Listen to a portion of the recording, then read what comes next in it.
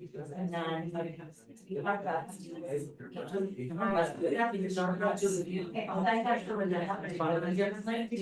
Okay, and that's the way.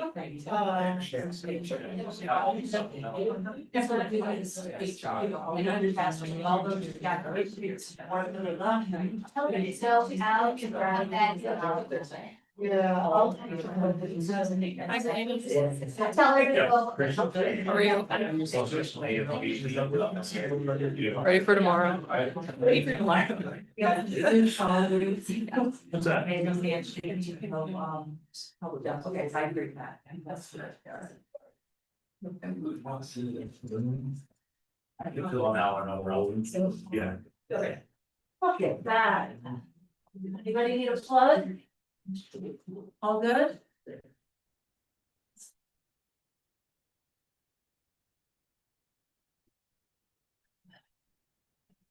Goodness. Oh, I feel like a kindergartner. What's happening with my chair? There we go. Just bear with me while I log in. Oh, there it is. Hello. Okay.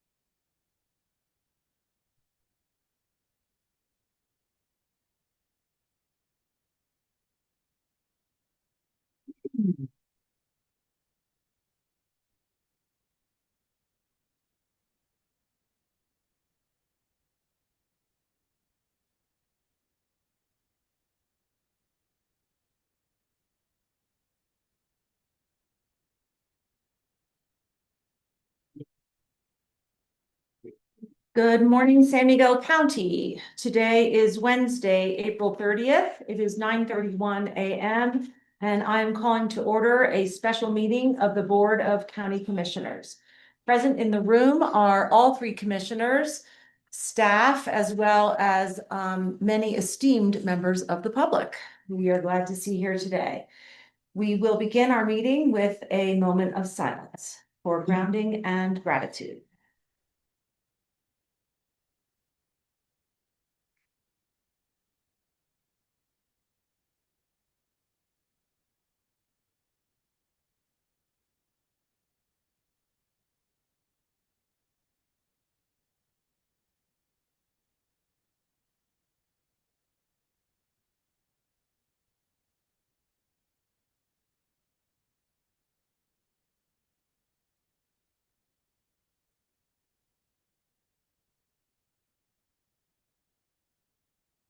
Thank you. Item number 4, review of the agenda. Mike, you and I discussed this yesterday and I can't remember what we decided. It was- Do we have a redundant item with 7F and 14A or? That is correct. So we'll just be striking 14A because we'll deal with it under 7F. Okay, And then I had suggested, because some staff may have to leave the meeting early today, that we swap under attorney matters items B and C. So we would have the executive session for the Housing Authority and followed by the discussion about Mass and the Board of Commissioners. okay, perfect. Any other corrections, additions, eliminations, swaps, anybody? Okay, let's move on to public comment for items not on the agenda. We ask that you limit comments to 3 minutes. If comments are not related to an item on the agenda, there will be no board response or action taken since the topic was not posted with proper notice, and any comment could potentially violate the Colorado Open Meetings Law. I am looking for hands. I see many people online, but nobody with a raised hand. Did I miss anything? Or shall we close public comment? Moving on to the consent agenda. Do I have a motion or anything to discuss? Move to approve the consent agenda unless Commissioner Gleason has anything to discuss. Hi, I do not. I second that. How do you vote? I vote aye. Aye. I as well. The consent agenda is approved. Moving on to item 7A, consideration of the appointment for the remaining term as sheriff for San Miguel County. And Mike, I believe you are prepared to begin by just kind of reviewing the process that we have taken. Absolutely. Thanks, commissioners. So this is a somewhat irregular item that commissioners are tasked with doing. However, it is not unusual for San Miguel County or previous boards in just the last 5 years have filled the vacancies or selected the candidate to fill the remaining term vacancies of the treasurer, assessor, and county clerk.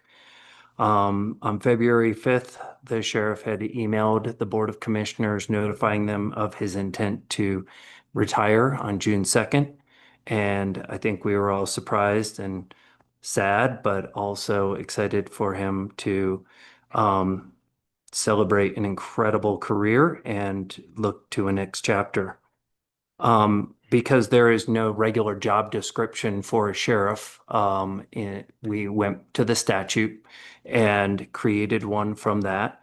On Wednesday, February 19th, we created an internal job posting, and then it was published externally as well. That is the same process that we had used in all previous vacancy appointments to start with an internal advertisement, add it additionally externally. The position posting was extended to March 31st.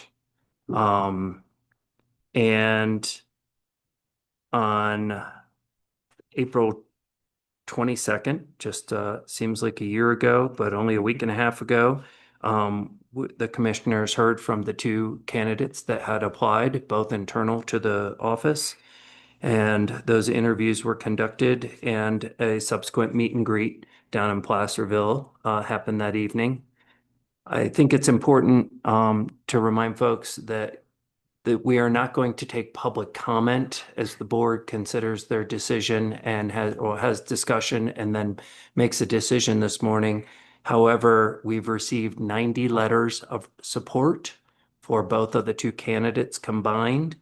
We received 39 staff surveys from the sheriff's office staff about the qualities, not who they would prefer, but the qualities that they're desiring in the sheriff to fulfill the vacancy. And I also know that the commissioners received numerous written feedback from that meet and greet, but also that you have been had a lot of in-person meetings with citizens on the street, phone calls. And so this has been, without a doubt, the most public input that the commissioners have ever received regarding a vacancy appointment. And I was really pleased, and I think it speaks to the pool of candidates that you had to consider, that it was broad support for both candidates. So with that, I would like to turn it over to the commissioners to have discussion, and perhaps we could go by your district 1 through 3 to share your thoughts about each of the candidates or what is weighing in your considerations. And then I will ask for a show of hands of who is in support of each candidate, if you're amenable to that. And then we'll be looking for a motion to appoint that candidate, whoever receives the largest number of votes from the board members. Okay, and yes, I am open to a public vote. One of the priorities of this commission is transparency with the public. And while I think we would all prefer to have this remain anonymous, I do feel it is our duty to be transparent about this very important appointment and to do that work. So I'm prepared to make my remarks first, and then perhaps Lance, and then Galina. Does that make sense to you? Okay. This is a difficult decision that we have to make today, not only because of the importance of the sheriff's position, but also because we have two highly capable candidates. I would sleep well knowing that San Miguel County is under the protection of either Lane Masters or Dan Koval. I believe many in our community agree, and in fact, a number of written comments submitted after the community meet and greet last week explicitly or essentially stated both would be great at the job. Having reviewed the candidates' applications, interviewed them last week, listened to and observed them at the meet and greet, reviewed results of a survey conducted within the sheriff's office, read dozens of letters of recommendation, and spoken directly with countless residents of the county, I have determined that both candidates are highly qualified, although in different ways. Dan has been a peacekeeper in San Miguel County for 25 years. He himself has worked in nearly every public-facing position in the sheriff's office, including dispatch, jail operations, and patrol, as well as in search and rescue and wildfire fighting. Dan has strong long-term relationships with other law enforcement and public agencies throughout the region. He earned the trust of our current beloved and widely respected sheriff, who appointed Dan as undersheriff about 4 years ago and has retained him in the position. As undersheriff, Dan has been intimately involved in all aspects of the sheriff's office day-to-day operations and administration, including strategic planning and budgeting. His personable, collaborative, and calm leadership style, dedication to the office, maturity, humility, and integrity are respected by many. I appreciate the flexibility Dan expressed in discussing how he would direct patrol operations to respond to someone experiencing a mental health crisis, particularly someone threatening suicide, and his explicit support of some version of a co-responder program. I'm reassured to know that Dan is politically independent and believes all persons in San Miguel County, regardless of immigration status, should be treated the same by the sheriff's office. Lane is also a strong candidate. He was born and raised in San Miguel County, courageously served our country as a United States Marine, and then as a decorated law enforcement officer in high-stakes, big city conditions. Since returning to Telluride in 2022, Lane has made impressive efforts to become reintegrated into his hometown, to proactively offer counsel and services to key community institutions, and to earn the trust of our immigrant population.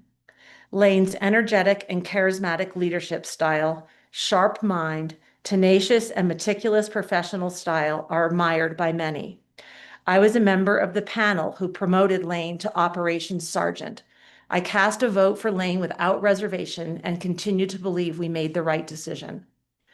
While the promotion of a sergeant is appropriately decided by an internal panel, the selection of a county sheriff should be made by the voters, and that will be done in the November 2026 election. The job of the BOCC today is not to anticipate the outcome of that election, but to determine who best to hold the sheriff's office steady in the interim. Today, we are appointing an interim sheriff. The job of the undersheriff is to execute the sheriff's duties when the sheriff is absent or incapacitated, to, in effect, serve as interim sheriff.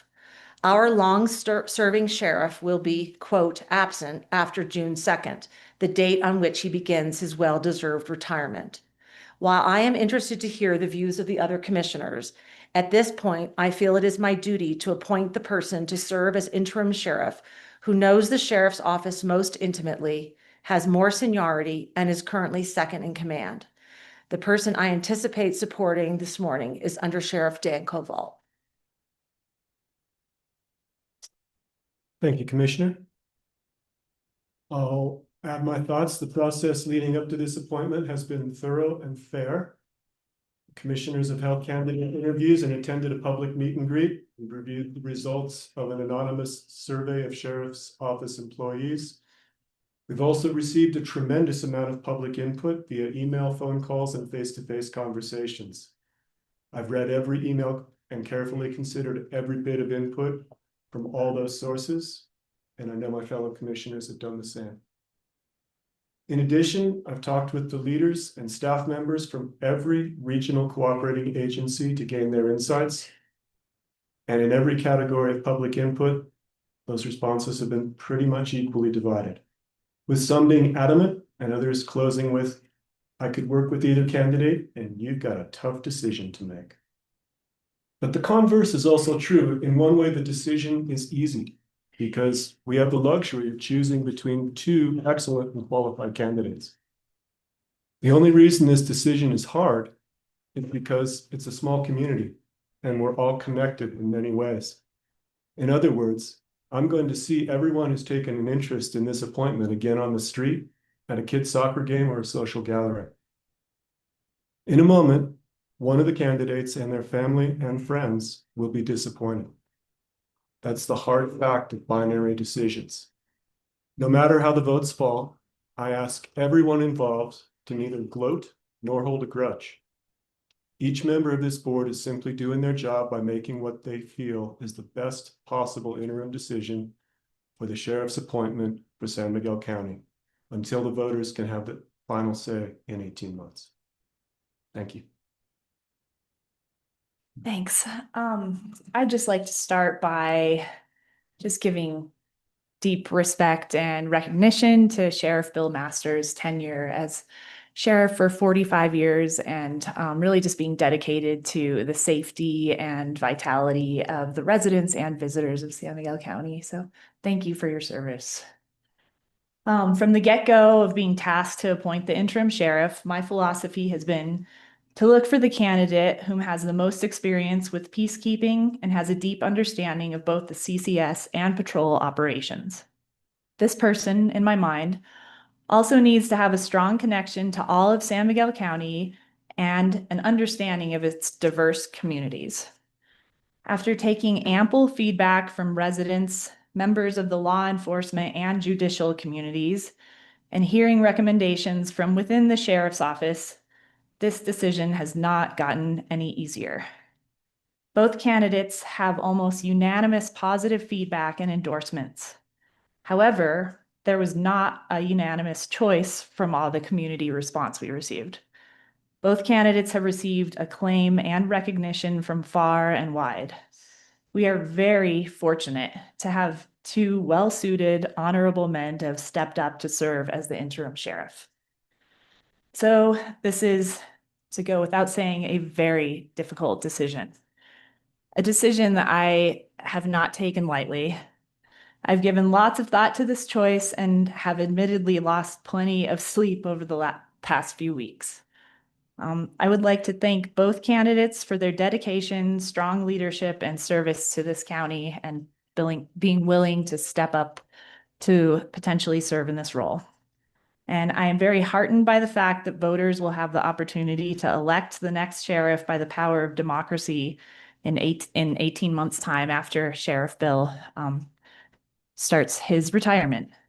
Ultimately, I'm basing my decision on the candidate who has the most long-term experience working in the county, has the most institutional knowledge within the San Miguel County Sheriff's Office, and has a long-standing and reputable record of peacekeeping in our region to keep the ship afloat in this interim period. Thank you, commissioners. Do you have any further discussion before I call for your votes? I do not. Okay. Okay, then I'd like to start with a show of hands and then we'll entertain a motion. If you would like to support Under Sheriff Koval as your candidate, please raise your hand. If you'd like to support Sergeant Masters, please raise your hand. Okay. The majority of the board has indicated support for Under Sheriff Dan Koval. Is there a motion to appoint Sheriff Dan Koval as the next sheriff as of June 3rd, 2025 to serve out the remaining term? So moved. I second. Thank you. Is there any discussion? I just have a comment. Well, I see from our vote that our preferences are not unanimous. I would respectfully encourage the dissenting voter to join the majority and vote in favor of this motion. The incoming sheriff will need and deserves the full support of all county commissioners, as will whoever is elected in November of 2026. All those in favor, please say aye. Aye. Aye. I as well. I see that none are opposed. So the motion to appoint Dan Koval as interim sheriff of San Miguel County has passed unanimously. Thank you to both of our highly capable candidates for their willingness to serve. As I said before, I would sleep well knowing San Miguel County was under the protection of either man and look forward to continuing to work with both of you for years to come. Thank you. We will move on now to item 7B, which is consideration of granting a special events permit to the Norwood Parks and Recreation District to serve regular malt, vinous, and spirituous, I need to learn how to pronounce those, liquor for the events Music on the Mesa on June 15th, 2025 from 4:30 p.m. to 9:30 p.m. and on October 10th, 2025 from 4:30 to 9:30 p.m. at 1165 Summit Street in Norwood, Colorado. Carmen, hi. Hi, this is a special event that has been reviewed and approved by the clerk and our sheriff, and they're recommending approval. Hey, does anyone have any questions for Carmen or Mike or anybody else? No. All right. Personally, I'm looking forward to Music on the Mesa on either June 15th and or August 10th, and we'll enjoy one of those spirits. So do we have a motion to, I move to approve the renewal of a fermented malt beverage and wine liquor license for SMC SLLC DBA Shell State. Wait, sorry. Let me restate that. I move to approve consideration of granting a special events permit to Norwood Parks and Recreation District to serve regular malt, vinous, and spirituous liquor for the event Music on the Mesa on June 15th, 2025 from 4:30 p.m. to 9:30 p.m. and on August 10th, 2025 from 4:30 to 9:30 p.m. at 1165 Summit Street, Norwood, Colorado. do I have a second? You do. Second. All in favor? Aye. Aye. Aye as well. The motion passes unanimously. We look forward to that. Item number 7C, presentation of the potential operational delineation mapping effort for the Community Wildfire Protection Program. Shannon Armstrong, our emergency manager, is here, as well as Tyler Beaton, Colorado Forest Restoration Institute. Is that you back there, Tyler? No, Tyler, hopefully is online. Online, okay. Sorry, I feel like I know the person back there in the that's corner. Dana Foley from CTSI. Hi, Dan, that's how I know you. Oh, Dana, yeah, that's what I Dana. Dana. Dana, hi. Okay, a little rattled here. Let's, hi, Shannon. Good morning. Carry on. Good morning, commissioners.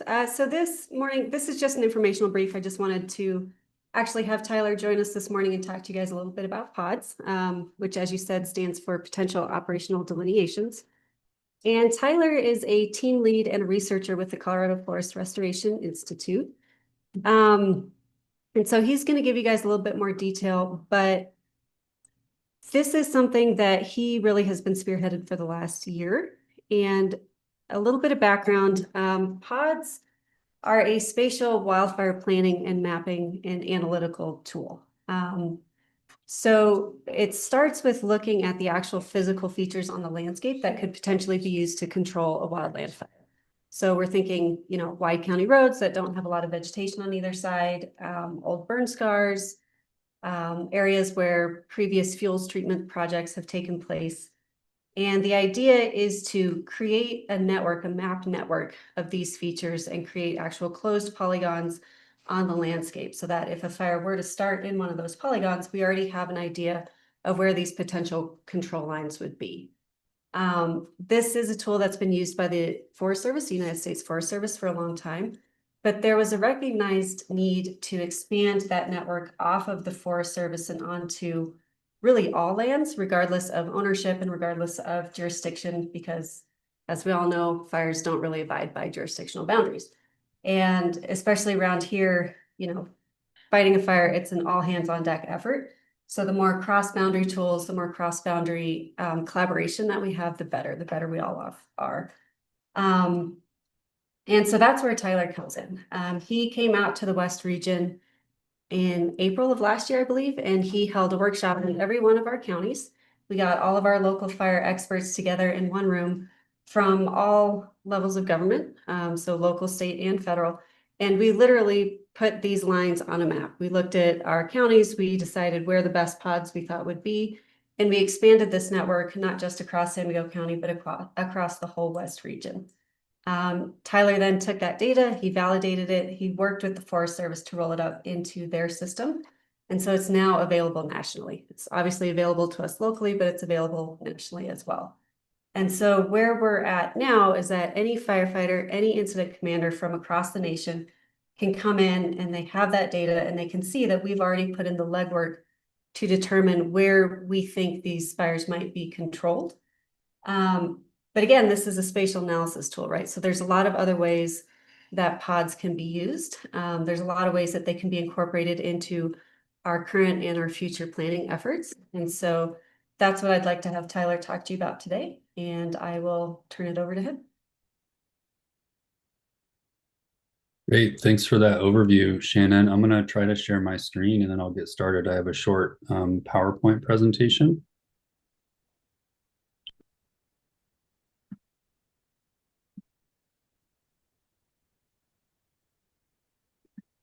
All right. Can you let me know when that comes up and if you can see the PowerPoint and hear me okay? We've got it. Okay. Well, yeah, thanks, Shannon, for the overview, and thanks to the board for finding some time on the agenda for me to come and speak to you today. Like Shannon said, she invited me here to provide just a little bit of an overview, a primer on a spatial fire planning framework referred to pods or potential operational delineations. So I'm going to walk through a little bit of what Shannon discussed, just so you can see and visualize what pods look like. And then I want to spend the majority of the time just talking about different applications of this framework for community wildfire planning and response. So my name is Tyler Beaton. I'm a program manager and I lead a lot of the spatial fire planning for the Colorado Forest Restoration Institute. And like Shannon said, we've done this across all the West Region counties and with the USDA Forest Service, the GMUG. So just a little bit of roadmap of why we're here. We helped San Miguel County and other counties in the West Region develop pods almost a year ago today, actually. There's been interest in thinking about using pods for community wildfire planning and response. I've had several conversations with Shannon and others in other counties. So I want to just kind of walk you through about the process of developing pods, how that went in San Miguel County specifically. And then the big bulk of this presentation will be focused on how you might use or apply pods for incident response and for fuels planning and mitigation actions. For those of you who aren't familiar with CFRI or the Colorado Forest Restoration Institute, where I work, we're one of 3 university-based institutes that collectively make up the Southwest Ecological Restoration Institute. We're a congressionally funded organization funded by an act in 2004. And all of our institutes are a little bit different in terms of kind of what we do and how we do it as a function of our partners that we work with in the respective states and landscapes that we work in. But our mission and mandate from the act is to help develop locally relevant and actionable forest and fire management strategies. And we do that as working as a bridge between science and management and practitioners on the ground. So a quick what are pods and how they're developed before we dive into the applications, just so everyone's on the same page. Look, we all know that fire management decisions are made under intense time constraints, and we also understand that fire management decisions are often made without a complete understanding of what is the fire going to do, how is it going to impact the things that we care about, and where are the places that we can effectively control that fire or contain that fire. So that's where pods comes in, is a spatial fire planning framework to engage the fire before it starts using this pre-fire planning framework.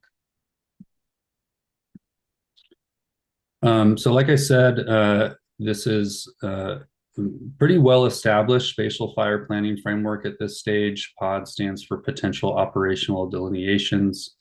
And really the framework and the process of developing it is really straightforward. Fundamentally, it's focusing on pre-identifying before smoke is in the air, where are those most effective containment features on the landscapes? Where are the roads, the rivers, the ridges, the fuel type transitions? This is really just a new take on a very old concept that any fire manager is going to use when they go up to size up and try to contain a fire. The difference being is we're doing this in the preseason before that smoke is in the air and institutionalizing that local fire manager's knowledge into a GIS so that it can inform a larger landscape strategy. So how are pods developed? There's the three components. We really leverage the local expertise and the knowledge of the firefighters and folks who have fire management responsibilities in their local landscape. We pair that with a number of new spatial analytics that have been developed by the Rocky Mountain Research Station, and we incorporate that into a collaborative multi-day mapping session, as Shannon alluded to discuss and dialogue about where are the fire management opportunities and challenges on the landscape. And it's often said that the collaborative process is just as important as the product. That process of getting all the folks in the room, as Shannon alluded to, having county OEM, sheriff, in some cases commissioners in the room, Forest Service, BLM, all to discuss and dialogue where are those opportunities and build some shared understanding of how you would size up and contain a fire if it were to start. So this is just a snapshot showing you your area. You're very familiar with this neck of the woods. This purple kind of network is the GMUGS PODS network. So you'll notice that this was initially developed in 2020 with primarily Forest Service fire and fuel staff. But there was some acknowledgement among the fire and fuel staff in the GMUG and among folks on the BLM, state, and county EMs that there was a need to expand this network across all lands in the West Region counties. We all know that fire doesn't respect jurisdictional boundaries, so nor should the planning approach. So we went through several days of mapping sessions, working with all the cooperators, and what this map is showing you here is the current state of the PODS network across the landscape. So now we have full coverage across all of San Miguel County and all the other counties in the West Region that surround the GMUG. You'll notice that we expanded across all lands, but we also worked with the GMUG to say, hey, this line that you had wasn't really a great containment feature. And our local sheriff, our local fire protection district think there's a better location. So we worked with them to identify or modify that existing network to make it more robust and kind of fit the local knowledge and expertise of folks on the ground. So that's kind of what pods are, how they're developed, and what the process was for developing in San Miguel County. Now I want to focus primarily on how we can think about using these for different applications. Now that you have them, how do you use them for fire response, and how have they been used for fire response, and how might you use them for community wildfire planning? So we like to talk about pods as kind of the building block for wildfire planning and response. And what I mean by that is because pods was initially developed for fire response, it helps kind of link the fuels planning and mitigation actions to fire response, kind of trying to connect those different spectrums of the fire management cycle. And, you know, we're in fire adapted systems. We're not trying to remove fire in the landscape, but we're trying to improve fire outcomes. So how can we frame expectations, communications, and actions to better live with wildfire? PODS provides a framework, one framework. It's not the end all be all, but it provides a framework to help evaluate and communicate your wildfire management strategy. So preseason planning efforts, communication of your wildfire management strategy before, during, and after fire, and supporting incident actions on the ground. It also helps to identify and think about where you need to prioritize treatments and strategic fuels management that considers both firefighter safety and access, and helps protect the things you care about, like communities and resilient forest. So conceptually, I just want to talk a little bit about the PODS framework and how it can be used for both wildfire planning and response. So I'm hoping you can see my my pointer, but the figure on the top left is just trying to illustrate that the pod itself is really just a spatial container, right? It's surrounded on all sides by what fire managers have decided are the best potential opportunities for containment: the roads, the rivers, the ridges, and the fuel type transitions. It's also important to understand what type of line is, not only where is it, but what is it? A road is a much better containment feature than a trail. A highway is a much better containment feature than a 2-track. This helps incident managers understand when they come to a landscape, what are we getting ourselves into, and which of these features are going to be good under different conditions. But what's inside that pod is just as important for treatment planning and fire response. And this is where we get into some of the community wildfire protection planning efforts. What are the things that we care about as a community? Where are they? How is fire going to impact them? And what can we do to protect them? Whether that's vegetation management or whether that's home hardening, communication and outreach, et cetera. All these things, where the pod is, so where that containment feature is, that's kind of where we're at now with San Miguel County. What's the quality of that line? And then what's inside of that pod is all important for planning, mitigation, and response. So the last thing that folks want is a tool that you develop and then sits on a shelf and never is used. So one thing that we've done and committed a lot of our capacity to over the years is to evaluate how these and other tools are being used to inform incident response and planning. So the figures on the right is just a smattering of a few different case studies that we've done on specific fires or on perspectives of their use across the entire country. And what we found across these is that PODS and a lot of the other analytics that are housed within a platform called the Risk Management Assistance Dashboard really help provide that rapid situational awareness for incident management teams that are coming from out of area.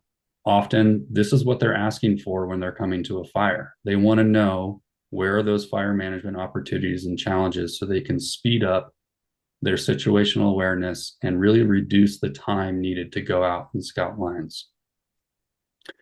PODS are discussed time and time again as a communication tool to help facilitate dialogue among those that have fire management experience and knowledge and those that don't. They're used for incident operations like identifying management action points and strategic lines, the planning area for a fire, et cetera, et cetera. And what we're finding is on fires that have used and have PODS, the fire lines that are constructed along those PODS are significantly more likely to hold than those that aren't. So what that equates to, anecdotally at least, on several case studies that we've looked at, is that PODS help support more safe, effective, and efficient fire suppression. So if we want to move on to, I talked a little bit about fire response and some applications of how it can be used for fire response. It's also a great framework for fuels planning and mitigation. So this schematic is just trying to walk you through how you move from an initial pod network to a series of treatments that'll help protect the things that you care about and then improve firefighter safety and access so that they can actually contain a fire on that line. So you start with, you do your PODS mapping session like Shannon described, and you have a network of lines. If there's no treatment along those, it's very unlikely that's going to hold under any kind of fire conditions. But what you might decide is that there's a need for some fuel breaks, some roadside thinning along a road network to provide safe and effective response for firefighters, evacuation, and also protect some community assets adjacent to that. But we also know that fuel breaks aren't that effective unless you have firefighters there, and they're only really effective under moderate conditions. So there's really a need to think about potentially using this framework as a stair-step approach or a sequence of identifying and prioritizing where you can do work to reinforce that line and protect the things you care about through thinning and burning, prescribed fire, and other kind of proactive measurements. You can think of this as kind of like a stair-step approach for prioritizing your treatments across your landscape, or a catcher's mitt. Where are you going to go and catch a fire before it moves and into community assets that you care about?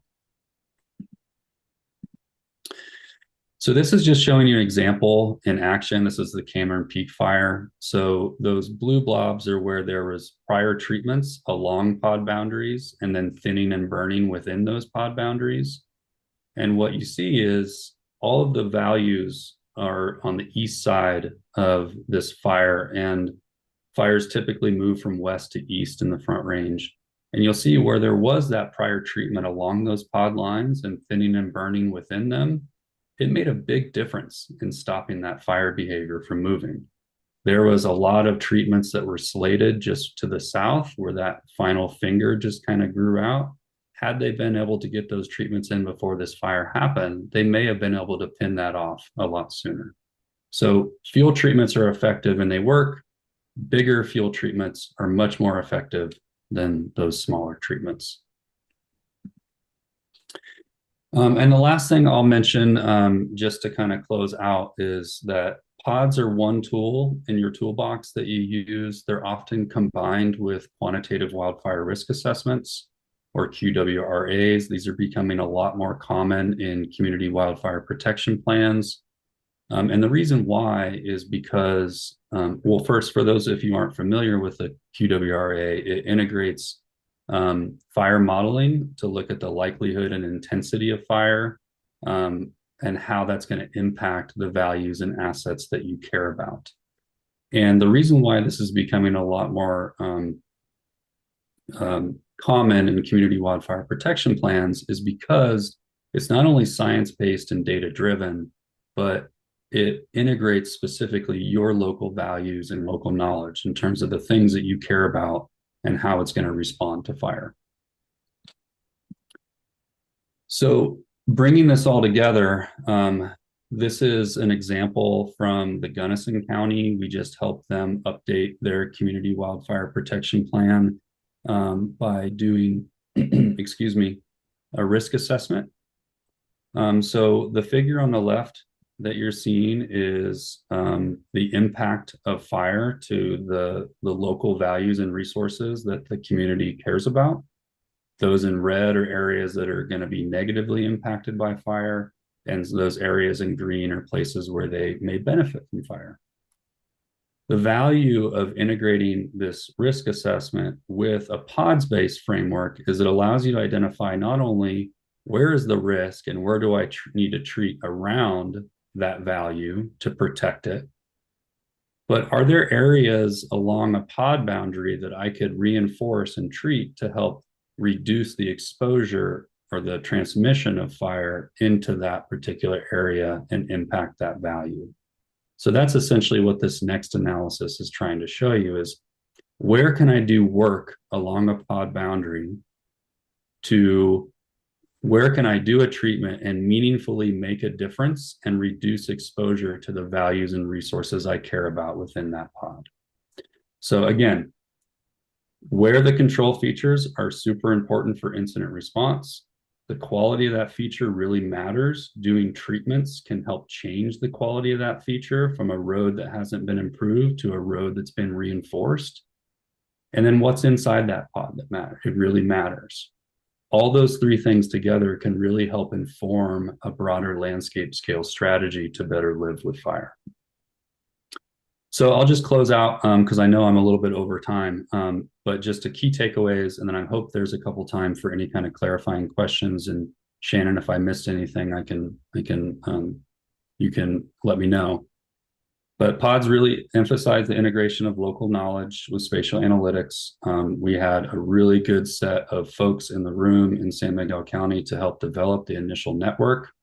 It's a living database. It can be updated and refined as time goes by.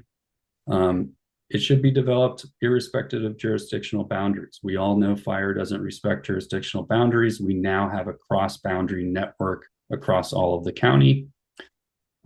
These are operationally relevant management containers that can be used for both fuels planning and fire response. And in fact, they help link fuels planning to fire response.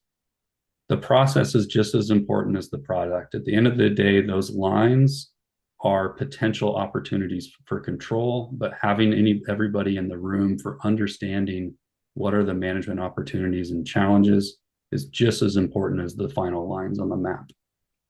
And this is just one part of a broader set of processes that you all use and need to better live with fire.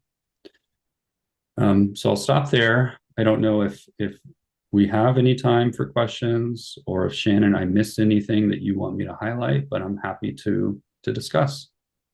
Thank you, Tyler. We do have time. Our next agenda item is scheduled for 10:25. So Okay. thanks so much. That was really informative. And Shannon, did you want to add anything or fill in any gaps you thought there might be? Well, Tyler certainly covered everything that I was hoping he would cover. Just so that you guys know, the way that we're hoping to incorporate pods moving forward is really everything that Tyler had discussed. My vision as we move through the CWPP process is to take the pods network that we have and use it to prioritize our projects, but also look at other ways that we can use it, such as evacuation zones, if we decide that that's something we want to move forward with. Right now, our pods are a little bit too big for that. They're many thousands of acres in size. But also a lot of those are along our evacuation routes. So some of the projects that we're going to be looking at are those fuels treatments along those roads, not just for our responder safety, but also for the safety of getting people out. So that's just kind of very basic how I'm hoping to use them and incorporate them into our CWPP. But like Tyler said, this is, there's so many different ways that they can be used, and we're really just starting the process. Thank you. Questions or comments from the commissioners?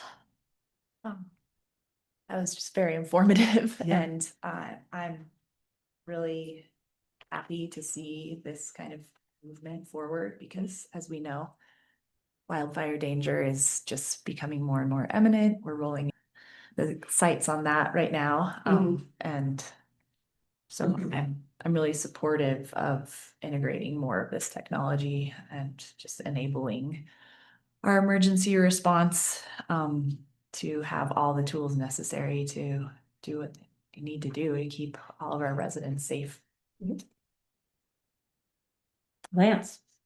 Shannon, thanks, and Tyler, thanks as well. I'm curious about the CWPP. I know it's in progress. Mhm. I'm curious about the timeline for completion. Do you have an estimated date? Yes, we are still hoping to have it done by the end of the year. Right now, we're in the data collection phase. Our contractors are supposed to be out there the first week of June. And so they're going to come out, they're going to be riding around with all of our fire chiefs, really getting a better idea of the actual layout of our communities and of our county. And once they have that data that they need, we're going to start putting our maps together, and then they're going to start running their scenarios, I believe in like July and August. And after that, we'll start writing the plan. So we're still on track. And like I said, hoping to have it done sometime around the end of the year. We are contracted through the end of March of next year. So hopefully we'll be a little bit early for a contract. Thanks. Follow-up question, if I could. Please. I know that the consultant firm we hired was Bintel, Mhm. and you mentioned running scenarios. Is that the algorithm AI style model that takes various inputs like wind speed and Yep. direction of the fire when it starts and then tries to forecast Yep. where it's headed and Mhm. how intense it might be based on various conditions. Yeah, fire behavior, fire intensity, looking at, like you said, all those variables, just trying to get a better picture of really what the worst case scenario would be, and then building those projects off of that. For the best, prepare for the worst, huh? Exactly. You mentioned one other thing that caught my attention, which was that our current pods are very large. Mhm. And it sounds like the plan is to somehow condense those and chop them into smaller pods. Is that desirable or my- what's our move? Yeah, my hope is to revisit them at some point and see if we can make them a little bit smaller. But again, it's looking at what features we already have on the landscape. So it may not be possible. Like Tyler said, we did have a really good group of folks in the room when we created the initial map. So I would like to revisit it. I think it's something that needs to be revisited at least on an annual basis or after every incident, depending on which comes first. But just, if there's somebody, new in the room that says, hey, have you guys thought about this? And if we haven't, that should be added. And over the years, if we can make them smaller, make them a little bit more usable, at least for evacuation zones. That's something that I would like to see. But it's not, nothing set in stone at this point. It's just an option that I would like to see happen. Understood. Mhm. Am I correct in remembering, maybe Mike, you can help me, was there a meeting with various local agencies recently regarding evacuation planning? That's upcoming. That's going to be on May 8th next week, Okay. or a little over a week. That meeting is probably focused on fire, but also thinking about floods and pestilence and. And actually Shannon's going to be one of the main people running it, so I'd defer to her. Yeah, so the one on May 8th is going to be much more specific to wildfire. We are going to be testing our plans against a specific scenario. But flooding is on the back of my mind as well. And that is something that we need to discuss. And is something that pods could potentially be used for as well. I was going to ask you actually to kind of go over for the public what is upcoming in terms of wildfire planning and education. So just hold that for a second because I know Chief Bachroth had his hand raised. Would you like to come up and comment, Chief? You need to speak into the microphone. And I know this is not fun, but our limit on public comment is 3 minutes. So Okay, I need to. nope, this will be quick. I just wanted to thank Shannon and Tyler for their hard work with the pods. I've already used this for my pre-planning this year for wildland. And I don't know if you know about bucktail. This was also used for the bucktail fire last year. Unfortunately, a lot of the ingress and egress roads, the mitigation had not been done yet, but it at least gave the firefighters and the crews coming in, again, especially like Tyler said, the crews from out of state coming in, some idea of safety zones and ingress and egress. So I think this is great, and I think it's a work in progress. And I agree with Shannon. I think we can break down some of these larger areas. So I just wanted to thank them for this, and just let them know that I already have been using this for pre-planning. So That's great. Thank you, Chief. Yeah, I am super excited, relieved maybe to hear that this is one of the tools that we have in our wildfire planning and fighting, if you will, toolbox. And the more I learn about how well prepared we are and how that is increasing over time, the better I feel. Tyler, did you have any further comments after our discussion and questions and so forth? No, I think what Shannon mentioned and what the chief just mentioned in terms of right sizing pods is a common refrain that we hear. And I think just to reiterate, to think about pods as a living and breathing network that can always be refined and updated based on unique needs. Thanks so much for the time. Happy to answer any questions offline if you have them, or funnel through Shannon, and happy to continue to be a resource as you all think about community wildfire planning moving forward. Thank you, Tyler. I can tell that you know what you're doing, and I really appreciate doing that here. Shannon, yeah, we actually have just not too much time, but I know that there is quite a bit on the agenda for the spring in terms of planning and education. And maybe you could just start with that, a little more information about that May 8th event, which I've heard referred to as a tabletop. And that is something not for the public, but maybe you could just share what that is with the public. Yeah, so as you said, it's a tabletop, and tabletop exercises are a way for us to test our plans, policies, and procedures. So we take a plan or a policy that we're looking at updating, and we test it against a scenario. So it's a discussion-based exercise. It's usually several hours long. We have a scenario, and then we talk through a series of questions to make sure that the plans or policies that we have in place are actually adequate, that we actually have the capabilities that are listed in the plan, that we can actually do what we say we're going to do. And then through this discussion, any gaps that are identified, or anything that we come up with that we think needs to be added to the plan, because we've built up our capability, but maybe haven't captured that, is then written into the plan and it's updated. Or an improvement plan is then created, and we have a roadmap for things that we need to improve on.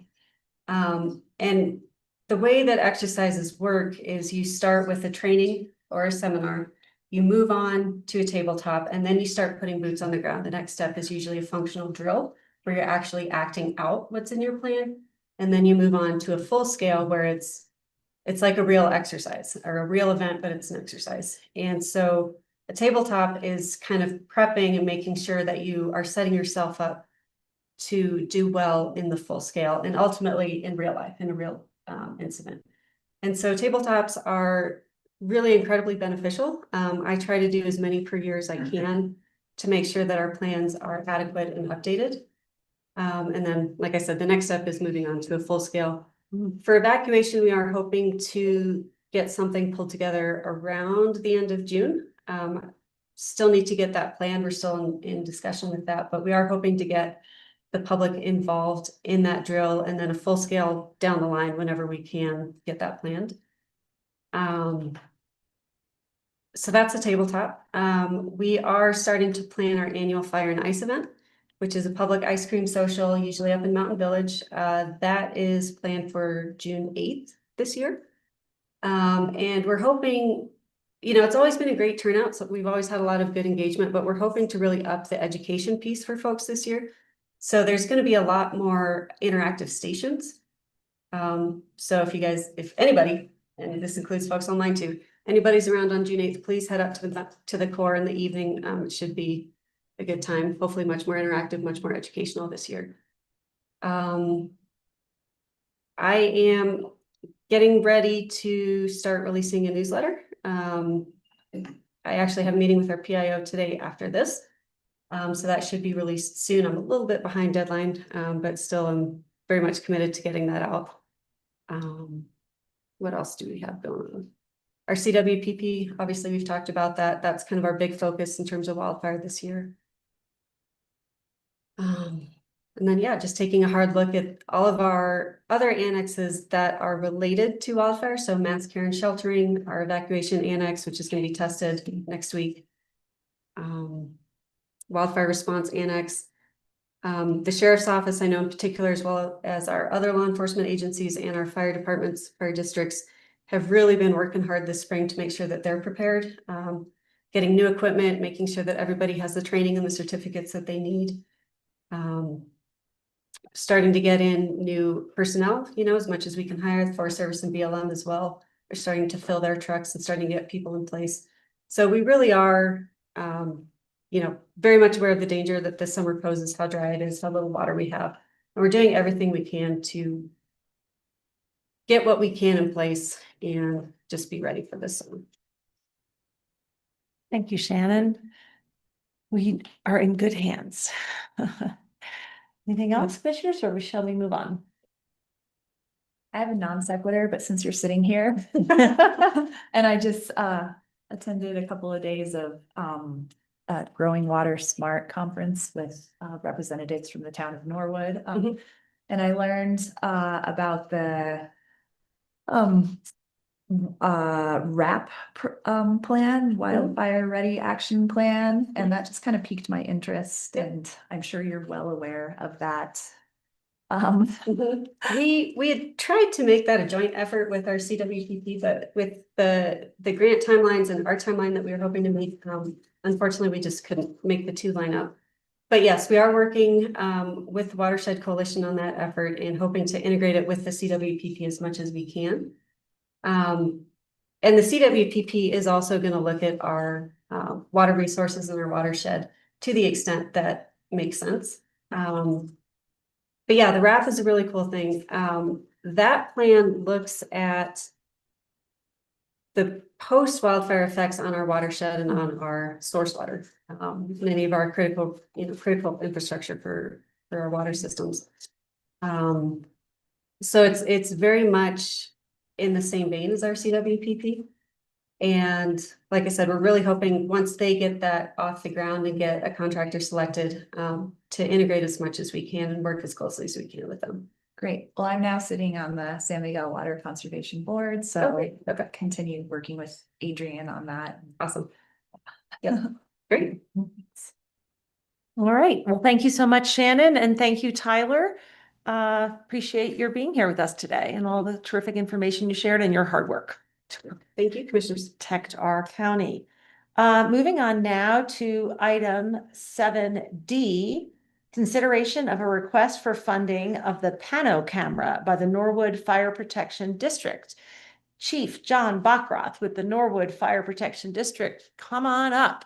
Thank you, commissioners, and if I may approach, I do have some information for future reference for you. You don't have to read it right now. You may approach. Yeah.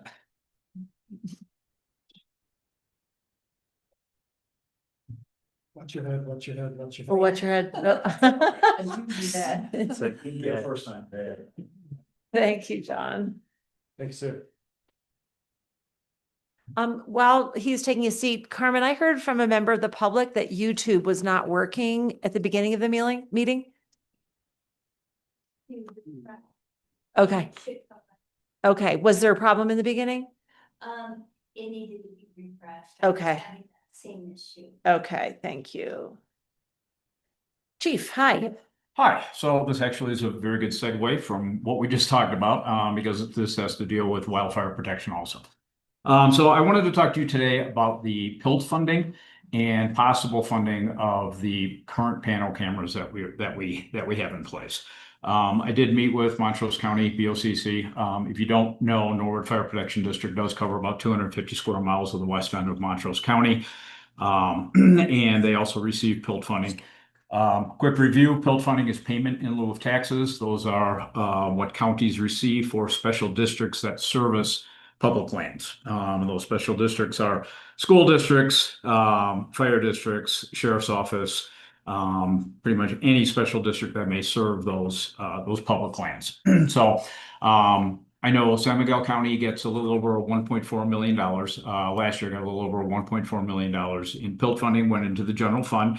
I'm not asking for all the PILT money by any means, but what I am asking is for support for our panel camera systems. I know you're all aware of the panel systems. Again, a quick review, they're 360-degree AI cameras that are throughout the district. Most of the cameras, the 3 cameras we have now cover the majority of Telluride Fire Protection District. Chief Bennett from Telluride was generous enough to pay for the camera that covers the east end of Norwood Fire Protection District in the town of Norwood. And this year we will be splitting the price. And again, that's what I wanted to discuss with you. So the panel camera system has improved the Norwood response time by about 30 minutes. And just to give you an example of what that means, the V44 at Joe Fire last year that we had in just outside of town that threatened 2 subdivisions. When that got called in, it was a 50 by 50 foot grass fire. My first crew arrived 11 minutes. And when they got on scene, they called me and said, John, this is over 10 acres heading to PJs in 11 minutes. So wildfire can spread very, very quickly. Structure fire doubles in size every minute. Wildfire can be even more than that, depending on wind. So the panel camera alerted me 30 seconds after we got the phone call. And basically the owner of the property who started the fire, he called immediately. He realized I can't put this out. The wind's blowing. So he called right away. 30 seconds later, I got an alert on my phone from the panel camera that there was smoke spotted in that area and it was a wildfire. That's the nice thing about the panel camera. It learns and it can distinguish a wildfire, a car fire, a structure fire. Campfires, it's still learning. Campfire comes in as a wildfire. The nice thing about it is though, within a 30-mile range, you can focus in, you can focus in on that campfire. You can see the people standing around there. I have the capability to do that. John Bennett has the capability to do that. We also shared this with our local BLM and Forest Service. So those engine crews also have that capability and they get the same alerts that we do. I think it's a great way to actually save the county money. Yes, each camera is $40,000 and unfortunately it's $40,000 a year. But just look at the cost of a fire. I'm sure you're well aware that if I have a fire in the Norwood Fire Protection District, as soon as we start asking for air resources, that's going to pretty much burn through my budget in no time. So I pass that off to the sheriff. Sheriff Masters has been great in the past. He usually calls me and says, do you want me to take this? And if I'm looking at calling in air resources, I'll say, if you wouldn't mind, you're contacted. That cost for the first 24 hours then goes to the county. And as you know, that 24 hours can be pretty costly, a lot more than $40,000. So just for example, the Thunder Road fire that we had 2 years ago, it was 4 days and the total bill on that was $750,000 plus. And I believe the county paid about $75,000 into that fire also. So we're not looking at putting any more cameras in our area. Exxon is actually has a government grant and Exxon will be putting a camera in Norwood. That'll cover the rest of the town of Norwood that is not spotted by the Raspberry camera. There are diagrams in there also for you. And it will cover part of my west end. I am looking at different areas farther west in the basin right now to see if we can put cameras up in that area. The problem is having the towers tall enough to put those cameras on for a good line of sight. So I am currently looking into those. The one that we're doing in the west end of Montrose County is actually going to be in the town of Nucla. However, it covers a big chunk of Mailbox Park, which is a huge fire risk area for me. So, and that is in Montrose County, not San Miguel.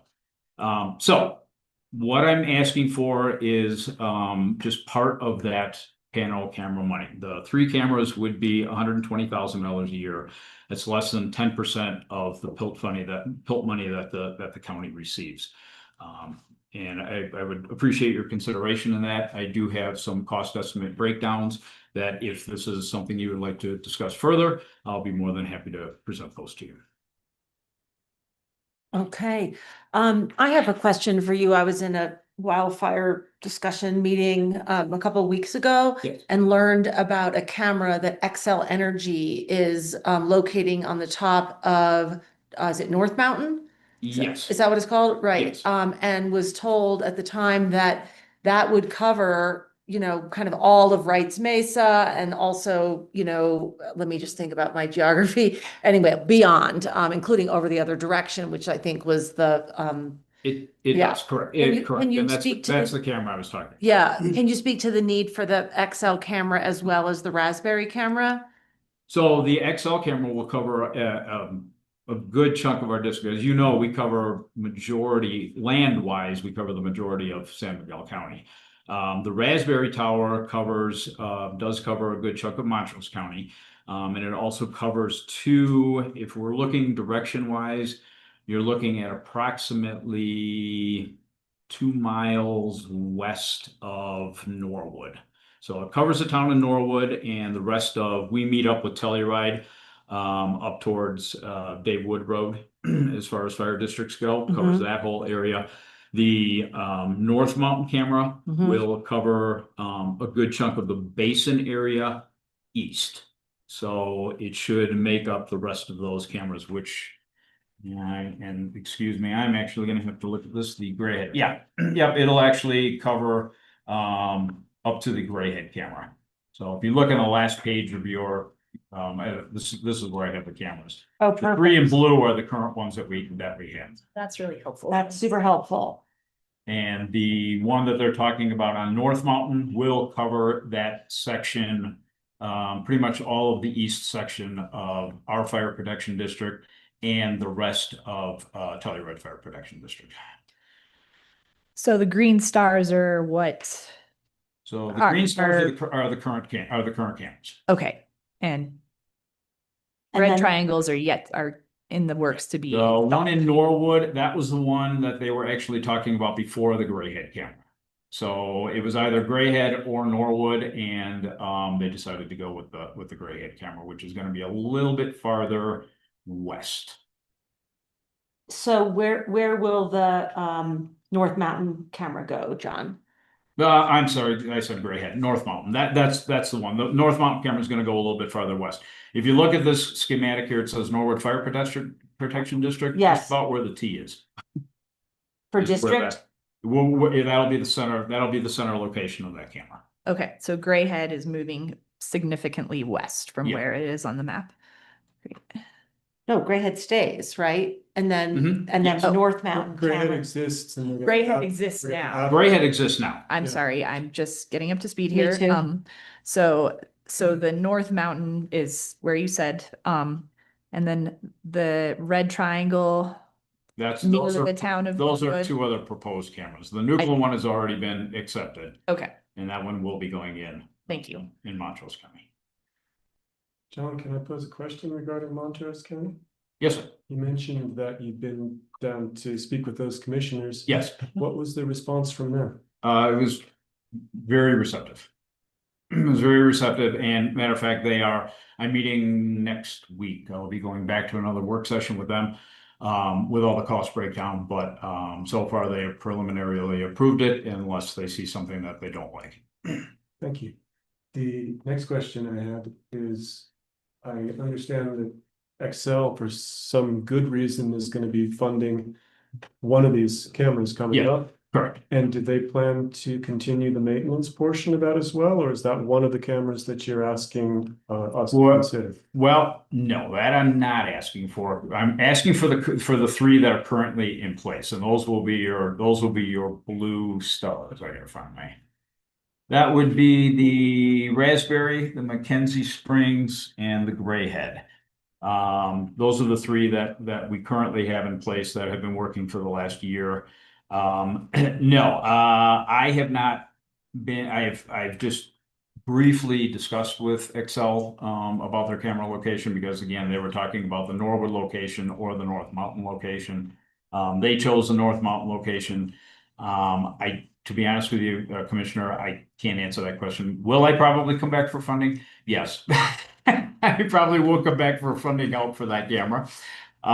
For which one, John? Sorry, for The Excel camera that they're putting up on North Mountain. I don't know. I believe that's a 2-year contract. They're going to pay for it for the next 2 years. I'm not positive about that though.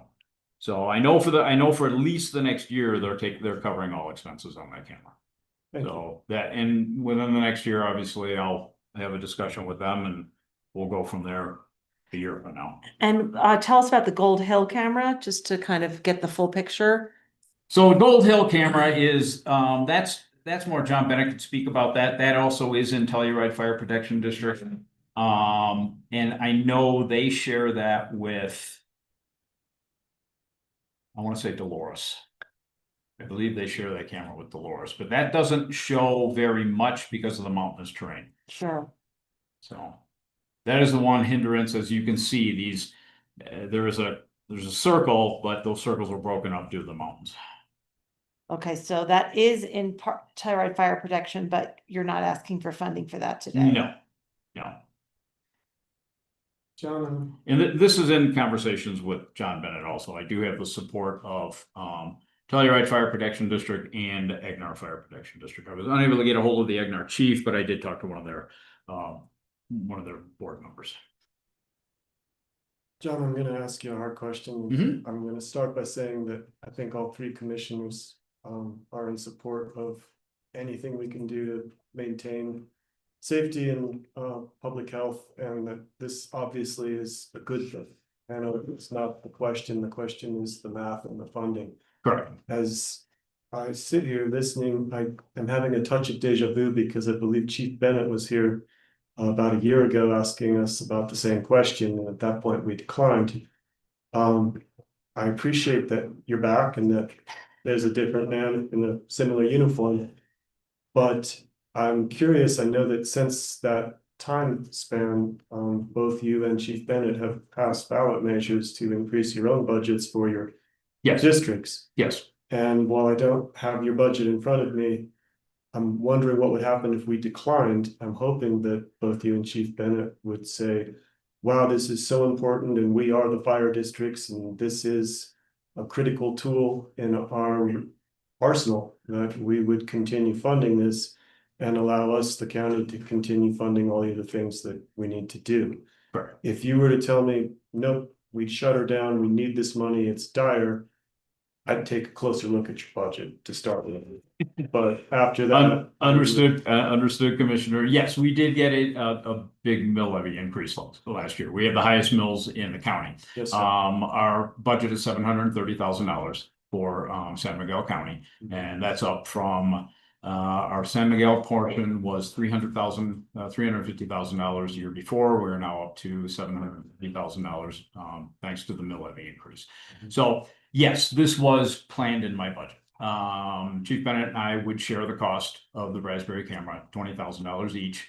And then when I was in conversation with Nuclear Natarita for the other one, that's when it's like, okay, well, now we're looking at $40,000, and that is a big chunk of my budget because my mills were specifically for personnel request. If you look at the wording of the mill, it was for personnel. So with that said, no, this will not go by the wayside. This is an important tool in our toolbox, and Chief Bennett and I will pay for these cameras. I would just, again, I would like you to just look at the PILT funding. Again, we are a special district. Some of that money should go to the fire districts. And it's if all three cameras are less than 10% of what the county receives in the PILT funding. So I would just like you to look at that. And even if it's not in, I understand the budget's already done. My budget's already done. Obviously, we're almost halfway through the year, hard to believe. But maybe next year we can have this conversation at budget time again. And we could discuss this at budget time. I think that would be appropriate. And I also, I'm sure you know this, but would remind you that whatever decision we make, it's only going to be able to be binding for 1 year because we cannot bind future boards. I So understand that. with that said, it sounds like this is a great introduction to a future question that will be posed at a future meeting. Our budget cycle starts in August.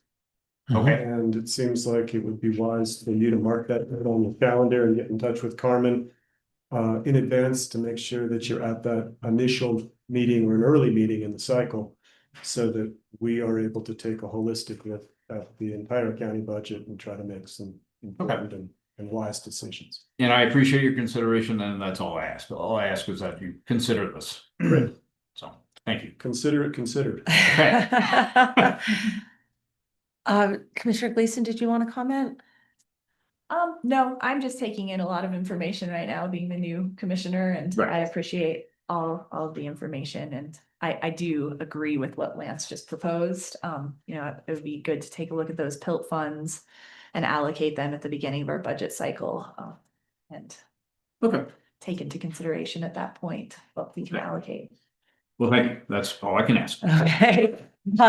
So as Lance pointed out, we've had this conversation with Chief Bennett before, and you and I have had this conversation Yes. offline. And my biggest concern is that if we fund the Telluride Fire Protection District or the Nord Fire Protection District, that other taxing districts are gonna come to us with open hands. And you may remember that we recently had a $1 million request from the Norwood School District. Yes. And while we all feel very strongly about having the best possible education on Wrights Mesa, we did decline that request because of that principle of we have our taxes, this is the work we need to do, and the other districts have their tax base, and this is the work they need to do. So that is, that I continue to have that concern. At the same time, your point about the PILT funding and the intention of that does provide a little opening for me. So I'm interested to learn even more about that part of it. So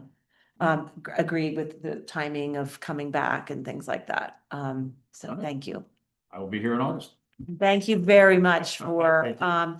really pleased that you got that mill levy increase and Yeah. that you feel more prepared to face the summer and, you will be with us and have any support you need from the commissioners, Thank you. Regardless of how things go Thank down you. this summer. We are prepared personnel wise. Our equipment is old, but it works.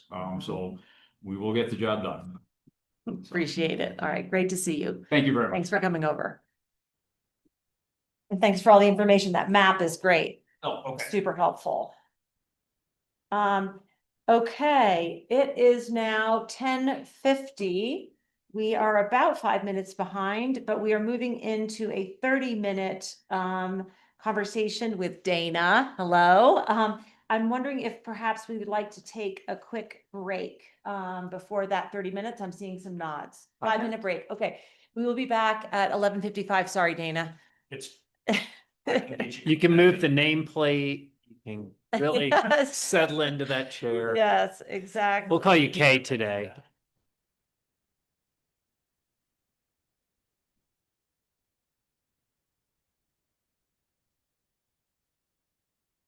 Standing up for my.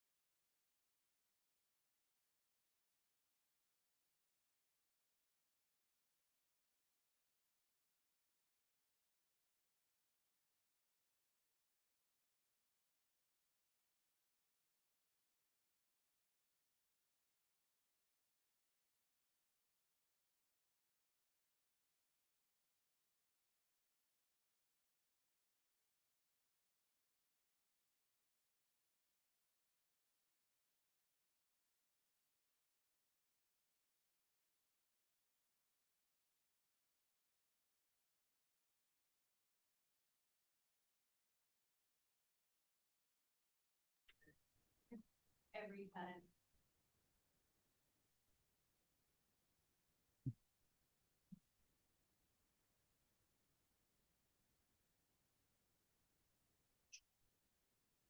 Hello, San Miguel County. We should never take a 5-minute break because it always turns into a 10-minute break. It is now 10:58 and we are back on April 30th for our special meeting of the Board of County Commissioners. We are at item 7E, which is presentation of 5-year loss analysis from CTSI. We have in the room Dana Foley, who is our loss control representative. Welcome, Dana. Thank you, commissioners.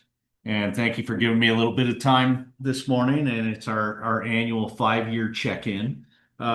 Wait, there's something like oxymoronic about annual 5-year check-in. A 5-year Rolling loss 5 years? analysis check-in that we do annually. So it's like a rolling 5-year check-in with you. So just to recap, I'm Dana Foley with CTSI. I'm the loss control specialist assigned to San Miguel. I've been, I think it's now almost 4 years since I've been with CTSI as well. So what is CTSI? Just to remind everybody, CTSI is your insurance provider. You also own CTSI as you are members of CTSI. So CTSI is not like a traditional insurance company. It is a pool, and the pool is made up of county members. That's all CTSI does, is we insure and cover the losses by our county members. So we insure approximately 50 of the 64 counties in Colorado. And so we work for you. It doesn't get any more local than that, than when you are part owner of that. And as members of that, I do like to just touch base a little bit that the way the pool works is your contributions go into an account, claims are paid, and then the boards are made up of county commissioners from around the state as well. So you have a CWCP board, a CAP board, and a health board that have commissioners that are on those boards. And then CTSI as a whole has a board as well of commissioners. And so that those boards set essentially a surplus level for the next year. And anything that's left over from that goes back to the county members in form of an equity distribution. And to give you an idea of that, out of the CWCP pool, so that's the work comp pool, we gave back over $4 million to our county members. Out of the CAP pool, so that's the liability, the property, the sheriff's liability, auto, we gave back $500,000. And then your contributions sit in an account, and that account doesn't just sit there, it actually earns interest. So we actually gave back over $975,000 to our members of that interest. So where else in the county budget do you get to spend that same nickel twice? It's right here in the pool. And so the best insurance advice I always give every year for those is you buy the promise, but don't use the product. And it keeps your rates as low as possible from that standpoint. So what did the equity distribution do for San Miguel? Out of that $4 million for the CWCP pool, San Miguel got back $77,582. Out of the $500,000 for the CAP pool, they got back $5,547.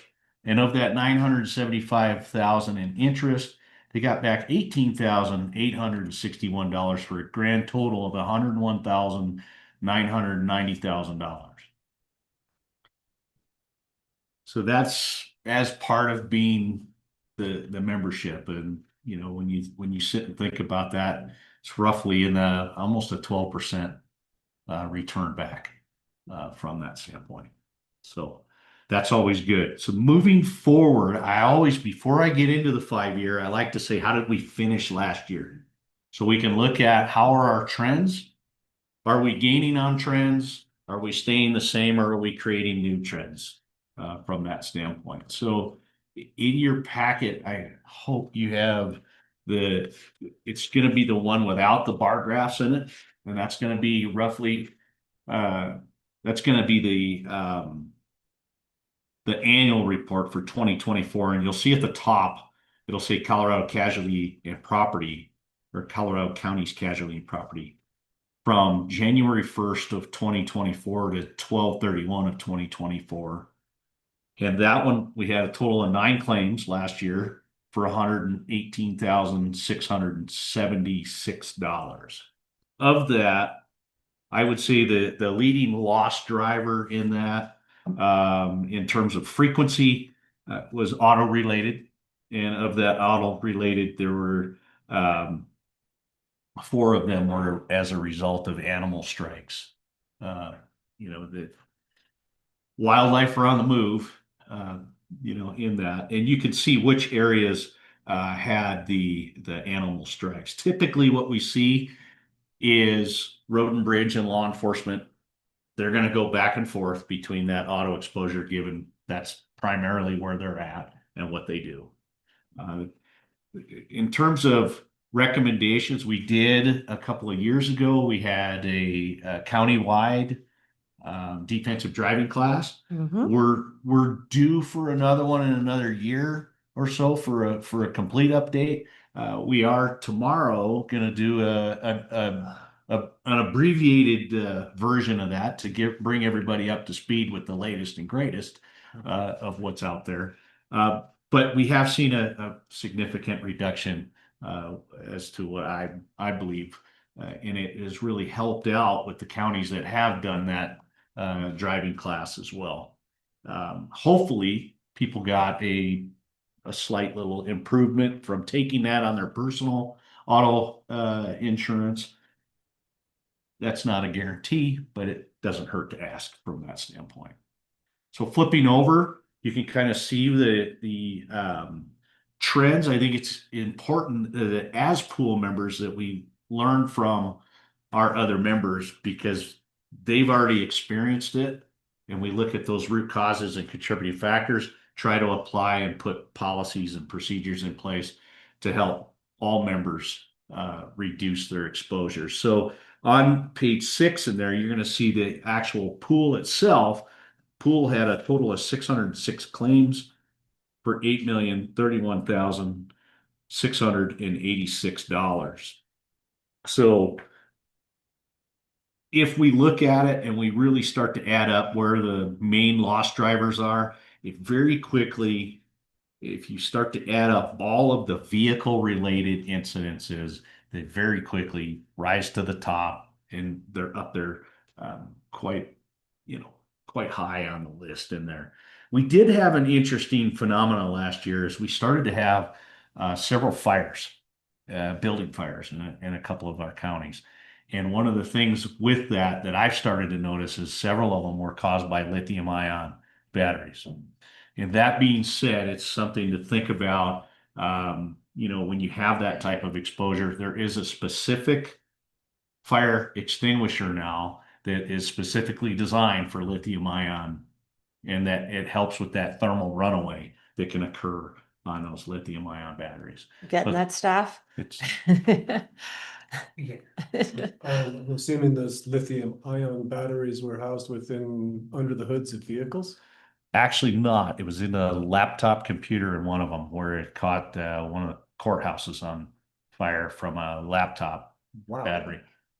So we all, just remember, we all have lithium ion batteries in our phones.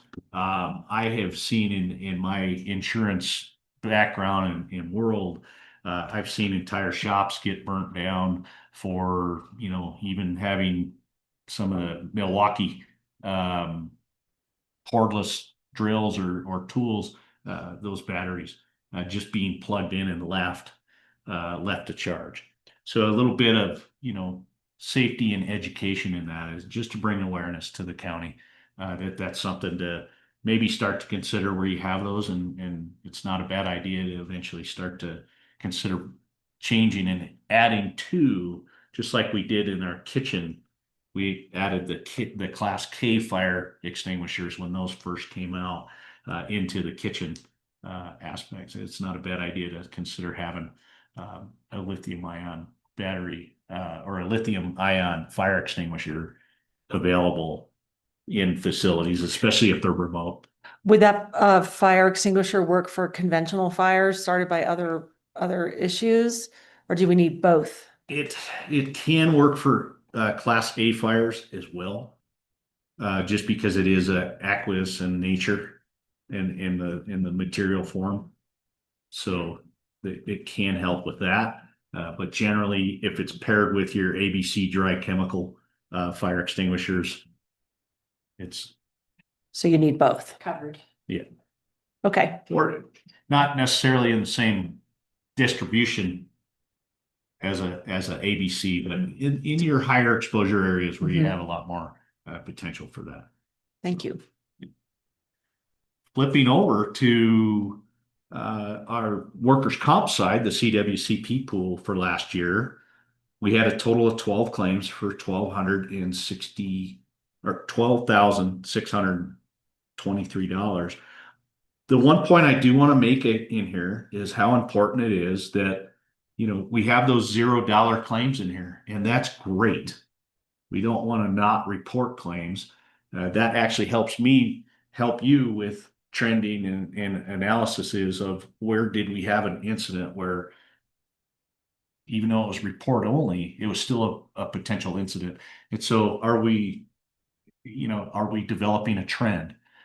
The one thing about the pool is we don't hold that against you. Reporting a claim doesn't, it's not like CTSI says, oh, the rates are going up like your traditional insurance company would.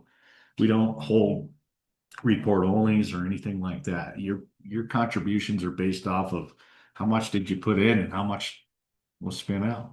That's really how it works. It's very simple from that. I do want to point out you don't have any indemnity claims. So indemnity claims are those ones where you have lost time, where people have gotten hurt a little bit more on the severity side. That is a great thing. Knock on wood, I can't say that a lot of our counties have that. But that actually is saying that the incidents that we are having may not be they're not as severe in nature. The other thing that we're not seeing is with the auto-related claims. Auto-related claims can hit multiple lines of coverage because our employees are in the cars. And so we could have a cap claim with the auto as well as a workers' comp claim.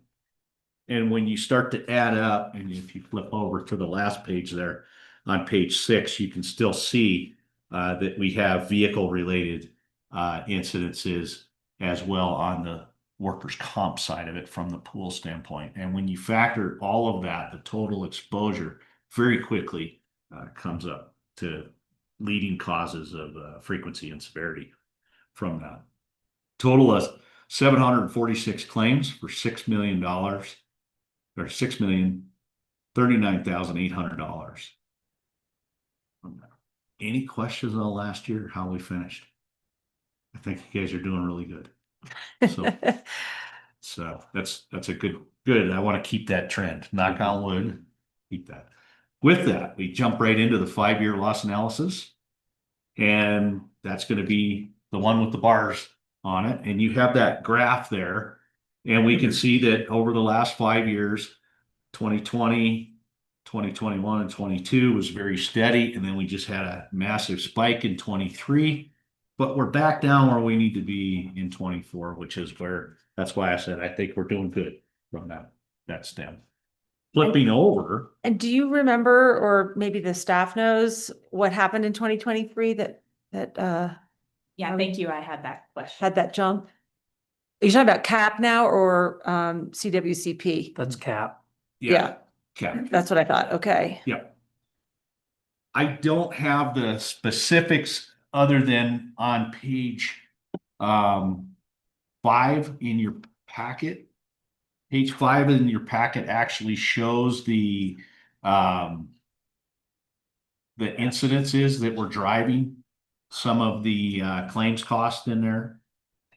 And this is the data that actually drives the bar graphs, but I can definitely get you more information. That's okay. We can get that from staff if anybody at a later time. Yes. Yeah. And that related to a lawsuit from a Lawson resident based off the dog policy and their claim of discrimination Oh, that was paid out. Yeah, it's a bit of an anomaly. I remember that. Yes. Yep, okay, thank you. Since then, we have changed our legal relationship with Lawson and the enforcement of their dog policy. Yes. Thank you. So that's always a positive when you have an incident. We look at those root causes and contributing factors and then putting in,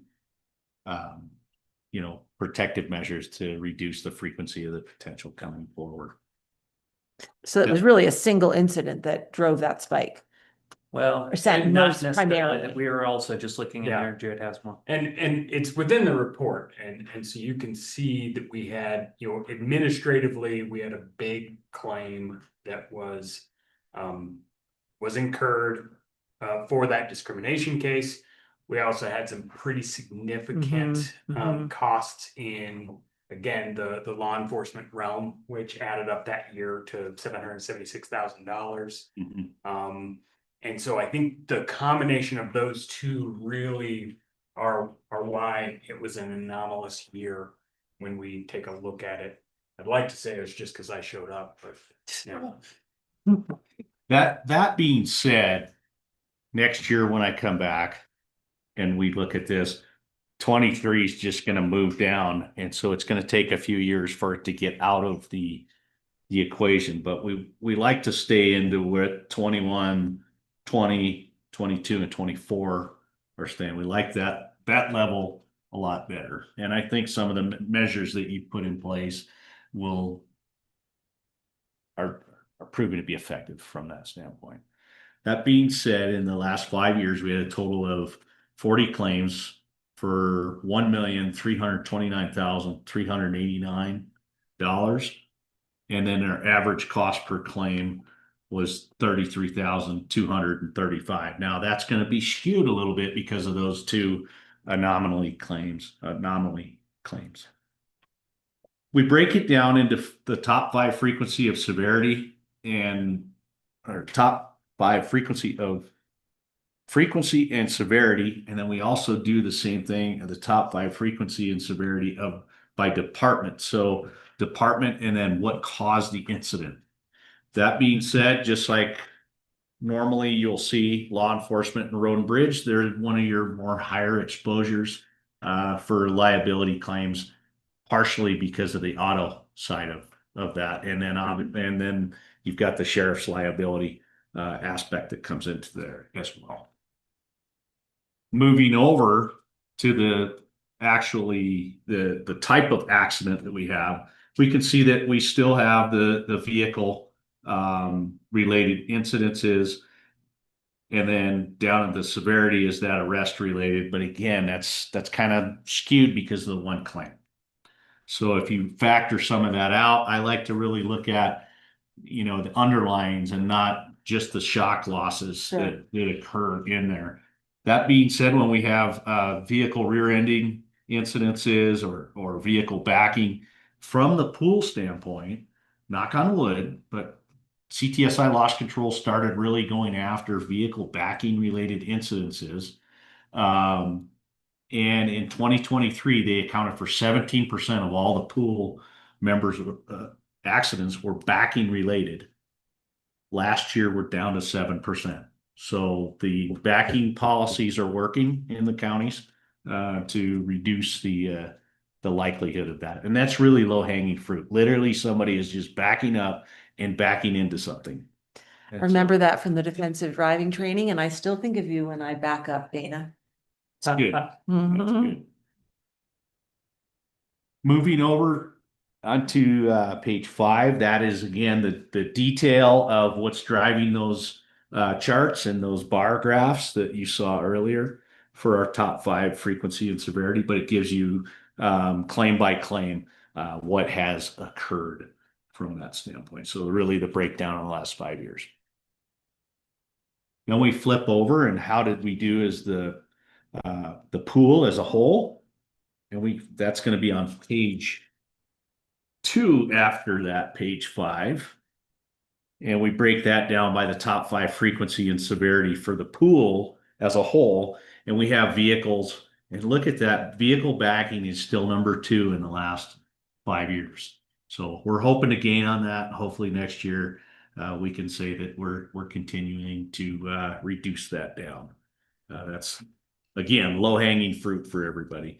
We do have that fatality up on the severity side, and that really is a result of one claim in the last 5 years that occurred in one of our county members. It was a fatality, a shooting fatality that occurred, and it ended up actually being a total of around 18 to 19 million dollars as a settlement. That being said, it was a multi-jurisdictional settlement. And so one of the things that we do with loss control is we do look at what are those root causes and contributing factors, and work with our sheriffs to help understand where we felt there could have been some policies or procedures from that. That being said, last year we really focused on what we deemed was taking out a portion of the CIT training where it talks about peer-to-peer de-escalation and how important that is, and to re-hit that, because we felt that when we reviewed that particular incident, there were a lot of times where that could have come into play. And we felt that there was an opportunity as in terms of a root cause and contributing factor from that. The other thing that we thought too was the aspect that it was a multi-jurisdictional response, and how important it was to work with our municipal partners, state partners in the area to look at when you do share law enforcement resources, to have that kind of pre-plan, because what ended up happening is you literally had the chief of police show up. Well, you have a deputy, and then the chief of police shows up on an incident, and it's like, who's got more bugles or brass, and you know, where do those lines work, and having that set ahead of time and working with our community partners really could have played in that as well.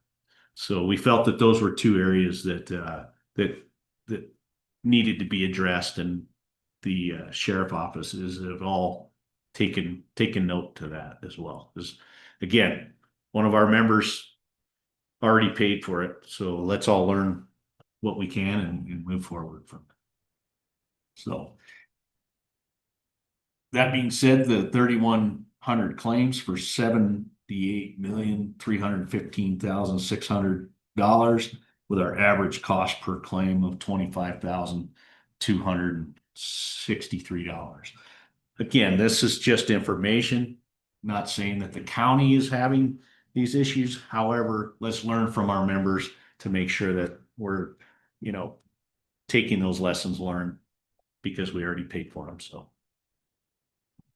right. Any questions on the cap side of it, last 5 years? No, sir. Right. I just want to do a time check. I know that we started a little bit late, but if we could wrap up by 11:30, that would be ideal, because I should have you wrapped up. seems like you're getting there. Yeah. Yeah. Thank you, Dana. Yep. I'll get you caught back up. That being said, we'll jump right into the CWCP, and you have the bar graphs there, and that is a really good heartbeat. I like that. Just little ups and downs, and we're sitting pretty good from that standpoint. So I really like how we're doing and how we're trending. We're not hurting our employees, and that's really they're the most valuable in the county. So from that, we had the total of 63 claims in the last 5 years for $168,733 with an average cost of $2,678. Broken down by department, the top 5 frequency and severity. Law enforcement, we had a little bit with the administration side of the house. Road and bridge, normally you see road and bridge in law enforcement. And law enforcement, a lot of times, especially if you have a jail, you're going to have an increase, because let's just say the population isn't very friendly sometimes to our corrections officers, and they take a high frequency of that. So that's why you see law enforcement up there at 42 from that. Flipping over,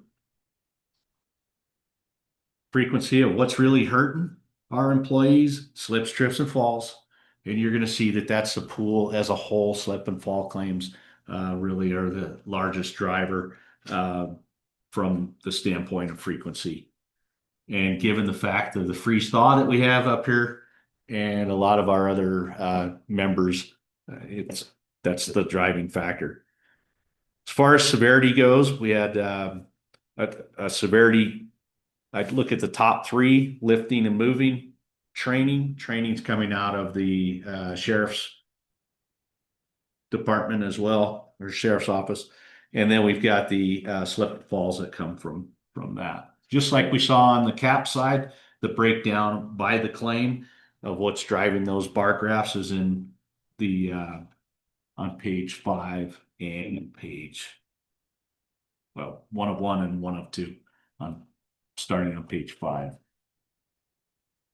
And then the pool as a whole had a total of 3,903 claims for $30,551,477 with our average cost of $7,828. Now remember, your average cost was $2,678.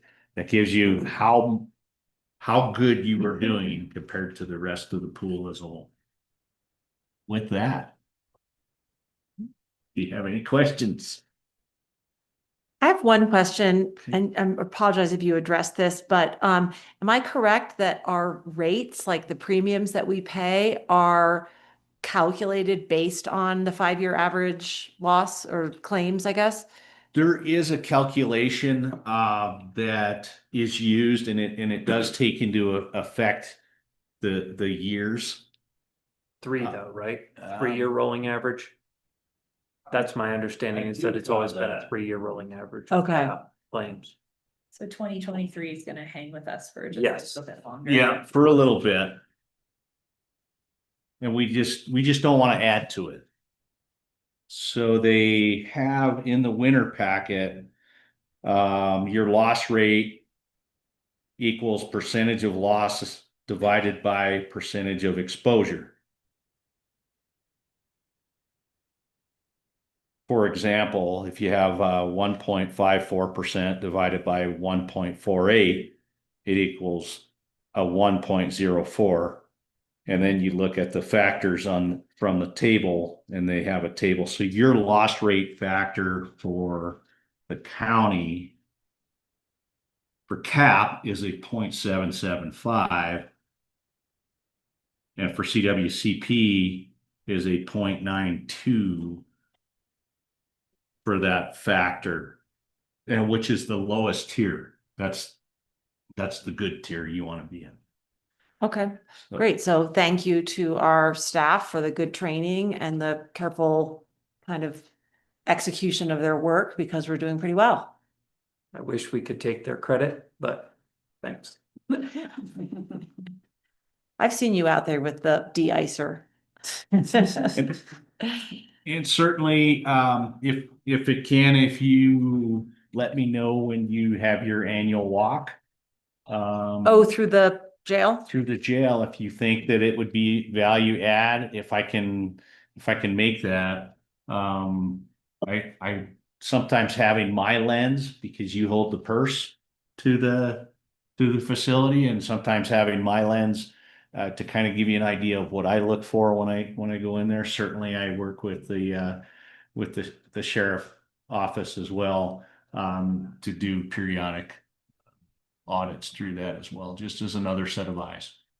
We are scheduled to do that on May 14th is what I see on our upcoming meetings. Do you think that's, I'm asking Mike, do you think that's gonna happen on May 14th? It's on. Yes. It's on the upcoming. As long as you meeting guys are still available. And I know topics. that Commissioner Gleason took a tour of the jail recently as well. We typically get down there more than once a year, Dana. But May 14th, if you're around, come back a couple weeks. Okay, if We'll you have could another let me party. know the next time you go, Okay. looked on that day, I was like, oh. Oh, okay. So, Okay. however, that offer is always available. And then certainly CTSI is available for those questions that you may have, what about liability here? Or do you have any suggestions for risk or any concerns? Please reach out. It's free. What we do for the county is free. We work for you, so. Thank you so much, Dana. Thank you. Appreciate it. Nice meeting you. Yeah. Did it. Okay. Yes, you did better than we did. Okay, we are now moving on to item 8A, which is consideration of an appeal hearing for Vavra. I'm sorry, we missed 7F, the Oh, resolution. I on apologize. Supporting public lands. Do you want to do that later? Yeah, let's move that a little bit later. Okay. So we don't hold up this Perfect. group. Great. Figure out a time for that probably after lunch and let Yes. you whiz through this. Perfect.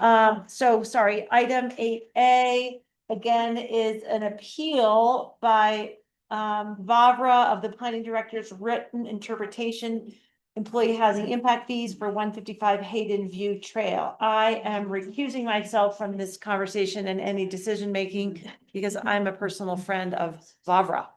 So if you just give me a minute, I will scoot out of here. And then maybe someone could text me or call me. I'll keep an eye on my phone. I'll be up in our office.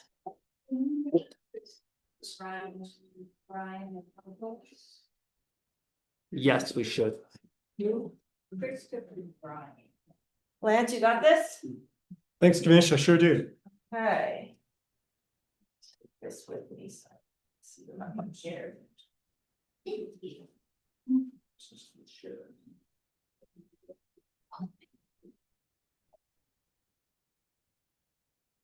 While we are getting everybody plugged in, I will announce that this is item 8A on our agenda and it is consideration of an appeal hearing for Vavra of the Accounting Director's written interpretation of employee housing impact fees for 155 Hayden View Trail. Kay Simonson, our planning director, is with us, as is Maura Fahey, our county attorney. I believe Maura is going to open and Kay will be providing supplemental information. After that, there will be opportunity for commissioner questions. And then we'll have Chris Bryan, who is the appellant's attorney, speak with us as well. Good morning, everyone. Good morning. And I believe Mr. Bryan has been made a co-host, so hopefully he can show up. Hopefully he has the access to turn on his video if he would like to. And Nancy's going to share some slides that we have here. Just a second.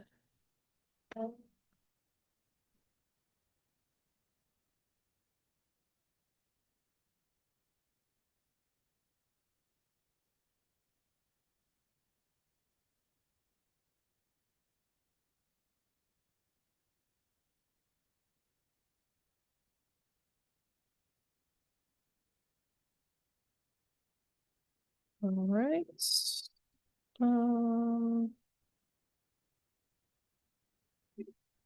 Yeah, okay. All right, so this is, oh, can you mute?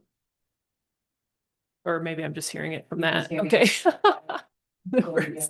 All right, and then I can just do this if that's easiest. So this is the appeal hearing. This is an appeal of the planning director's written interpretation regarding the employee housing impact fees for a specific property 155 Hayden View Trail. No, maybe that's not how it, thanks.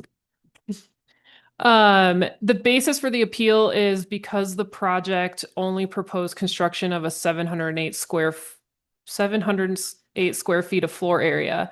The appellant believes that the mitigation rate should have been 0% per the land use code, and therefore no fee should have been owed.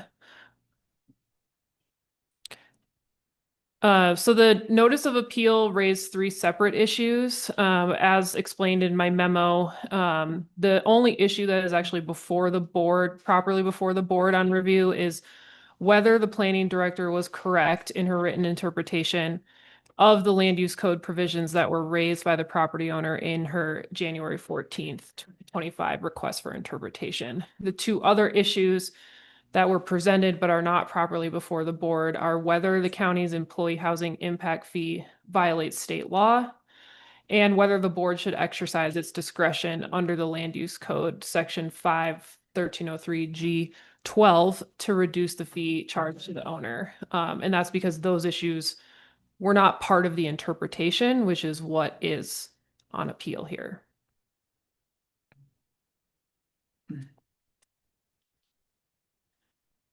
And then just a little overview on what the code says about written interpretations. The time they should be issued is 30 days from the request. And I just highlighted the sentence there in the middle that the planning director shall consider the county's legislative intent when interpreting the land use code. Go to the next one. And I'll turn it over to Kay here to talk about the background. We can go. There we go. Okay, so in June of 2024, a building permit was issued for a 708 square foot addition to the existing 3,640 square foot home. This resulted in a total floor area of 4,348 square feet. At the time, the employee housing impact fee of $21,299 was paid. You should also note that a fee was not assessed for the related 708 square foot garage addition because that does not meet it's not part of the floor area definition and therefore not subject to the fees. In October 2024, we received a letter requesting confirmation that the fee was properly calculated. And this was confirmed by the county attorney's office, and a letter was issued by Lane Thomason. An appeal was filed of that of Attorney Thomason's letter, but it was denied as not being timely.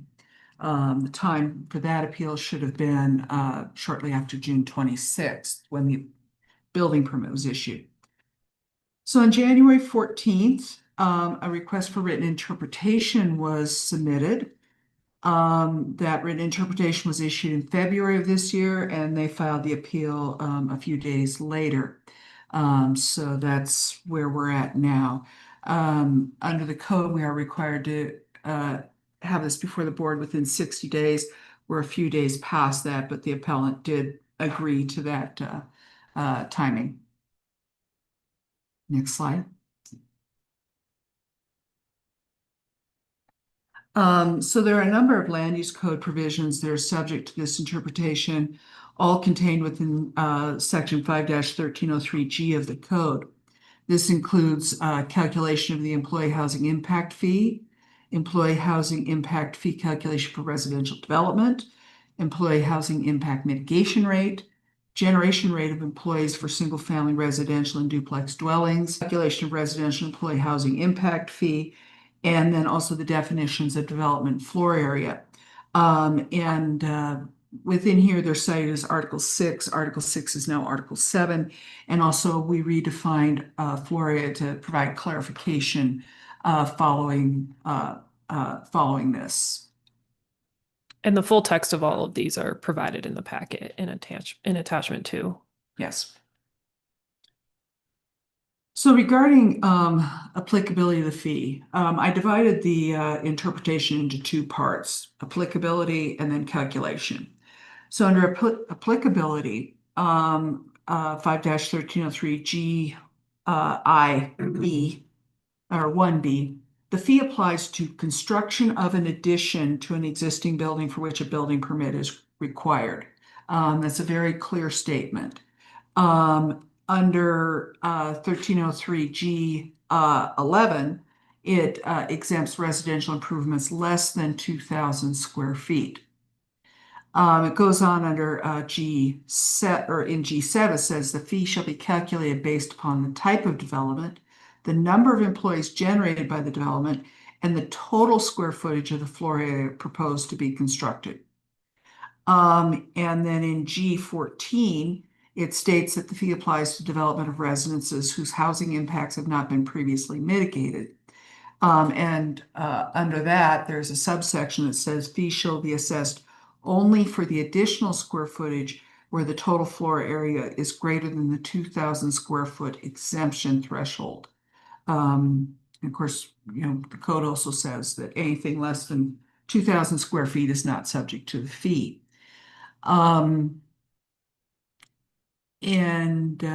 Next slide.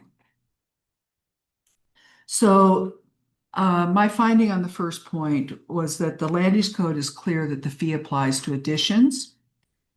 And that residential improvements, as referenced in the code, are considered to be the floor area of the entire dwelling.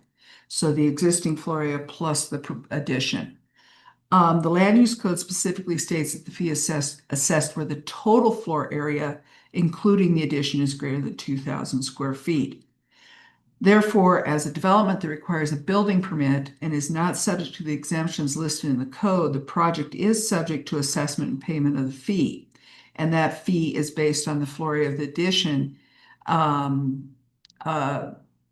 which I'll get into in the calculation portion. So there is a formula for calculation of the fee, and that's the number of employees generated times 400 square feet per employee times the mitigation rate times the market affordability gap. And when we calculate the employees generated, we look at the percentage for, or the number of employees for the total house, existing plus addition, and we subtract out the employees that should be generated for the existing house under the premise that the existing house has already been mitigated for or predates the mitigation requirement. And this results in the number of employees generated for the addition. So this is an important point. This is where we are specifically tying it to the addition only. And then 400 square feet per employee generated is the standard within the code. And then the employee housing mitigation rate, that's the real heart of the appeal here. And because it's based on residential improvements, which is the existing plus the addition, so total floor area, that for this project size, total house size, comes out to 74.5%. And then finally, our market affordability gap is $527, coming out to the $21,000 and change for this particular project. Next slide. So the second finding within my written interpretation is that the employees generated are based only on the square footage of the addition. The mitigation rate is based on the area of the residential improvements, meaning existing plus addition for the total floor area. And then notably, if the mitigation rate were solely based on the square footage of the addition and not the total of the residential improvements, it would effectively nullify the land use code requirements for impact fees for most additions. It's very rare that we have additions that are greater than 2,000 square feet. And I would note that prior to the adoption of our current methodology, when we had a flat mitigation rate of 37%, we did it the same way. We looked at only, we looked at the methodology was somewhat the same for employee generation, square footage, and all of that. So the impact fee, my finding was that the impact fee was properly calculated and assessed only for the floor area of the addition using the correct impact mitigation rate.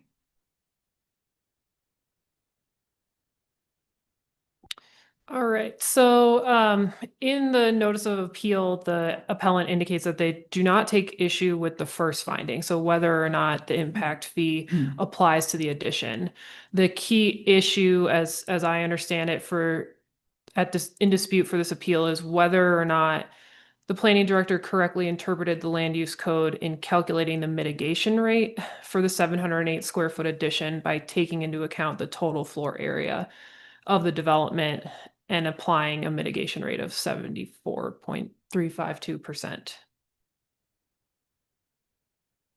And I know we already covered the specific provisions of the code, but I just wanted to put this one up here again, because this is really where the code kind of explains the rationale of the board in exempting residential improvements that are less than 2,000 square feet. And the rationale there is that it states in the code, this is based on the fact that residential improvements greater than 2,000 square feet of floor area have a strong tendency for non-resident occupancy, and the employee generation for non-resident occupied residential structures, i.e. second homes, is significantly greater than that for residential occupied improvements, creating impacts beyond the county's ability to mitigate without a fee assessed for the development. So I just wanted to highlight that piece in particular. And then again, just to go back to the code provides that new additions to existing detached family dwellings are subject to the fee, and that the fee shall be assessed only for the additional square footage where the total floor area is greater than the 2,000 square foot exemption threshold. And then to look at the mitigation rate specifically, that provision that's where we set out, what is the rate that applies to the different levels of square footage. And, I did state in my memo, the code could certainly be more clear in that here in this individual provision, it does use the words all new residential development. But as I'll talk about more in my recommendation, I think we have to look at this singular provision in the context of the code as a whole.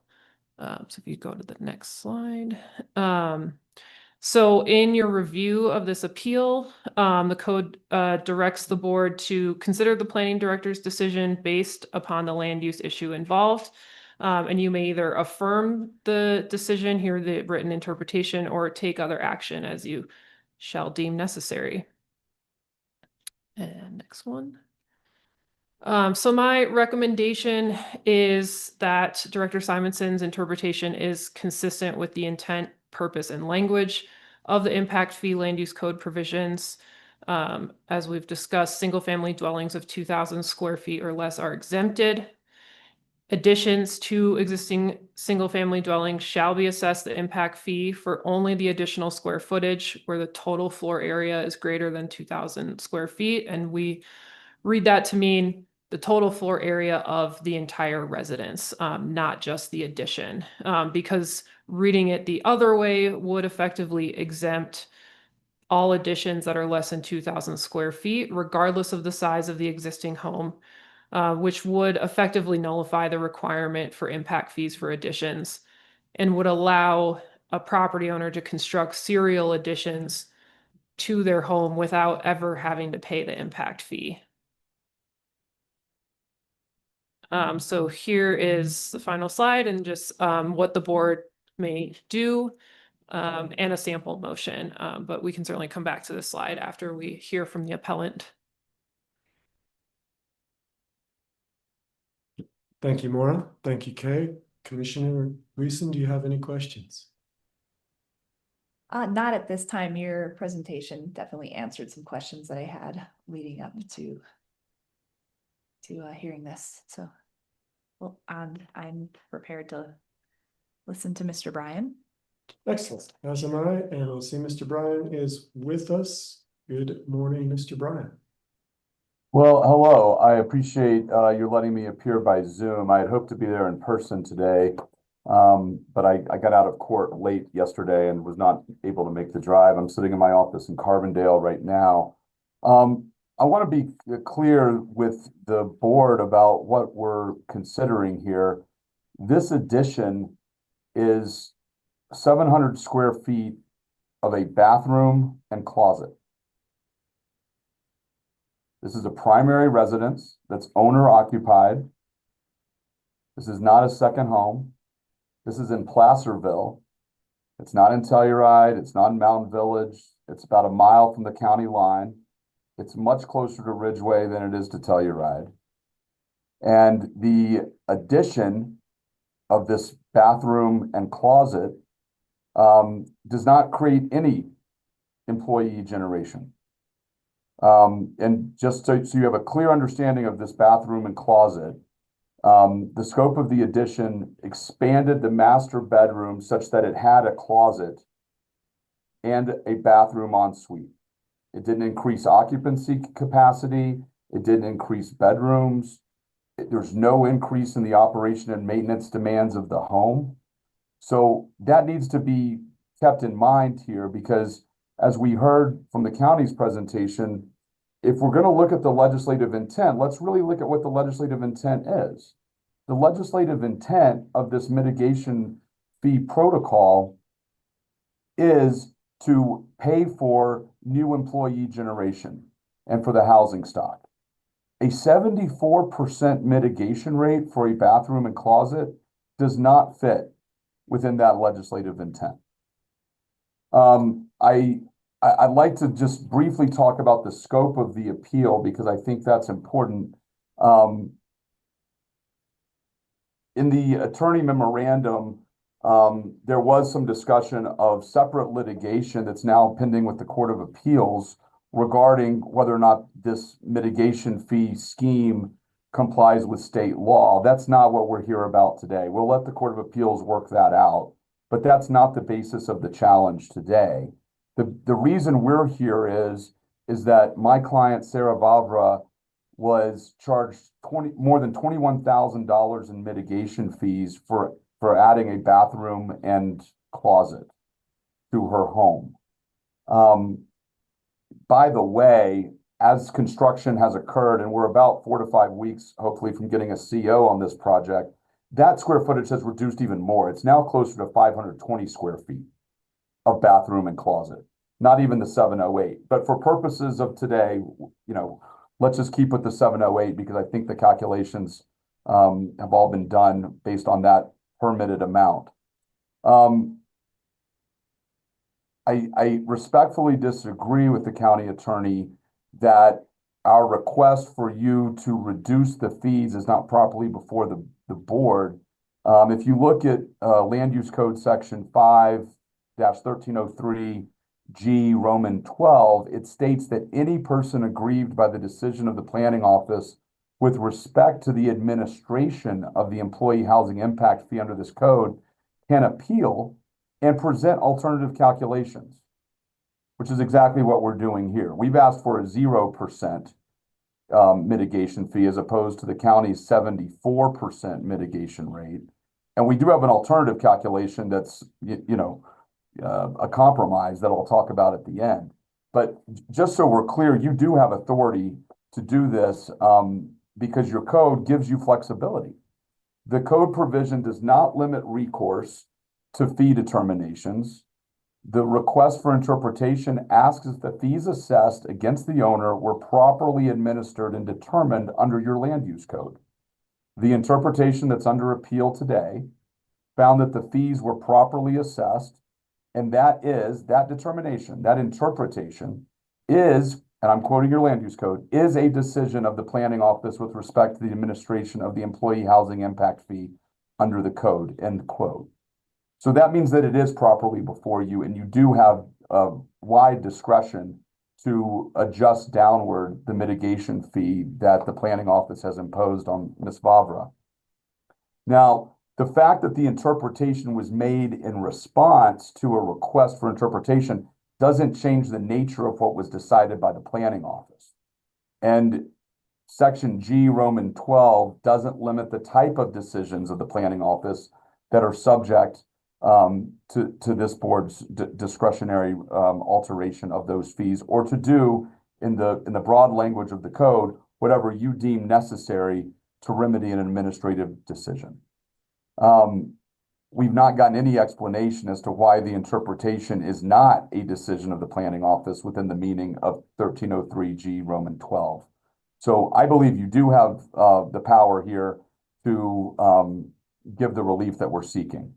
And by the way, just for the record, Section 1-1903B of your land use code provides that you as a board have discretion, and again, I'm quoting, to take action as it shall deem necessary to remedy administrative action, end quote. And that includes the consideration of the owner's proposed alternative calculation, considering the inconsistencies and ambiguities in the code. And we already heard from the county attorney that some of this language could be stronger. I mean, your own code says all new. Well, that means what it says. The only thing that's new here is 708 square feet, less actually, for a bathroom and closet. So Ms. Fahey is right that I do not dispute finding 1, but we do dispute finding 2, that the impact fee was properly calculated. In the context of additions, your land use code does not compel application of a mitigation rate tied to the total square footage of a structure. That's not how it's written. And if the board wants to rewrite its code to say that, then it can, but right now it doesn't say that. Right now, it says that fees are to be calculated upon the type of development, and that's a defined term, authorized to be constructed under a building permit. The number of employees that are generated by the quote development that's approved for construction, and the total square footage of floor area that's approved for construction in the building permit. Now, the mitigation rate for new residential development is to be based on the size, i.e. the square feet of floor area of the unit approved for each development. But development, remember, is defined to mean construction, reconstruction, demolition, or partial demolition or alteration of buildings. Now, the unit, again, a defined term, approved for development, under this building permit is limited to the 708 square feet of additional living space, if you want to count a bathroom and closet as living space, above the new garage. Now, Section 1303G11E does not apply to setting the mitigation rate. G11E concerns exemptions from payment of impact fees and is based on the size of the residential improvements. Here, the improvements are 708 square feet, actually less, but let's just stick with 708 for now. The mitigation rates that are expressly set in Section 1303G Roman 15 is based only on new development and how much square footage is approved for that new development. Now, if you ignore that, if you ignore your own land use code, Section G Roman 15, and focus only on G11E, which has nothing to do with mitigation rates, that does not reflect a holistic read of your land use code. You can't ignore certain parts and cherry pick the others. We have to read it as an entirety. That's why it's codified so that everybody knows what the entire code says. Now, our argument as to why the interpretation is inconsistent with both the purpose and intent of the code's impact fee provisions are as follows. If you look at 1303G Roman 2, the purpose of the impact fees is, and I'm quoting, to mitigate the impacts of development and land use to the employee housing stock, end quote. For additions, the purpose of the fee is to mitigate the impacts that the addition will have on that employee housing stock. If we had added a 708 square foot new bedroom, we probably wouldn't be here right now, because I probably agree with the county staff and attorney that that does add to the impact of your employee housing stock. But adding a 708 square foot addition to the master bedroom such that there's a bathroom there now and more closet is not adding to your housing stock problem. A 708 square foot addition has nowhere near the same impact on housing needs as the construction of a new bedroom or an ADU or a separate wing of the house or a brand new dwelling unit altogether. So I want you to be able to understand that we're comparing apples to watermelons here. You can't just look at the 700 square feet in a vacuum. You have to look actually at what is being approved and what is being constructed. And then you have to determine, does that add to the employee housing stock? It doesn't. Staff's argument that applying a 0% mitigation rate to anything less than 2,000 square feet would result in serial new builds being phased in, that's highly speculative and unrealistic because one, it ignores the realities of residential construction. Most property owners don't do that. It's too expensive. And it makes little sense to do ad seriatim add-ons. And second of all, if the county did find out that someone was doing that, they would have a very good basis to come in and say, no, because you've been trying to piecemeal this instead of doing it all at once. Regardless, the policy can't alter or trump the express code provisions as they are written that we believe compel a different result. Here's why we think that you should agree that the mitigation rate should be lowered to 0%. And by the way, my client's already paid this, so we're just asking for a refund of money that's already been paid. The county acknowledges in the interpretation that in the context of the owner's project, the type of development authorized by the building permit is the addition. That's what we're talking about. Now, per the table that you set out in 1303G Roman 15, new residential development of less than 2,000 square feet deserves a mitigation rate of 0%. Nevertheless, a 74% mitigation rate was applied. Regardless of the employees generated or the market affordability gap fee, no fees should be required under your code for the project because its qualifying floor area approval for development is 708 square feet, which is dramatically less than the 2,000 square foot threshold. Now, in the event that the board is not inclined to give a 0% mitigation rate for this new bathroom and closet, we would ask that you at least consider our alternative calculations. The limited scope and impact of this addition can justify, in our opinion, at most a mitigation of only the construction employee generation that was directly related to the additional 708 square feet of living space. While we do believe that a 0% mitigation rate is what's compelled by your code, we offer a compromise. Consider this alternative calculation, which your code says you may. We believe that it would be a fair compromise to consider a mitigation rate that's tied to the floor area of the home, inclusive of the 708 square feet, that exceeds the 2,000 square foot exemption, which is 2,348 square feet. So, and I put this in my papers, the employees generated times 400 square feet times the required percentage mitigation rate times the market affordability gap fee per square foot brings us to a total of $4,325.90. I think that's a fair mitigation rate for a bathroom and closet. The $21,299 that my client has already paid the county for a mitigation rate is far excessive. This is a primary owner who does not live in the areas that are seeing the highest housing stock deficiencies in the county. Like I said, she's in Placerville. It's her primary residence.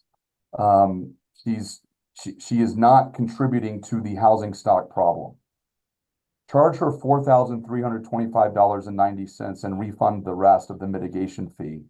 We think that's a fair outcome. We think it is reasonable. You certainly have discretion to do that, and we would respectfully ask you to do so today. I appreciate your time. I'm available for questions. Thank you, Mr. Bryan. Commissioner Gleason, do you have any questions for Mr. Bryan?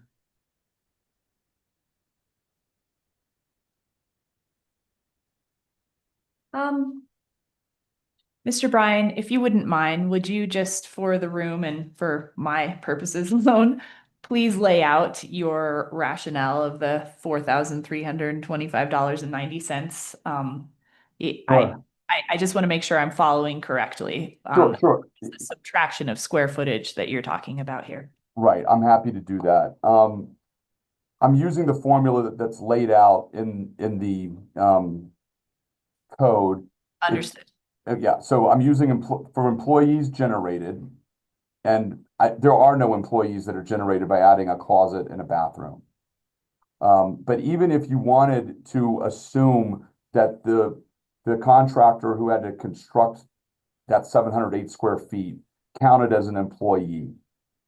You would use the figure of 0.11 construction employees times 708 divided by 1,000, that equals 0.07788 employees. That's less than 0.1 employees. Okay, so that's that. Then for the mitigation rate, you would look at the residential floor area. It's 3640 that's existing, plus 708. That's the addition, the bathroom and closet. And then you subtract out the 2,000 square foot exemption. So 4348 square feet minus 2,000 equals 2,348. And then if you multiply 2,348 square feet times 0.00024, and then you subtract the 0.3, you get 26.35%. And then 0.0788 times 400 times 26.35% times your affordability gap fee of $527 gets you an equation of $4,325.90. Thank you.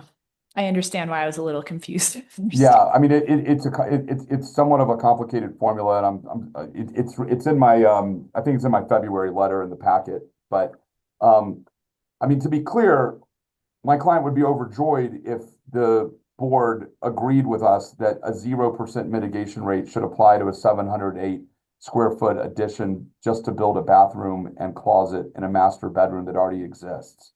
But we're trying to come in the spirit of compromise and say, you know what, if you are going to apply anything north of zero, here's what we think it should be: $4,325.90. Okay, thank you. I see our attorney Maura Fahey would like to speak. Go ahead, Maura. Yes, with your permission, I have a few just points to respond to some things that were raised. So just in terms of, what the 700 square feet was for, our code as written does not distinguish between the nature of the addition, the location of the development, or the use of the home. If that's something the commissioners are interested in seeing, that is direction that could be given to staff, but that is not something that's currently in the code. It looks at what is the square footage, period. Unless the home is deed restricted, which is how we resolve that. This home is not, which is why the fee is being applied. So the mitigation rate is designed to be exponential. So the larger that the home is, the higher the mitigation rate goes. So that 74% rate is based on that concept that the home as it now exists is over 4,000 square feet. So that is where that 74% comes from. It's not looking at the 708 square feet in isolation. And then going to the alternative proposal and the question as to whether or not that is something the commissioners should entertain in this appeal, I would go back to the code section 51303 G12, which is the provision that provides the commissioners with the discretion to consider an alternative calculation. But I would point to the title of that section, which is Right to Appeal Employee Housing Impact Fee Determination. This is not the appeal of the fee determination. That needed to happen when the fee was determined at the time the building permit was issued back in June. The owner missed the opportunity to take that appeal. So they requested an interpretation. The appeal today is of that interpretation, not the fee determination that was made back in June.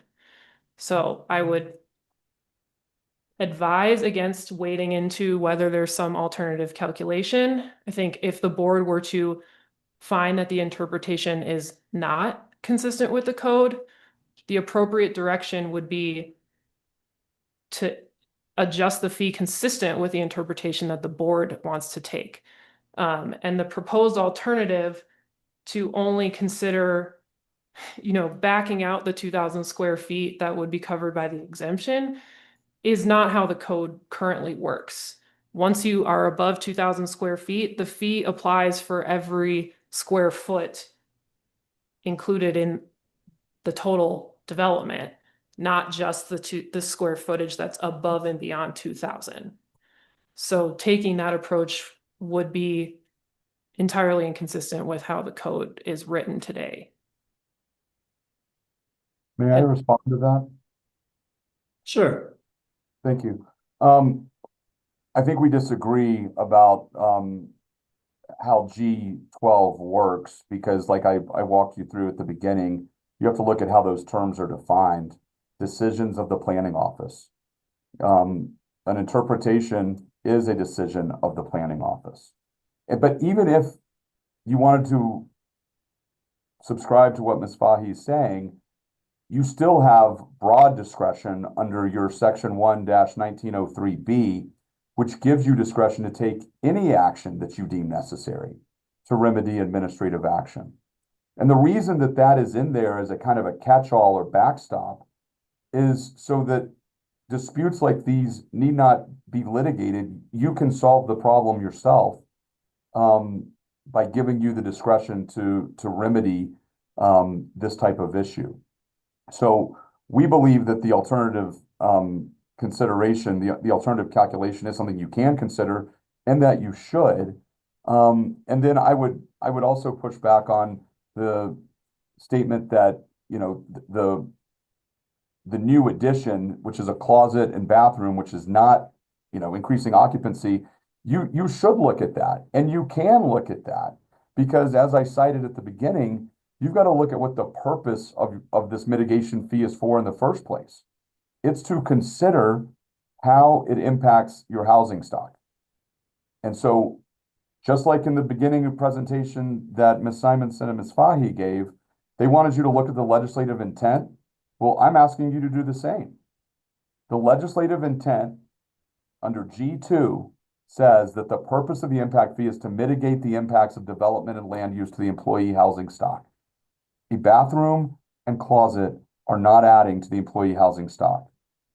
Please don't take $22,000 or just under $22,000 from my client for under the guise of mitigating, because she's not contributing to the problem that the mitigation fees should be aimed at. That's what we would ask you to do.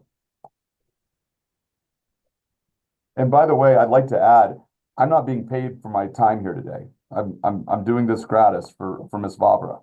So, I have no skin in the game here. I do think it's a fair outcome. And I do think, this is a constituent of yours that I think would like to see that the board is responsive to her genuine concerns about how the mitigation rate has been applied to her individually.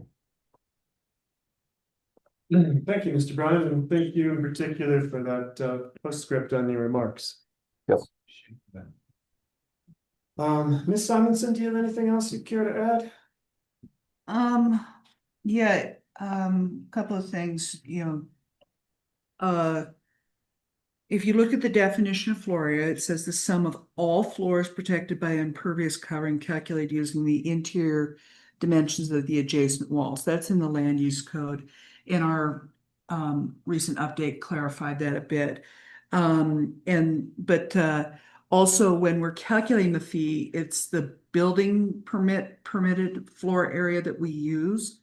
And if you look at the IRC definition of living space, the International Residential Code, it's space within a dwelling unit utilized for living, sleeping, eating, cooking, bathing, washing, and sanitation purposes. So we don't pick and choose which parts of the house apply or don't apply. I would also like to note that the proposed alternative calculation would create a very significant and concerning precedent relative to all the many other additions and new construction that we've approved. if we were looking at new construction, it's, crystal clear. Yes, I'd love to have one more sentence in the code to make this clear. But I do think that we've, through consistency, we've demonstrated that this is in fact the legislative intent. Thank you. Thank you, Ms. Simonson. Commissioner Gleason, do you have any comments, questions, or concerns? Yeah, I also just want to, it's a question directed for Kay, about the purpose of the employee housing impact fee. And per my interpretation of how it's laid out in number 2 of 5-1303G, and from my previous experience sitting on the planning commission when this was rolled out, is not only to create more, well, the fund is to help create more housing stock, but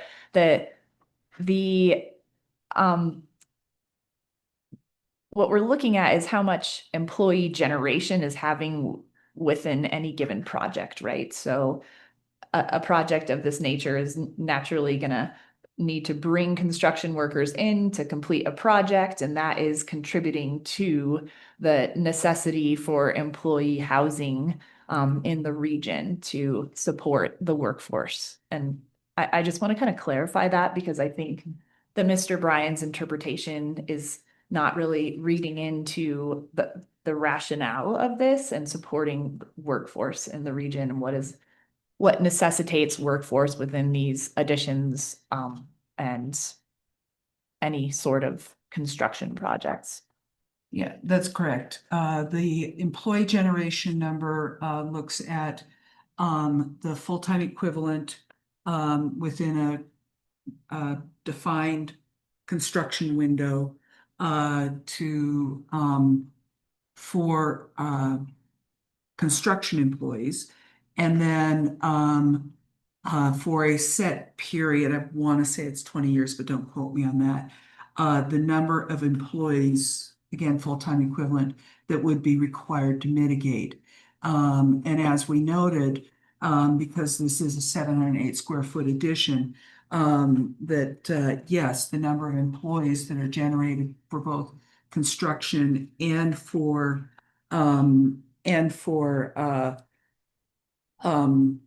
maintenance is fairly low. So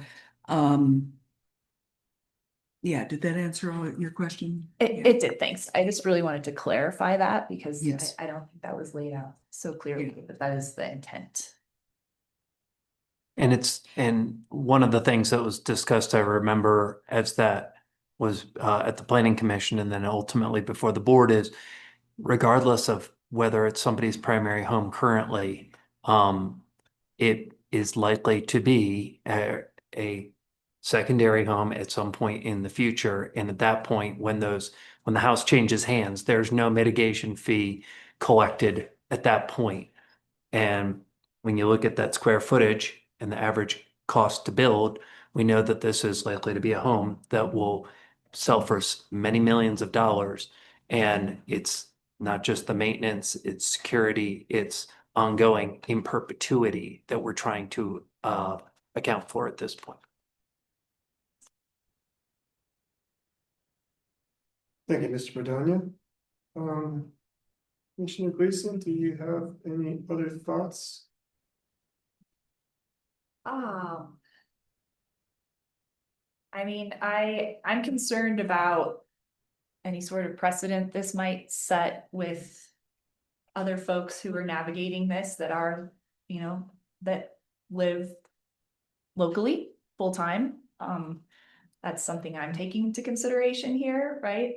Because there is no boundary set here on who is subject to these mitigation fees. If the home is not deed restricted, everyone is subject to it. And I am concerned about precedent setting here.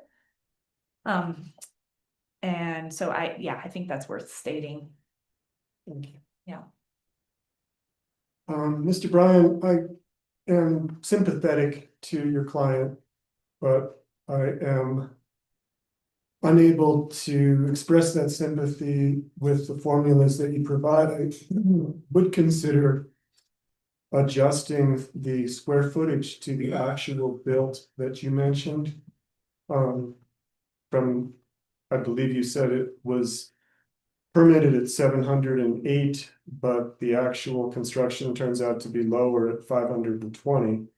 And I'm getting a head shake from my colleague, but if that is provable, and that's the actual amount of new construction, I'd be willing to redo the math at reality, because that feels right and fair to me. I offer that suggestion up, knowing that I'd like to hear input from both my fellow commissioner and from staff before I attempt to formalize it or rescind it. Yeah, so I asked Matt Gonzalez, our building official, and he is on the line if you want to hear from him. If we had received an amended building permit to, modify the floor area, and he said that we had not. So everything that we have of record at this point is the 700 square foot addition. I understand. If we were to receive an amended building permit, would we be able to then accept that as a new platform from which to do the calculations? The code doesn't really contemplate refunds in that regard, but it's something that we could entertain because that has a very clear linkage. Thank you. I would be willing to stretch the system, so to speak, in order to reflect reality. I think that is fair.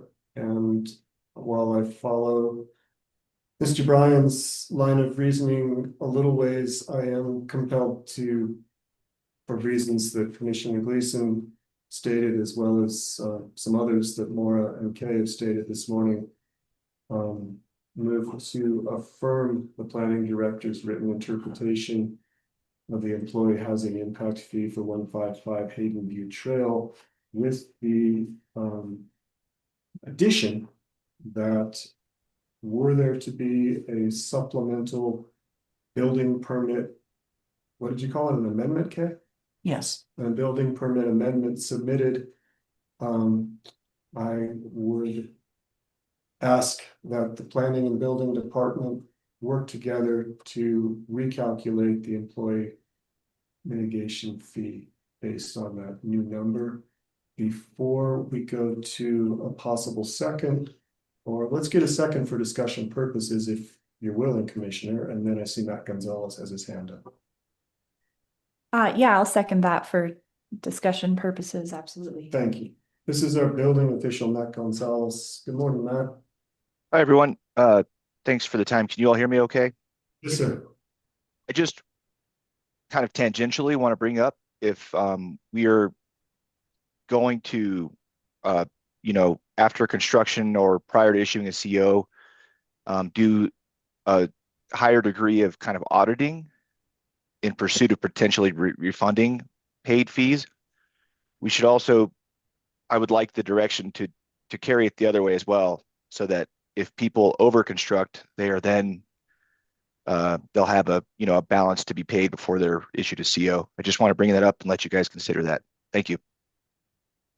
Thank you, Matt. That resonates with my request to try to make this calculations mere reality. So yes, I'm happy to state that to you and state that publicly, that as you described, we should be calculating and implementing fees based on actual. And if someone goes over what they've stated in their building permit, then that should be accounted for. I agree with that. And we're looking at, square footage contributing to dollars and contributing to employee generation. And we want this to actually pencil out the way it's supposed to. So that seems very fair and by the book to me. Thank you, Commissioner. We have a motion on the floor. Unless there's further discussion. Is there a second? Is that, we have a second? Oh, that was a second, sorry. Motion and second. Very good. Unless there's further discussion, how do you vote? I, I as well, and thank you all very much for your time today. Can I just ask or make a logistical point? So the board is required to issue their written decision in this appeal, within 30 days. Okay. So given our calendar, I think that would be the May 21st meeting. Okay. So I just wanted to note for Mr. Bryan, I think we could have the decision be issued without that additional building permit or supplemental permit having been submitted and this being wrapped up, but just if that were feasible, it may be the cleanest. If we were able to have the decision address not just the hypothetical, but the actual. Understood. Mr. Bryan, I'm going to ask you and Ms. Fahey to work together to come up with appropriate timing that's feasible for both parties to try to get the documents to line up if possible. Sure, I'm more than happy to do that. And we'll be reasonable and flexible as to the timing. So you need not worry too much about that.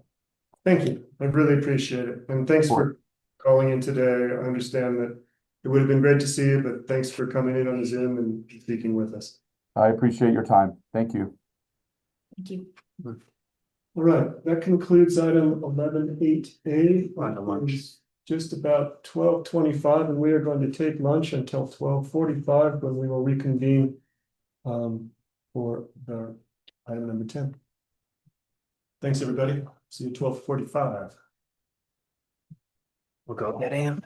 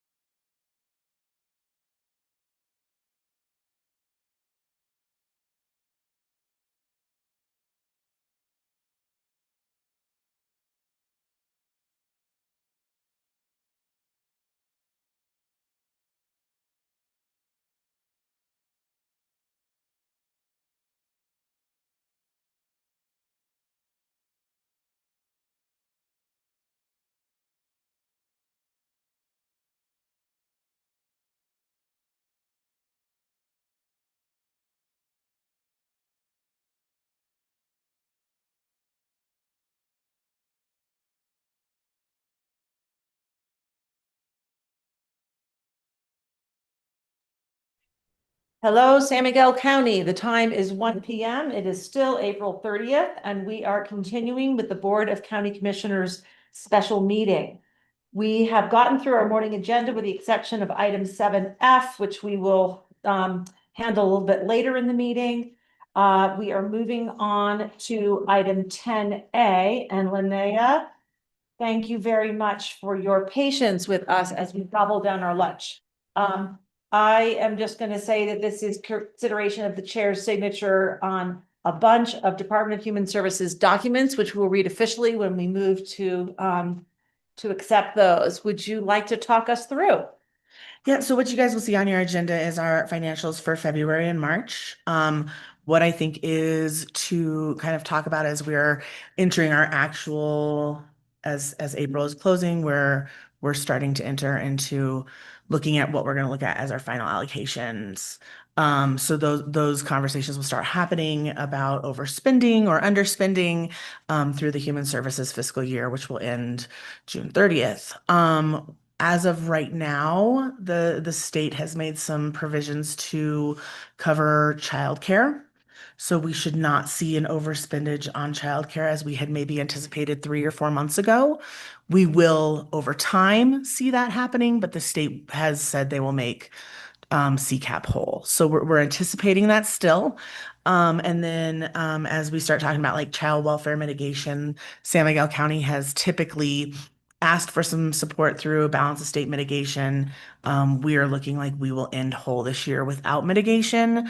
And so as far as the end of our closeout, we're looking well in most programs, minus our admin. So across the state, administration is overspent in both healthcare policy and finance and in our CDHS finance admin.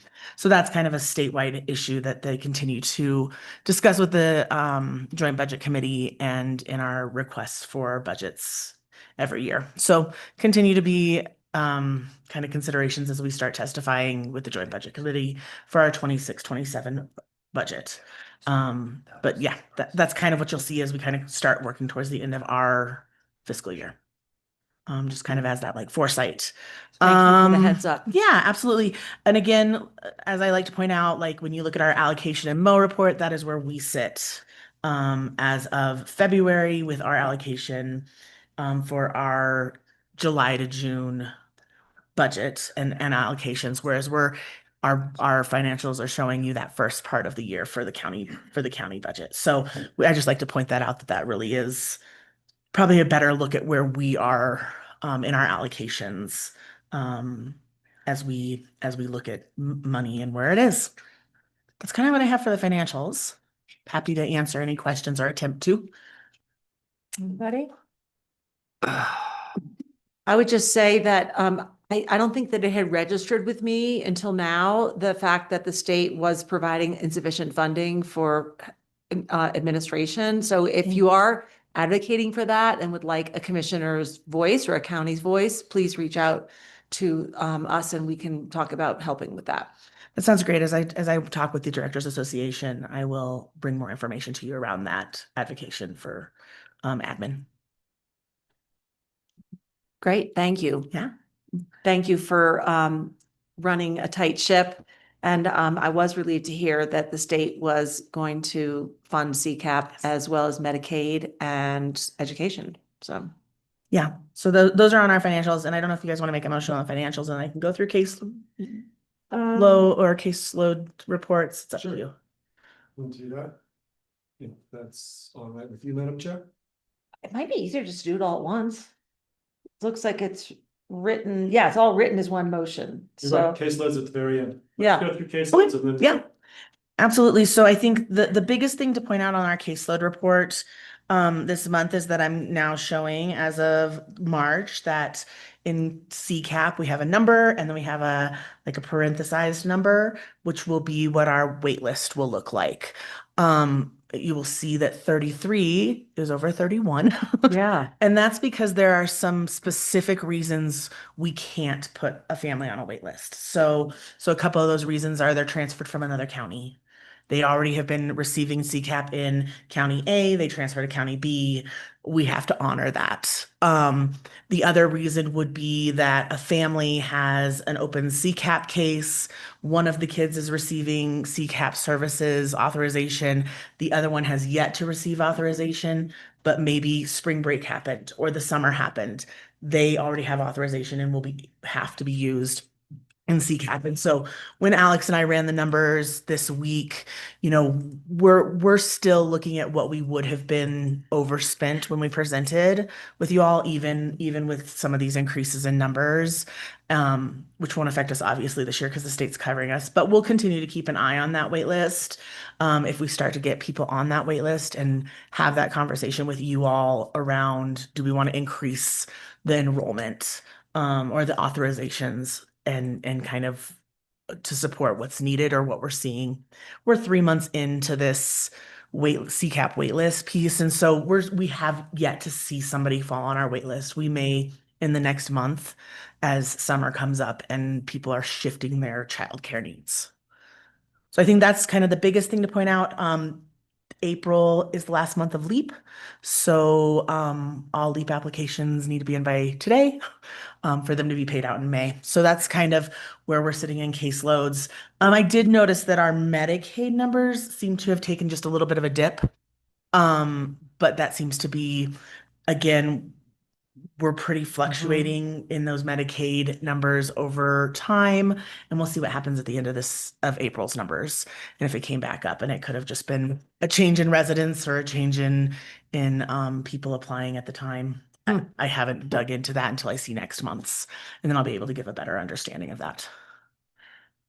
So those are kind of the big things on our caseloads. Any questions? Everything you explained makes sense and everything else looks pretty steady. Agreed. And I'm glad to hear we have provisions in place to protect people from falling out of CCAP, even if it means our going over our 31. That's good.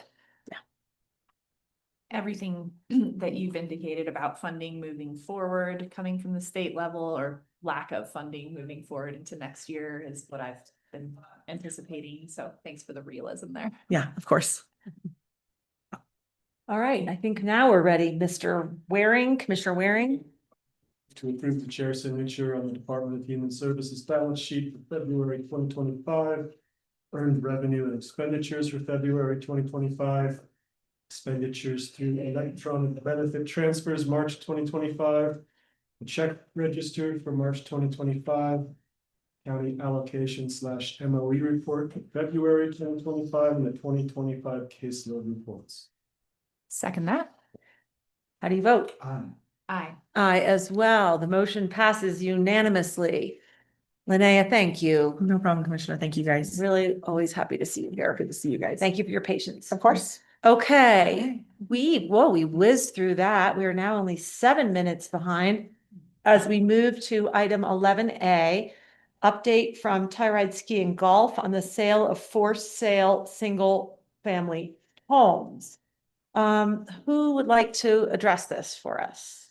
Anybody? Take it. Thank you, Maura. 'Cause I think, as you all know, Sherry Reeder wasn't able to attend the meeting today to give these updates, and we did receive a letter from her this morning with the update on the status of the for sale units. So there's 6 total units that are at issue here that are required to be sold, but have not been yet. So Sherry reported that 3 of those are now under contract and they're working on a 4th. And then I think the other 2, they're still reaching out to their employees. And the last time we had discussed this with the board, we had set kind of I think it was a May 5th deadline for TSG to kind of complete their internal efforts to have these sold to employees. And at that point, they would list the homes for sale on the SMRHA website. And Sherry has asked for an additional week for them to do that, just because of employees having been away during the spring break, beginning of off-season period. So I think that kind of covers both the first A and B items. Yes. In terms of an update, and then that request for an additional week to list those homes. Thank you, Maura. And I see that the April 30th letter that Sherry sent to the commissioners explains the delay, but doesn't specify the request for an extension. So I'm now referring to an email addressed to Kay Simonson, Mike Berdonia, Lance, and myself, and I'll read the part that does specify the request. I did not realize how many of our staff were going to be out of the area immediately following the shutdown of the ski area. I would like to respectfully request that I have one additional week until May 12th, 2025 to place the remaining units under contract. If not under contract by May 12th, I will post to SMRH website on May 13th. Yeah, so that is her request. Any questions or discussions from the commissioners on that? I see some representatives from Two Rivers here. I would welcome their comments if they have any. Otherwise, I'm happy to put this to a vote. Yes, I imagine you are here to speak. Would you like to step up to the microphone, introduce yourself, your name, your residence, and any relevant affiliation, please? Oops, 3 minutes. Yes, maximum. Thank you, commissioners. My name is Nate Smith. I'm an attorney for the Two Rivers Owners Association. I don't really have too much to add.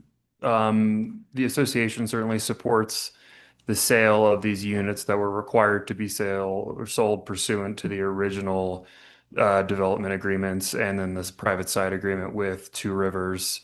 So the association is happy to see that these properties they're making efforts to sell these units and get them under contract. I don't have any specific position related to the additional week, but it'll be nice to see them listed on the SMRHA website if it comes to that. All right. That's all I have. Thank you. Anna Wilson, would you like to speak as well? You agree? Okay, great. Well, thank you both for being here and for following this so closely. I think we are ready. Oh, sorry, commissioners, questions, discussion.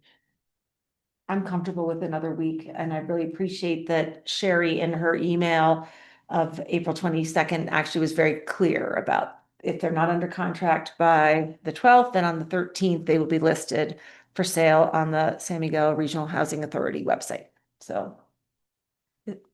Because I wasn't CC'd on that email, this is news to me, but I'm supportive of it given the nature of off season, and I think an extra week is reasonable.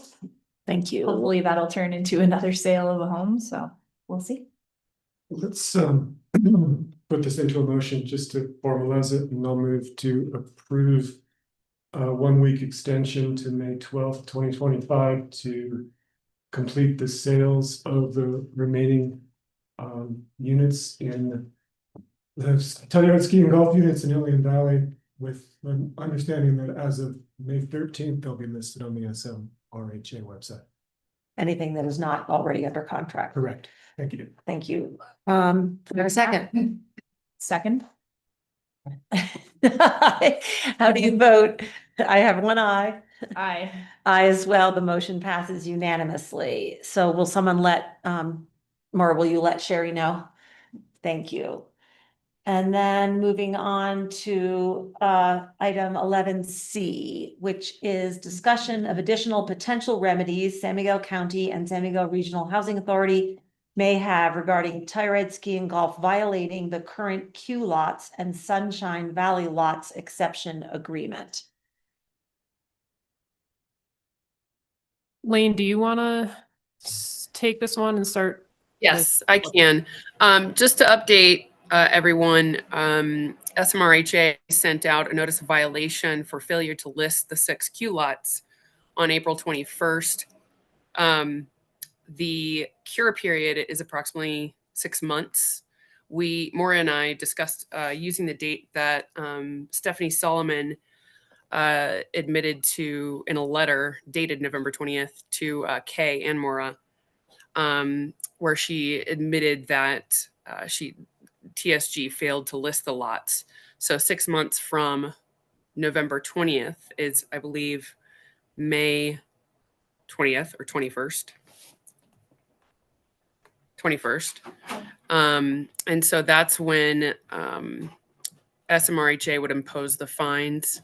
It's a $20 a day fine during the violation up to a maximum of 2,000. So that's per lot. Okay. And how many lots are there that are not developed? Are there 20? This is for the 6 built. The six. Oh, I cube. beg your pardon. Oh, I see. I'm sorry. I'm confusing myself. The unbuilt lots are not in violation at this point. At this point, okay. So the question is, do we, so what is the matter of under discussion? We, at the last meeting, we had discussed whether there was additional enforcement action that could be taken. And so this is just an update on that piece. We had already had the notice of violation that was issued for the rental of the units that were supposed to be sold. This is a new notice of violation for the failure to list those units to be sold, or for them to be sold. Okay. So hopefully they will cure it within the cure period as they've committed to doing. Okay. But this was kind of, as the commissioners had expressed interest in holding the line on the compliance issues, that we've gone ahead and done that. Okay. So I guess I'm very much assuming that Sherry Reader will list any homes that are not under contract on the 13th, which is 7 days before the 21st. So they should have by then cured the violation. Is that correct? Yes. Okay, so why don't we just plan to touch base after the 20 or right before the 21st, I guess, to see if we need to take some action. Does that make sense? See Pam Schifrin's on the call, and Pam, would you be able to confirm that those units have been listed on the SMRHA website for us as soon as the 14th, whether they're on or off? I will, yes. Thank you. You could contact Maura with that, I guess. That would be great. And I'm just seeing, we actually have a regular meeting on the 21st.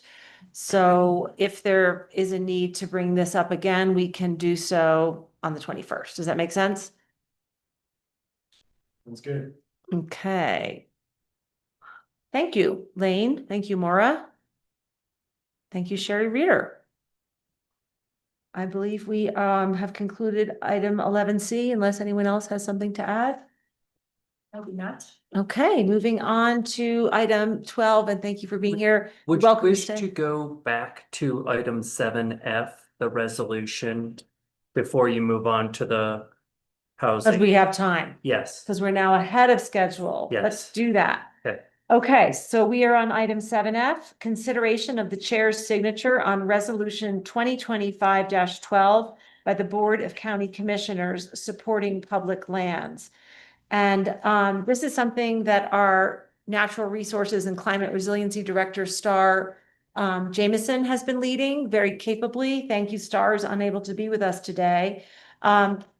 Star brought to our attention that the County of La Plata, which is Durango area, had signed or developed and signed a resolution supporting public lands in response to what are perceived as some real and perceived threats to public lands, given the current posture of the current federal administration. Subsequently, I realized or learned that the state had done the same. And so the resolution that we started with as a template was actually fairly close to what both the state, and I'm guessing that was the, I can't think who that might have been. I guess that a joint resolution probably of the two chambers, as well as the Plata County. And then we've kind of worked on it ourselves for a couple of weeks, had some terrific input from the public, from Sheep Mountain Alliance.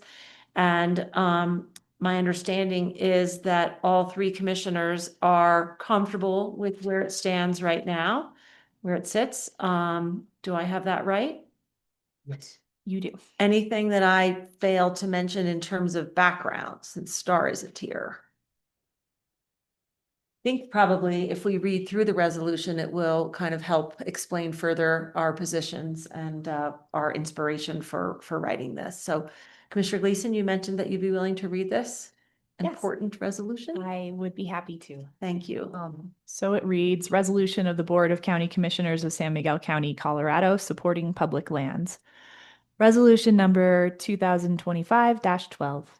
Whereas 60% of San Miguel County, Colorado is comprised of federal public lands, and public lands are integral to the county's economy, environment, and quality of life. And whereas these public lands provide essential resources to our residents, workers, and visitors, including clean air, grazing lands for agricultural operations, habitats for wildlife, rivers, lakes, and watersheds which provide for our drinking water and healthy fish populations, wildfire suppression and agricultural irrigation, cultural resources, scenic beauty, renewable energy, fossil fuels and minerals, timber, a ski area, and opportunities for other outdoor recreation.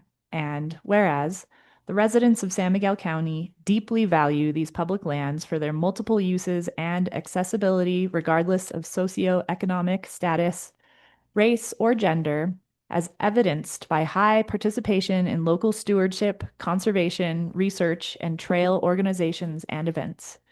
And whereas public lands contribute significantly to the local economy through activities such as outdoor recreation, tourism, mineral extraction, and ranching. And whereas federal management of multiple uses on our public lands by the Grand Mesa Uncompahgre National Forest, Norwood Ranger District, and the Bureau of Land Management, Tres Rios and Uncompahgre field offices ensures that resources are managed for the benefit of all people, animals, plant life, and natural resources, addressing complex challenges such as wildfire management, watershed protection, climate change, wildlife conservation, resource sustainability, and wilderness protection.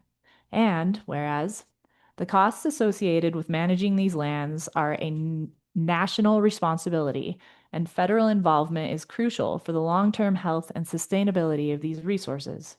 And whereas San Miguel County is aware of the actual and proposed budget cuts and layoffs at the U.S. Forest Service and Bureau of Land Management that will comprise these agencies' capacity to respond to growing visitation numbers, manage rangelands, maintain trails and trailheads, educate and inform visitors of regulations, and provide law enforcement, and will reduce their collective ability to fight wildfires and conserve these lands for the benefit of future generations. And whereas the attempts to transfer, lease, or sell off public lands without a public process are inconsistent with the values and interests of the residents of San Miguel County, the broader Colorado community, and the nation as a whole. And whereas the 2025 to 2029 SCORP full report, Total Economic Contributions by Region, revealed that outdoor recreation on the western slope of Colorado generated $17.9 million in economic output, contributed $9.5 million to the state's GDP, supported 127,639 jobs, and generated $3.5 million in tax revenue, demonstrating the profound economic significance of public lands and outdoor recreation to the state, western slope, and therefore to virtually all Colorado counties, including San Miguel. And whereas the Tres Rios and Uncompahgre BLM offices combined generating $209.3 million in recreation-related economic output, supporting 1,649 jobs, and $6.9 million in grazing-related economic output, which supported 77 additional jobs. The GMUG National Forests generated $392 million in annual visitor spending, human-powered outdoor recreation, and received 2.6 million visits a year, creating 4,148 full-time jobs and $112.2 million in wages. And whereas the 2024 Conservation in the West poll found that 85% of Westerners support creating new national parks, national monuments, national wildlife refuges, and tribal protected areas to conserve historic sites or areas for outdoor recreation. And now, therefore, be it resolved that the Board of County Commissioners of San Miguel County hereby, number one, express its strong support for the continued federal management and stewardship of public lands within the county across Colorado and throughout the nation. Number two, recognizes the multiple uses of public lands and encourages a balanced approach to land management, including implementation of the BLM's public lands rule, which recognizes conservation as an essential component of public lands management on equal footing with other uses of these lands. Number three, encourages the maintenance of appropriate funding levels and workforce numbers at public land management agencies in order to capably manage public land for the benefit of all Americans. Number four, opposes any efforts to sell, transfer, lease, or dispose of public lands without a public process. Number five, encourages the Colorado congressional delegation to oppose any legislation that would negatively impact public lands or diminish the public process, but rather to support policies that ensure long-term preservation and sustainable uses of these lands for future generations. Number six, urges federal land management agencies to continue tribal consultation and collaborative efforts with local communities, governments, and stakeholders to ensure effective and responsible management of public lands. And number seven, encourages Congress to support the Dolores River National Conservation Area, which protects over 68,000 acres of public lands for their scenic, historic, natural, and cultural values, and is supported by the Mountain Ute tribe, ranchers, conservation groups, the Southwestern Water Conservation District, the Western Small Miners Association, recreation users, and others. Be it further resolved that copies of this resolution be sent to the members of the Colorado Congressional Delegation, the Governor of Colorado, U.S. Department of the Interior Secretary Doug Burgum, U.S. Department of Agriculture Secretary Brooke Rollins, and relevant federal land management agencies leaders. Signed by the Board of County Commissioners, San Miguel County. Thank you, Galena. Any questions or discussion? If not, then I will entertain a motion to consider the chair's signature. Move to approve the signature on resolution as read by Commissioner Gleason. Second that. How do you vote? Aye. I as well. Thank you all for your collaborative work, and to Star Jameson for making this happen. All right, so affordable housing updates is scheduled for 1:30. We are at 1:27. Would you like to pause for 3 minutes, or shall we carry on? We can carry on? Okay. Are you gonna do a little dance for us in the middle, Kenny? Okay. And who will be providing the affordable housing update? I'll take the first swing and Michael correct me as we go. Sounds good. Well, thank you, commissioners. Good afternoon. Just a couple updates from our last affordable housing update. I did meet with Drea, with Lance Erskine, our neighboring property owner down in Ilium yesterday afternoon, and it was another great meeting. He's really cooperative. He's working on getting some culverts in place and other things to make sure we have good drainage in that area. But he's also going to start rough grading our access up to our parcel next week, he mentioned. So that's going to open the opportunity, as I mentioned, I think last week or the week before, that we'll then be able to have geotech go on site.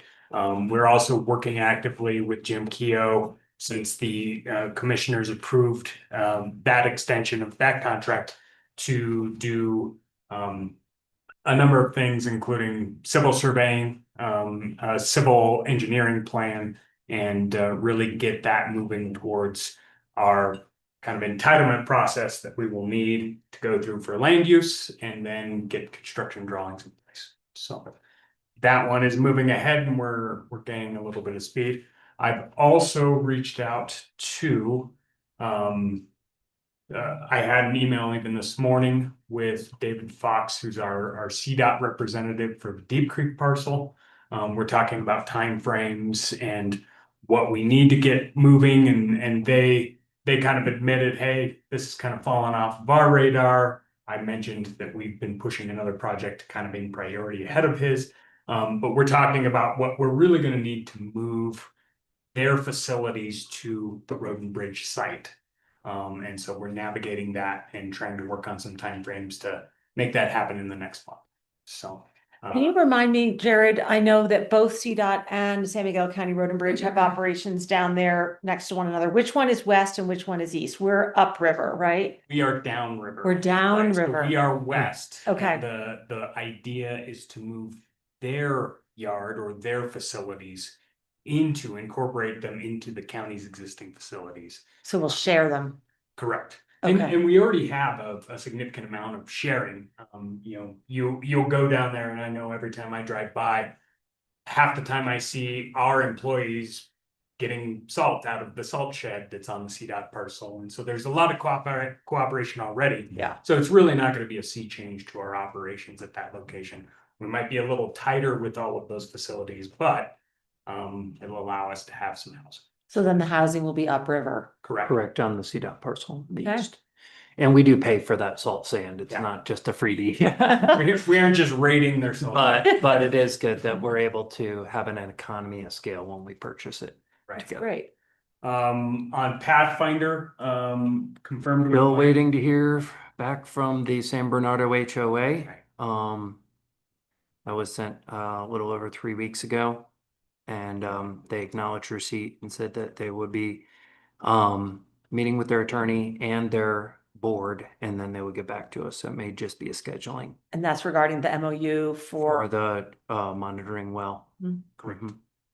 And then the last thing I had was I wanted to express my appreciation to Kay and Drea both. We had a good meeting yesterday. We're working through the draft of the housing needs assessment. So there's a lot of numbers, Kay's really keen eye. She's finding typos, other things like that. So we're working through that draft with the intention of getting that back to EPS here either today or tomorrow, hopefully. And then they'll be spending a couple more weeks. They've received comments from Town of Telluride, Town of Mount Village. They'll get them from us, and they'll integrate those changes into the document and then start planning the rollout and presentation, which we're trying to figure out if that's going to fit with the next intergovernmental meeting. There is a statutory requirement with the new law that kind of governs housing needs assessments now, that it has to be presented to the board. So trying to avoid presenting to each board by using the intergovernmental meeting for those purposes. Do you think that it would be reasonable for us to get the edited final copy of that before it's presented? Because the way it was presented previously, none of us were able to lay eyes on it, and I felt it was not very efficient or effective. So I believe it will, and I'll push that point with EPS. I think that's their intention. We've kind of been pushing and prodding on them to move on schedule and on pace since we are behind. And I will make that point. I think it was already in their plan. So. And when is our next intergovernmental meeting? Does anybody have that? May what? Be the second is it Tuesday? Of May or June? Thought it was May. I don't have it on my calendar, and we might be hosting, right? Or is it No, rotate? It's over. Ophir, okay. Let me just check. Okay. just a kind of side note that John thank you. He shared with me that the IGAs will now be happening at least once a year in Norwood, which I was happy to hear. Fantastic. Conclusion. So. Great. I think you meant IG meeting, not IGA. That's what I mean. You know what? It's been 2 years and I finally know the difference between an IGA and an MOU. If you need help with that, you just let me know. It's just. I know, I'm just been a long day, but yes. There will be intergovernmental meetings held in Norwood. That is awesome. I thought so. I hope the next one is soon, or the first one is soon. All right, we can move on, and Carmen, there's no need to, you can just shoot us an email if you know that date. Great. Anything else, Jared, from Affordable Housing Updates? No? Back to clean up on anything? No, sir. Great. All right, you're getting really good at this, Jared. Okay, let's us move on now to item 13, manager matters. Just a few brief things for the board. Thank you for allowing Jared and I to attend the CCCMA conference in Glenwood Springs at the end of last week. I know we both took a lot away from that conference, some of which I'll be sharing during our all-county training tomorrow. That training is from 9 to 4 p.m. at the Lone Cone Library in Norwood. And so I apologize to any members of the public that may not be able to access county departments or offices during that time. And we appreciate that time to get together, share information, and connect. Obviously, this past week, we also met with Tom Kennedy on behalf of the Alexander family and Mountain Village representatives regarding the MOU that we've been working on jointly, and feel that that is getting to a very finalized stage. There were no major points of contention when we met, so that was excellent. Our next meeting is going to be next Wednesday, May 7th in Egner. I believe we're starting at 10 a.m. And so please make sure you leave time to get to Egner. It's a solid 2 hours generally, depending on where you're coming from. Yes. Where is it? Where is the meeting held? It's held at the firehouse. Okay. Yeah, thank which is easy to miss if you're going the speed limit. So Yeah. as soon as That'd be great. Yeah. yes, I well, think we'll be arranging carpools for sure. as we go. Yes. We had previously proposed to have our work session with Placerville residents on May 28th.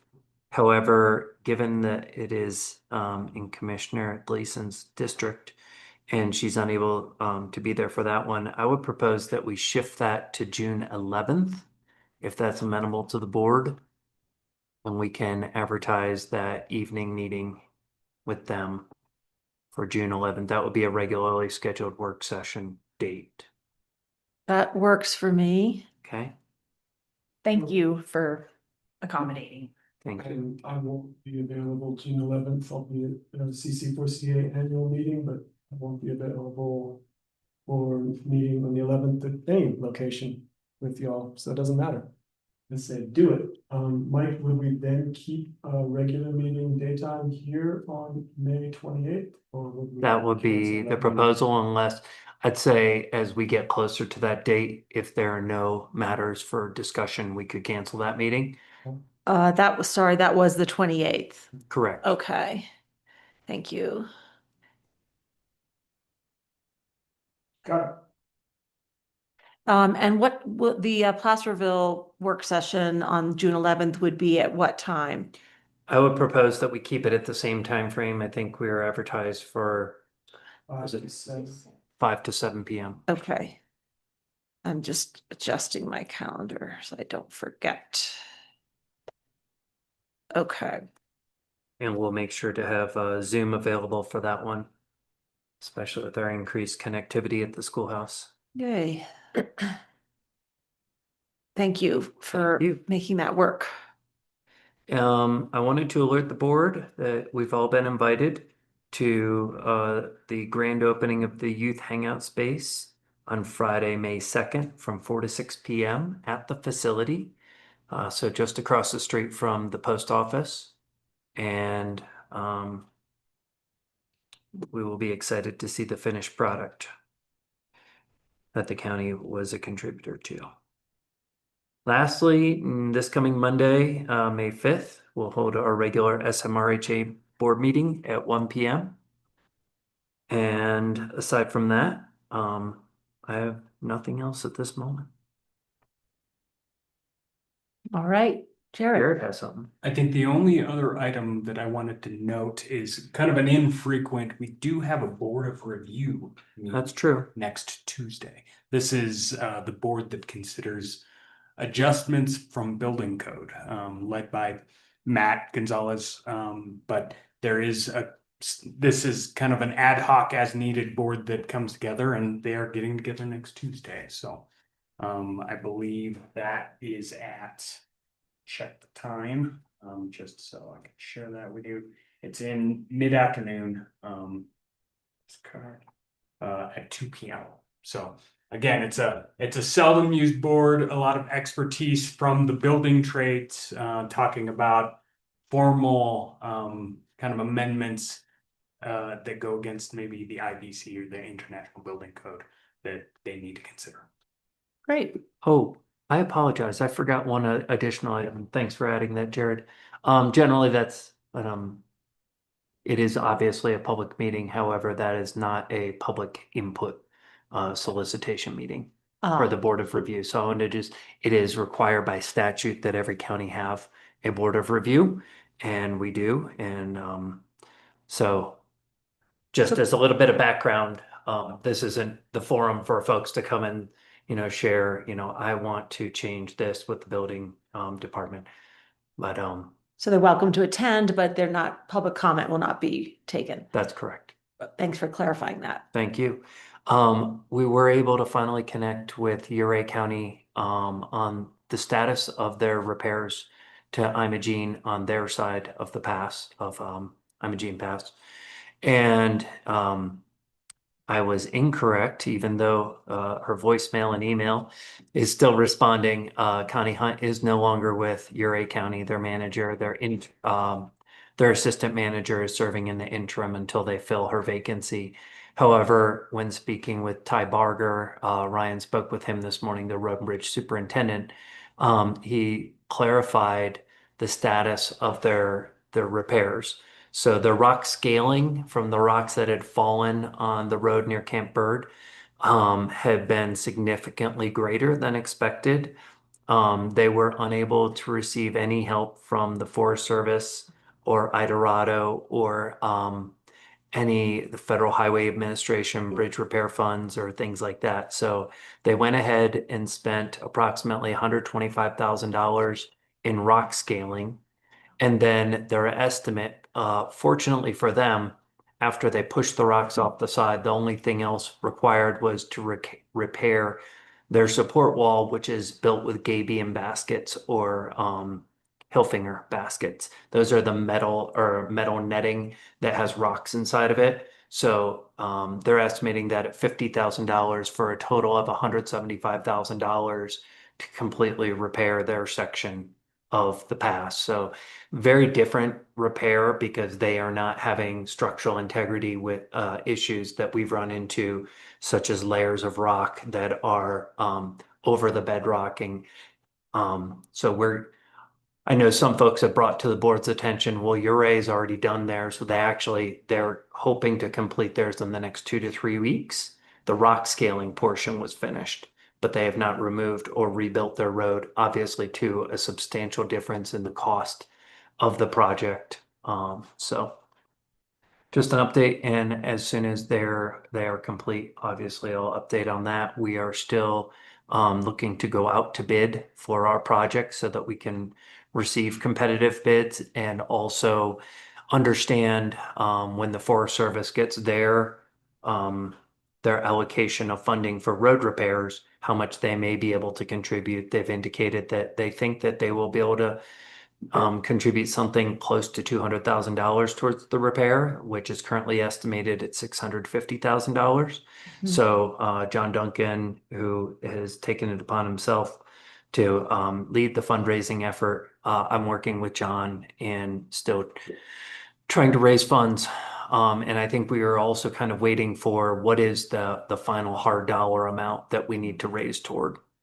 We're optimistic if we can get the funding in place that the road will be repaired this summer season, but I think it's likely to be late in the summer. By the time we have secured the funds, then it's up to the contractor's availability to be able to get out there. And has the RFP been issued? Our plan is to issue it this afternoon. Ryan had been working even up to yesterday with the Forest Service on revising the scope of work. Okay, great. So will that road be open to pedestrians? That's a great question. We discussed that with Meganino at the Forest Service and proposed a higher closure boundary before the repair to allow the public to access with even with vehicles up to a certain point. Is it the Garibaldi? But there's a large pullout before the section where the repair will occur. We were trying to allow the public the greatest amount of access possible Mhm.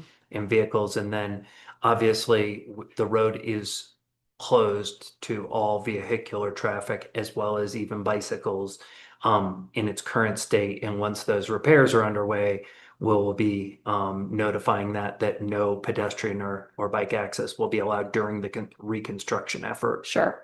But But right now hikers can go through. that's correct. Okay, but not bikers or cars, and the gate is kind of at the Currently, the lower gate is yeah. closed. As the snow melts going up further, we'll be opening it up and putting in a temporary closure, such as a In a- Jersey barrier. place where there's a good turnaround. That's correct. That's terrific. I appreciate that. Thanks.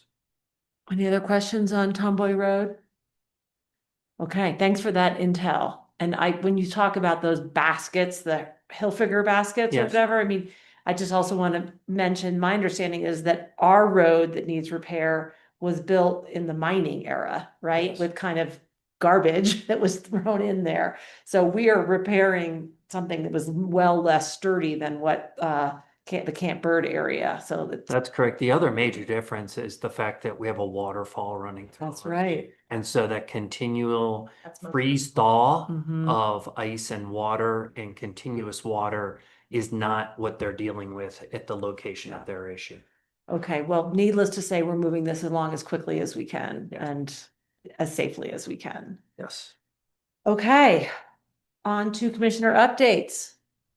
Lance, you want to go first? Sure. Yeah, your book open? Attended a Region 10 meeting on 24th.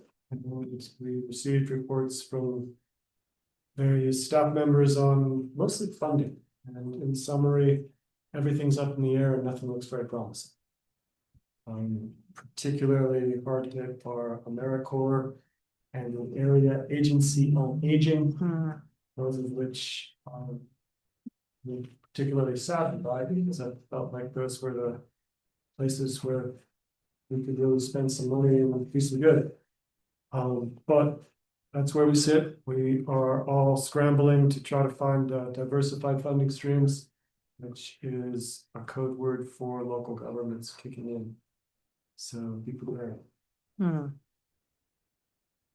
Thank you. Gleason. Commissioner Gleason, would you like to go next? Yeah. Okay. Gleason reporting. On Wednesday, the 23rd, I was able to kind of get eyes on some of the PEZ work that's being done in the county. Chris Hazen reached out to me, and subsequently they're doing some work out on Wrights Mesa, and I was able to last minute join. And NRCS soil scientist David Durstein is his name, was on site. And it was just really fascinating watching the work that they're doing. They had the property all gridded out and had dug a soil pit, and we're taking a soil profile and just cataloging all of the plants on site, and then they'll make recommendations to the landowner on best practices that could increase soil health, water retention, carbon sequestration. And if the landowner adopts then those practices, then they'll go back in several months and reevaluate. And so it was really neat to get out in the field and actually see this work being done. And I was geeking out big time. I attended a UMC board meeting, Uncompahgre Medical Clinic. They were very elated about Representative Hurd's letter of support of continuing to fund Medicaid. And Chuck Porth from UMC might be reaching out to the board to potentially co-author or at least have the BOCC sign on to a letter furthering, depending on what transpires, furthering asking Representative Hurd to take action on that letter of intent, I guess, that they were pushing Congress to do what they would like as far as funding Medicaid. So to be continued, but that was discussed at the board meeting. And I also attended, I think I mentioned this last week, but I'll report on it, the composting event at Indian Ridge Farm. Hank Williams, who has been the intern for the county composting program, and I gave a presentation. It was a wonderful event. Hank said it was the highlight of his internship so far. That was fully, although it was free, it filled up very fast, and some of the participants were students from the NUCLA agriculture class, 6th to 8th graders, and then several residents from throughout San Miguel County. But it was a great event. We also conducted a survey that we circulated. Hank and I put together a survey we circulated with the participants about composting, specifically down valley and on Wrights Mesa, and what their needs and wants are. And I also distributed that survey to Annika Christensen from CSU Extension. She's going to circulate that survey among all of CSU Extension email list. So we'll get some more input on composting needs for the Down Valley and West End communities. And what else? Oh yes, I just returned last night from the water conference, Growing Water Smart, which I attended with representatives from the Norwood Water Commission and the town of Norwood. It was a great event. I think a ton of progress was made in just 36 hours as far as just formulating a plan, talking about collaborating on the town of Norwood will be updating their master plan soon, and we discussed in detail about collaborating. So when the Wrights Mesa master plan is updated, that we can utilize a lot of their vision within their master plan to make sure that that's inserted in the Wrights Mesa master plan. And most importantly, talking about incorporating water, conservation, source water protection, all these things that were really identified as important in this conference into our master plan moving forward, which it is water's barely even mentioned in the current existing Wrights Mesa master plan. So it's good room for improvement. And that was, yeah, it was just great. We directly addressed the aging infrastructure, and I think that that team will walk away with some really tangible methods and how they might start garnering more funds to address the aging infrastructure on Wrights Mesa within the Norwood Water Commission service district. So That's terrific. It was great. Yeah. Great. Thank you, Gleason. I'll move on to my report. On April 23rd, I attended a CAFE meeting. That's the Collaborative Action for Immigrants, which is a group of advocates for our immigrant community. There were obviously lots to talk about, but one thing I wanted to bring to the attention of this group is the real emotional distress that our community is feeling ongoing since the new president came in with different policies and practices. And in particular, the two items of greatest discussion right now are, and I hate this word, but it's called the alien registration requirement.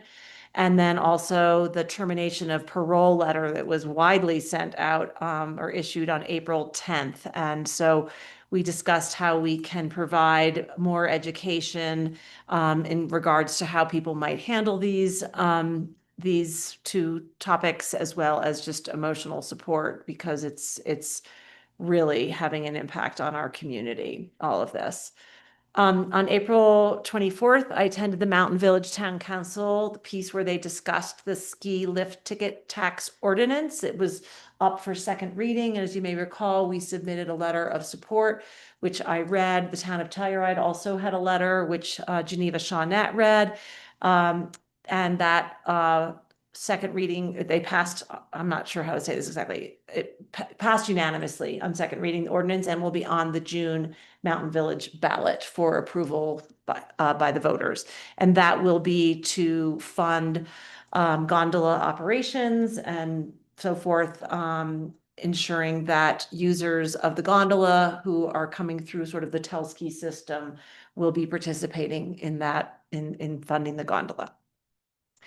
On Monday, April 28th, I testified before the House Judiciary Committee in support of Senate Bill 25-276, which is called Protect Civil Rights Immigration Status. And thank you to Lance and Mike for offering to be my backups because I was on the road, but I was able to time it. The timing worked out. And just in case anyone isn't aware of this is a bill to protect the civil and constitutional rights of all Coloradans, including undocumented immigrants.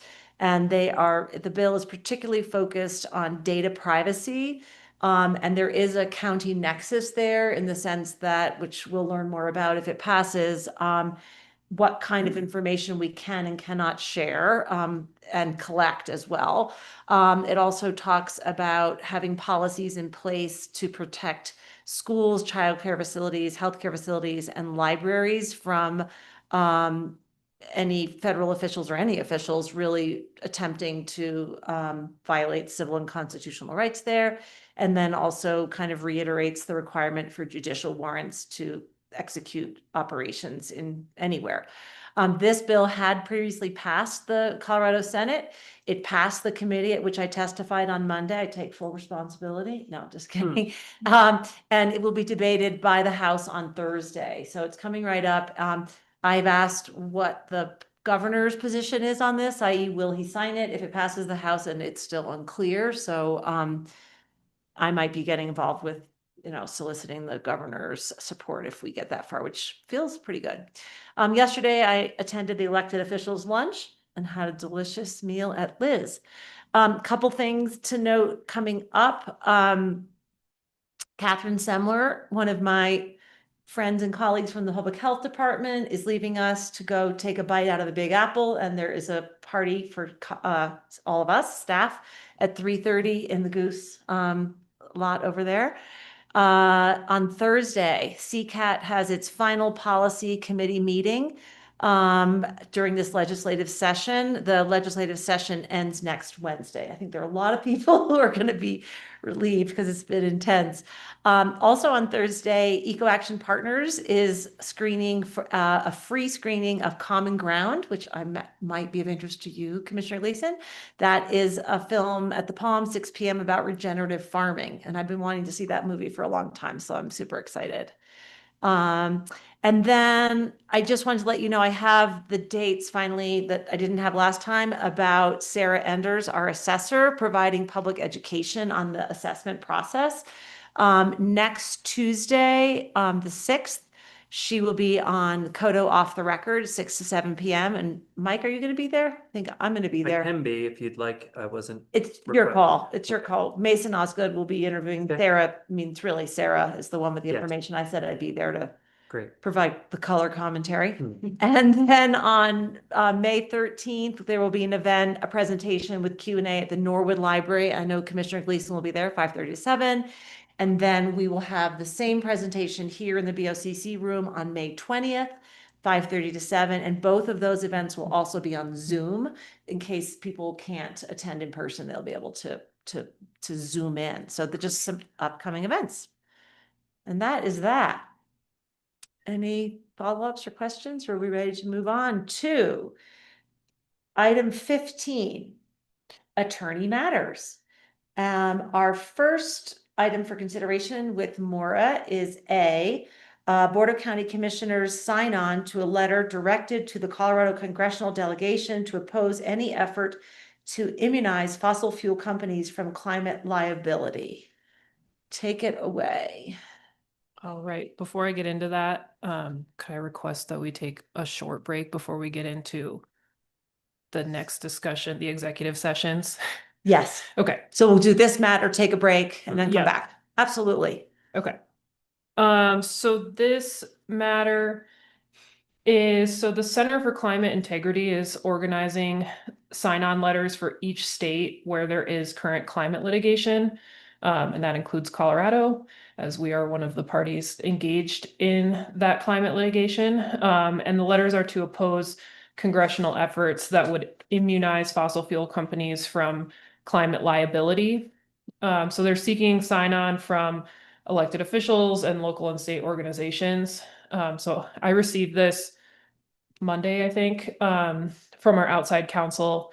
And this is something that had been brought up in our group conversations previously in terms of when it was, I think, less certain whether this was something that would come up in Congress, and whether the county would be willing and interested in reaching out to Representative Hurd about any potential legislation in this category. And up until now, I don't think anything had really been put on the table. So this type of legislation would likely or potentially impact our current litigation against Suncor and Exxon related to climate change damages. So the fossil fuel companies are asking Congress and the administration to give the industry sweeping protections that would shield them from this type of liability and create barriers to communities, including San Miguel County, from seeking any relief or accountability for the impacts that they're facing from greenhouse gas emission driven climate disruption. And I think I said in my email sharing the draft letter that this is my understanding that, this is a mass sign-on letter, so I don't think we can make or suggest changes, but if we did instead want to send our own letter, that's something that you all could consider as well. What do you think would have, well, if it's an either or, what do you think would have more impact? Us joining, and I'm looking at you, Maura, but I don't expect you to answer this necessarily, whether to sign on to this or to write our own letter. Personally, I'm in support of something like this, strongly worded, but I don't know what would have the most impact, you all think? I think the best use of our time and energy is to sign this existing letter. I agree. Okay. I read through it and think it's written just fine. And given the amount of letters that we're receiving lately, I think that signing on is most efficient and might even get their attention a little more. Okay, that's good to know. That's great. I think, sounds like we have consensus here. Do we need a motion? Yes, we do. Move to approve the chair signature on a letter directed to Colorado congressional delegation to oppose any effort to immunize fossil fuel companies from climate liability. Second. Okay, how do you vote? Aye. Aye as well. The motion carries. Thank you for bringing this to our attention. Thank you. And thank you to the Center for Climate Integrity for managing the process. So we are going to now take a break. Maura, what is your recommended timing on that? 5 minutes would be fine. That would be fine. 10. Let's split the difference and we'll come back. I like to come back on a 5-minute interval. We'll come back at 2:10. Does that sound appropriate? Yep. And we'll do our very best to live up to that promise. Thank you.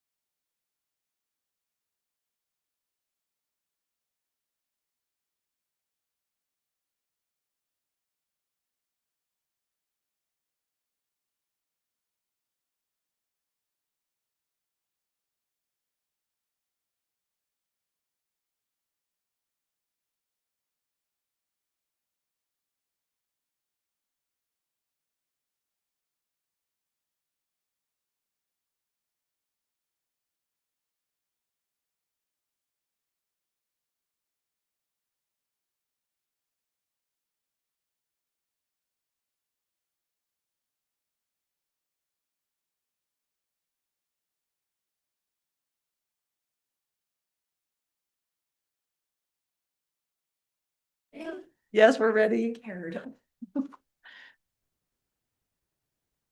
Hello, San Miguel County. We are continuing the special meeting of the Board of County Commissioners on Wednesday, April 30th. It is 2:10 p.m. and we have, as a reminder, inverted items 15B and C. So we are now going to take up item 15C. This is an executive session for a continued discussion on the San Miguel County Housing Authority legal review and interpretation citation 4B, advisement from an attorney. Do I have a motion to go into executive session? So moved. Second. How do you vote? Aye. Aye. I as well. We have something else to say. Yes, before we go into executive session, I would like to disclose that I am an owner of deed restricted property. And so while there may be a perceived conflict of interest, at this point in the process, we are continuing to receive information from our attorneys and are not at a position of making any decisions. Regardless, I feel that I can be impartial in any conversation that we have during this executive session. Do it.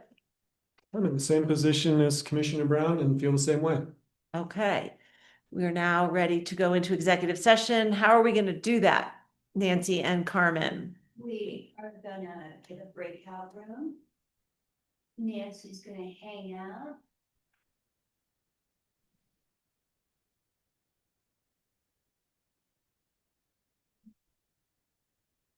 I'm gonna invite you. To join room 1. And and Lane. Are we, Mikey? Sorry. are we inviting the room with the microphones or are we leaving that? So we will need to activate our microphones to speak to Lane. No, because I'm gonna come over too. Okay, so you're the microphone room Mhm. and Nancy's staying in the general. Moderating, right? Cool. Yeah.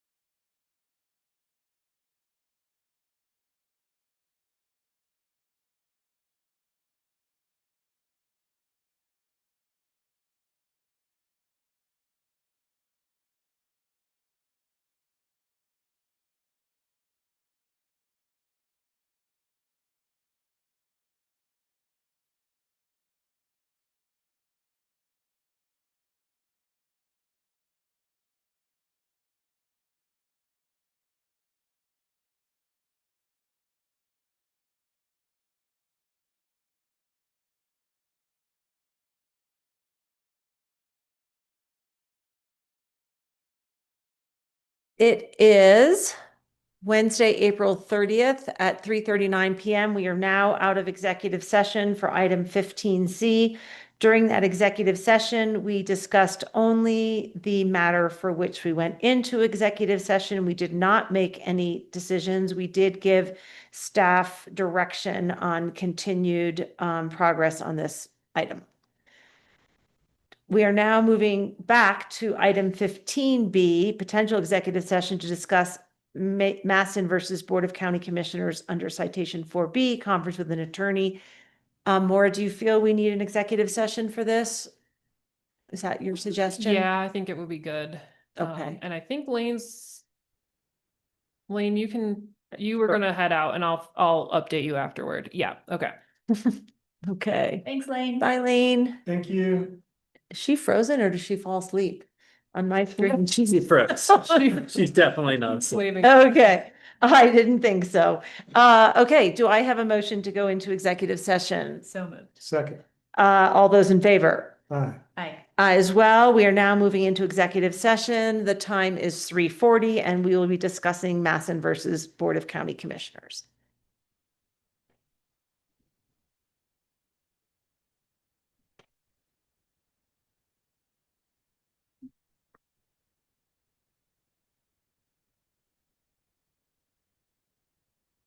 Anyone else have a period of the last hour where they were getting bumped out of Zoom a lot? I think it was before this executive session, but yeah, I was out in and out 3 or 4 times. Yeah. But I signed myself out accidentally a while back, so maybe that's why it's like a. Or I wonder if it's a Mac thing. Oh, maybe it's a Mac. Mike, Maura, you guys want to experience on that? No. I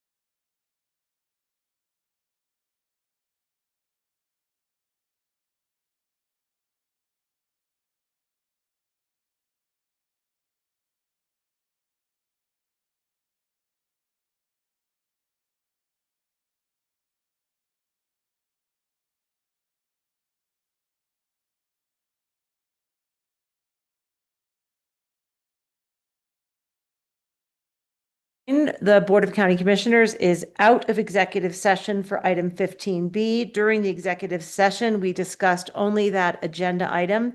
No decisions were made, however, no decisions were made. And no direction of nothing was given.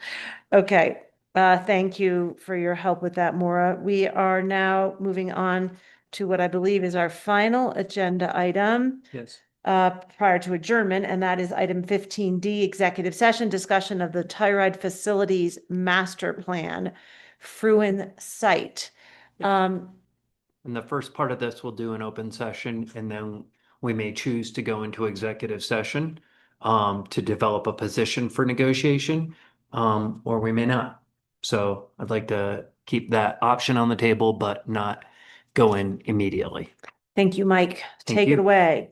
Very good. So going back almost 2 years, I was reading the town of Telluride's agenda and noticed that they were discussing their long-range capital plan. And when I looked into that plan, I noticed that they were discussing the redevelopment of 3 to 4 of their existing facilities, adding on to those, going, adding layers higher, etc. And I reached out to Scott Robson at that time to ask if he'd like to have a discussion about the potential of a joint building, knowing that we just paid off our Fruin building 2 years ago. So we are debt-free on that facility, and that the county also, as we've continued to add staff, not significant numbers, but that we're kind of at our capacity currently within our existing facilities. And I thought, well, there might be a chance for us to work together. And so he invited in at that time Zoe Denal, now current manager, but at that time she was their deputy. And she did a study for her master's capstone project about what a joint county facility could look, town and county facility could look like, how it could be developed, etc. And so that Jared has been involved in a lot of the day-to-day meetings with the town as they have looked at this project. And before it gets any further, I wanted to brief you with where it stands, what the conceptual idea is right now. And then I'd like to go into executive session to get feedback from you on if there are pain points or additional opportunities that haven't been considered thus far. So I'm going to share my screen, and this is, I did check with the town and they were comfortable with me sharing this presentation with the understanding that any of the concepts in here are still very fluid. They're only at a 30% design as of right now. So this has not been heavily designed or engineered. But likewise, I know that the makeup of our Board of Commissioners has changed. When I originally brought this idea to 2 boards ago, there was a lot of interest in trying to work very closely with the town of Telluride. I don't know if that's still our current feeling and position. I know we kind of ebb and flow as we have opportunities. Sometimes we're in alignment with our town. Sometimes we're on opposite sides of the table. And so I think that's also a political consideration for you to think of as, do we want to be in a long-term relationship with one of our towns in this manner? So the town had worked, they hired Hawk and then Charles Cuniff Architects to work on these conceptual plans.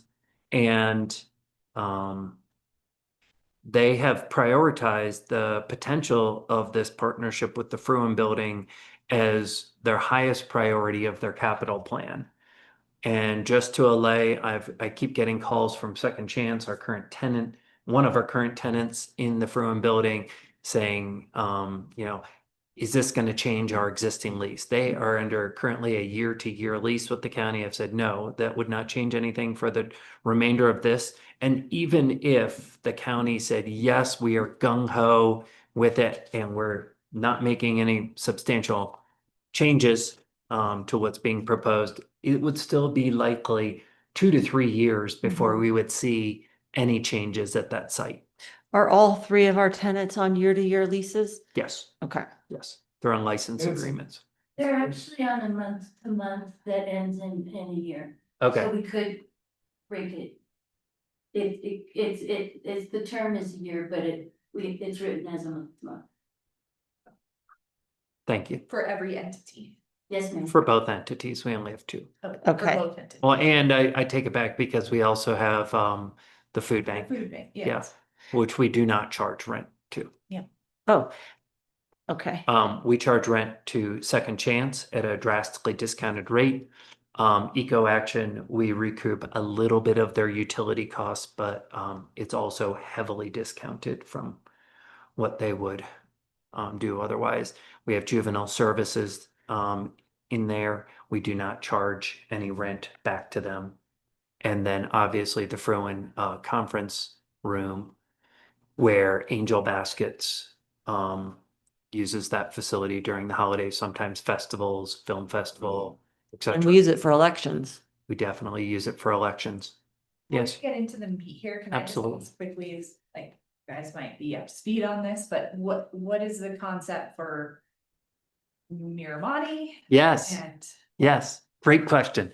So after I started, I felt like we just kept having enormous amounts of public showing up at our meeting. Now that's somewhat abated, but my dream was always to have one very large commissioner room.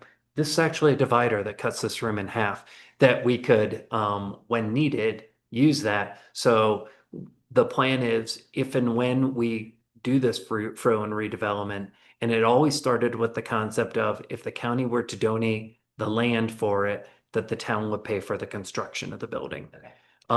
Likewise, after we had constructed that and moved some offices or departments over to that building, then we would look at a full reconfiguration of our second and third floors, likely potentially moving some offices or departments up to the third floor. And as I get into this design, it'll make more sense of what we might, but I have a huge asterisk on this, that any of the offices that are shown in here as potentially moving to the new Fruin building are just for the space needed. It is not, hasn't been discussed with those departments or offices. Hey, they haven't indicated, yes, I want to move or anything like that. That is still, we can put different people in those different allocated boxes. then my second question is, has the town of Telluride indicated what they would utilize with their existing spaces, town hall, so on? No, Okay. they're under kind of the same idea that if they could build this and move some of those, then they would remodel or reconfigure some of their own offices. Okay. But it would be kind of my original impetus is why they're so interested in this, that it would be substantially cheaper for them to build one new building than to rebuild 3 or 4 of their existing buildings. Great, and where I'm going with this a little bit is I have a concern about the organizations that are in the Fruin building. Mhm. And will they be without a home, they're specifically the food bank? Yeah.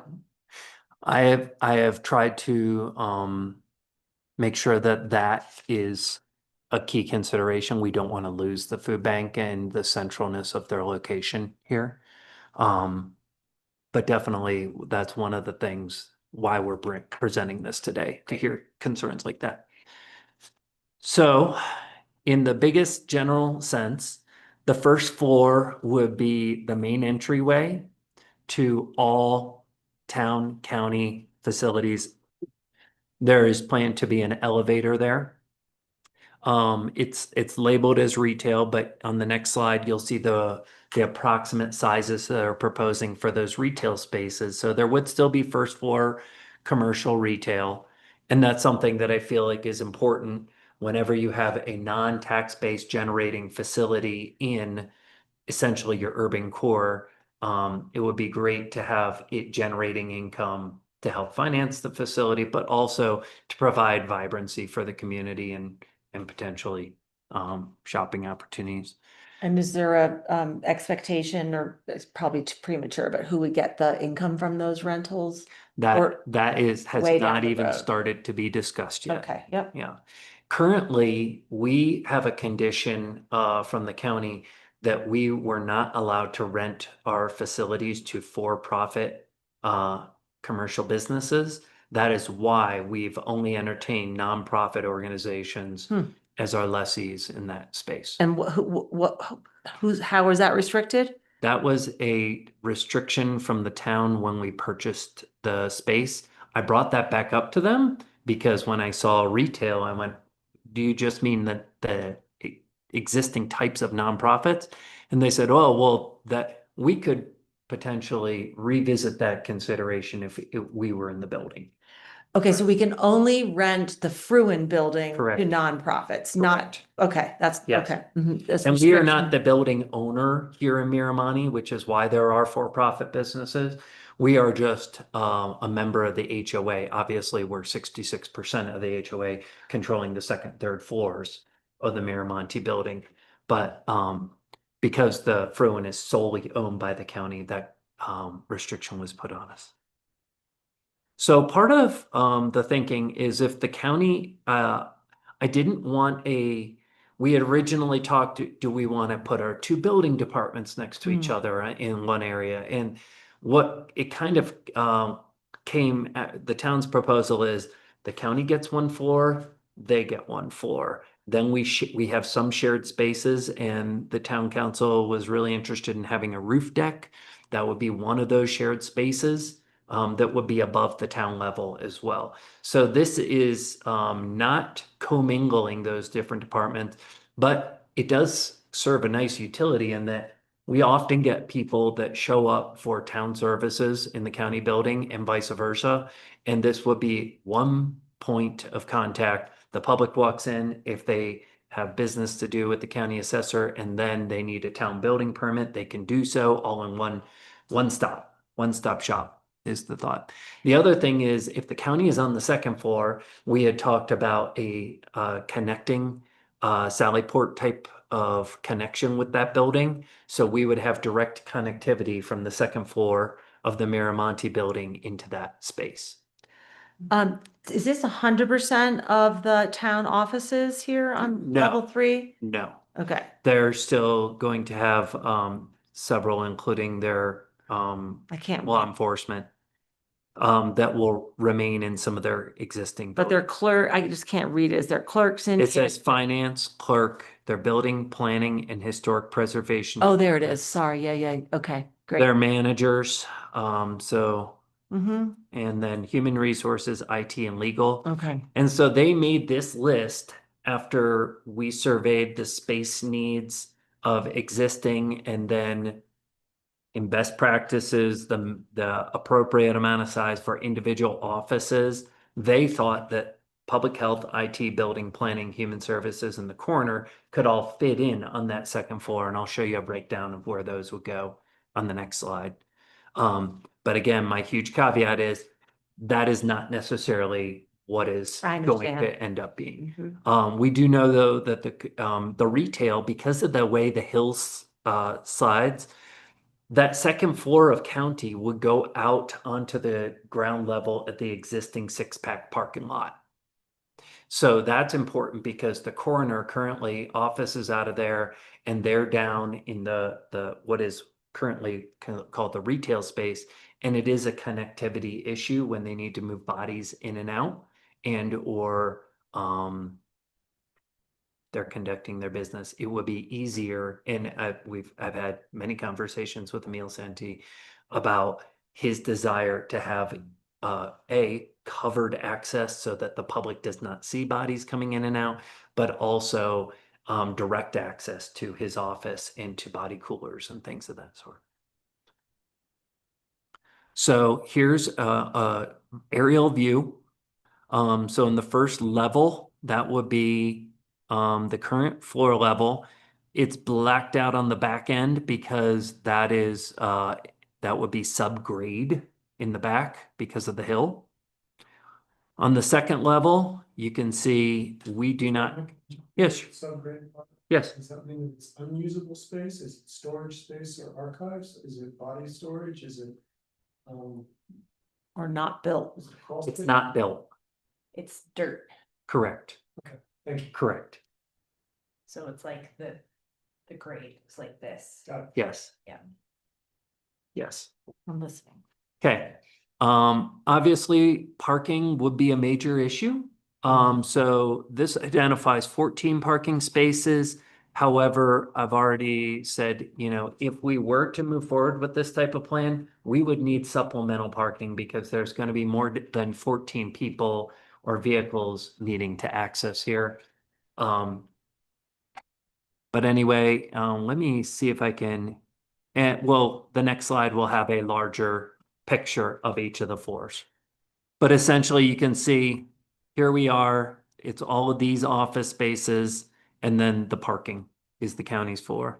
The town's floor is larger because it is overhanging some of that parking. If you were to stack that on top, you can kind of see where it would lie. Oh, yeah. Mhm. And then the top floor above that was the roof deck that town council had desired.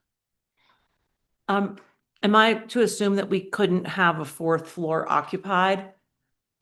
As I think it gets to the height restriction, Right. but Yeah, This is historic core, really hard. yeah, okay. correct. Can I ask a reverse question? Of course. Mr. Bain? Yeah. Could we consider underground parking on the first level, which is currently about half being used? We could, if we wanted to do that level of excavation. It becomes an access issue then though from the alley. Because the alley would then be, the alley is currently at grade, we would have to have a 10-foot down. And then if you wanted to have parking on top as well, or more office space, it's going to increase the cost fairly substantially, but the bigger issue is that drainage is running downhill. And if we have a subgrade parking, I think it's possible, you can design anything if money's, With money and time. you You'd got, have to come in from, you could come in from the side instead of from the alley. Maybe, but that may be possible. yeah. I'm not willing to explore that any further than just say that it'd be interesting to learn about the environment damage. Mhm. Okay, so let me just make a note of that. And I think that the perhaps way to couch it is either we get assurance that we get the parking we need on the streets, or we really need to talk seriously about this and the rest of the drivers. Correct.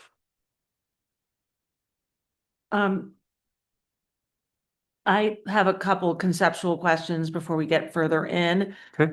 I was kind of thinking about that synergies point that was made in Zoe's original presentation of her master's capstone project. Yeah. That, you know, the idea of having us together, putting departments together, and I don't see any synergies here. That was, I just see you're correct. a floor of theirs, a floor of ours. We had talked about maybe a common public meeting room.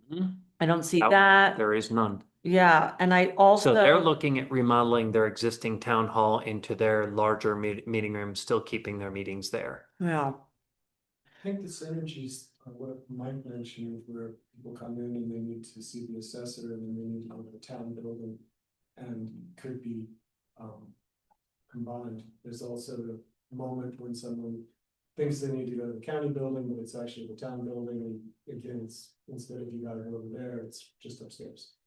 It's not a real synergy so much as Yeah. convenience. Yeah. Yeah. So you're walking upstairs versus 3 blocks away. Yeah. Right. So these are the larger photos showing the retail space. The first one proposed at 1,867 square feet, a secondary retail space of 950. This would be the main entrance vestibule. It would have a shared IT and mechanical room. It would also have the elevator and the steps and a building directory. So this would be the main entrance for the public with a secondary egress to the west on that first floor. That egress is through the utility room. I'm sorry? That egress is through the utility room? I think that goes up to the county offices, that western door, doesn't it? It's not into the public space or the retail space. That's, Yeah. So I'm reading it. let me just, I made a note of that, and any of these questions, when I come back to you next time, we'll have answers to. Here's shown to be, the direct access to the coroner's parking and the coroner's office storage. I believe this is the staircase, so this is our secondary egress. We have one ingress egress down to that first floor door that we saw previously. And then likewise here would take you down to that first floor Colorado Avenue entrance. They show a another smaller conference room, IT, building, planning, a pantry area Where's that, Mike? right here. Is that kitchen? Where's that? Yeah, a little. Oh, can you see my cursor on the big? Oh, yeah. Yeah, Mhm.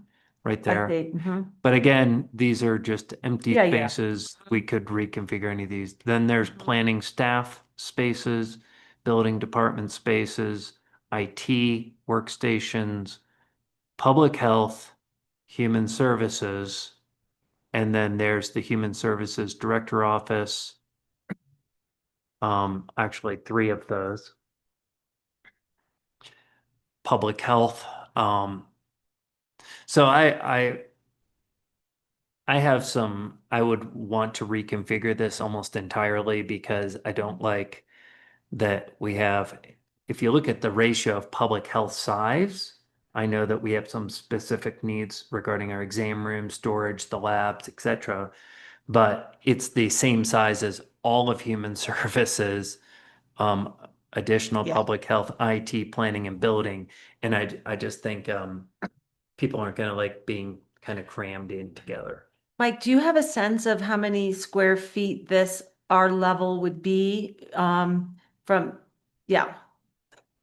Looks like it's sort of comparable to the 2 retail spaces combined, right? Plus a little It's a circle. little more than that, but yes. So what are we looking at? We're looking at like 3,000 square feet, maybe? Let me find that and get back to you if I could. And how many, I started counting up. I'm just curious to know how big these workstations are. This to me looks Real cubicle, huh? it looks really unpleasant place to work. Yeah. Let's do this. I'd like to where you're headed, Ann, with the, Mhm. what's the current square footage that we're looking at on this picture versus what's the current square footage we have?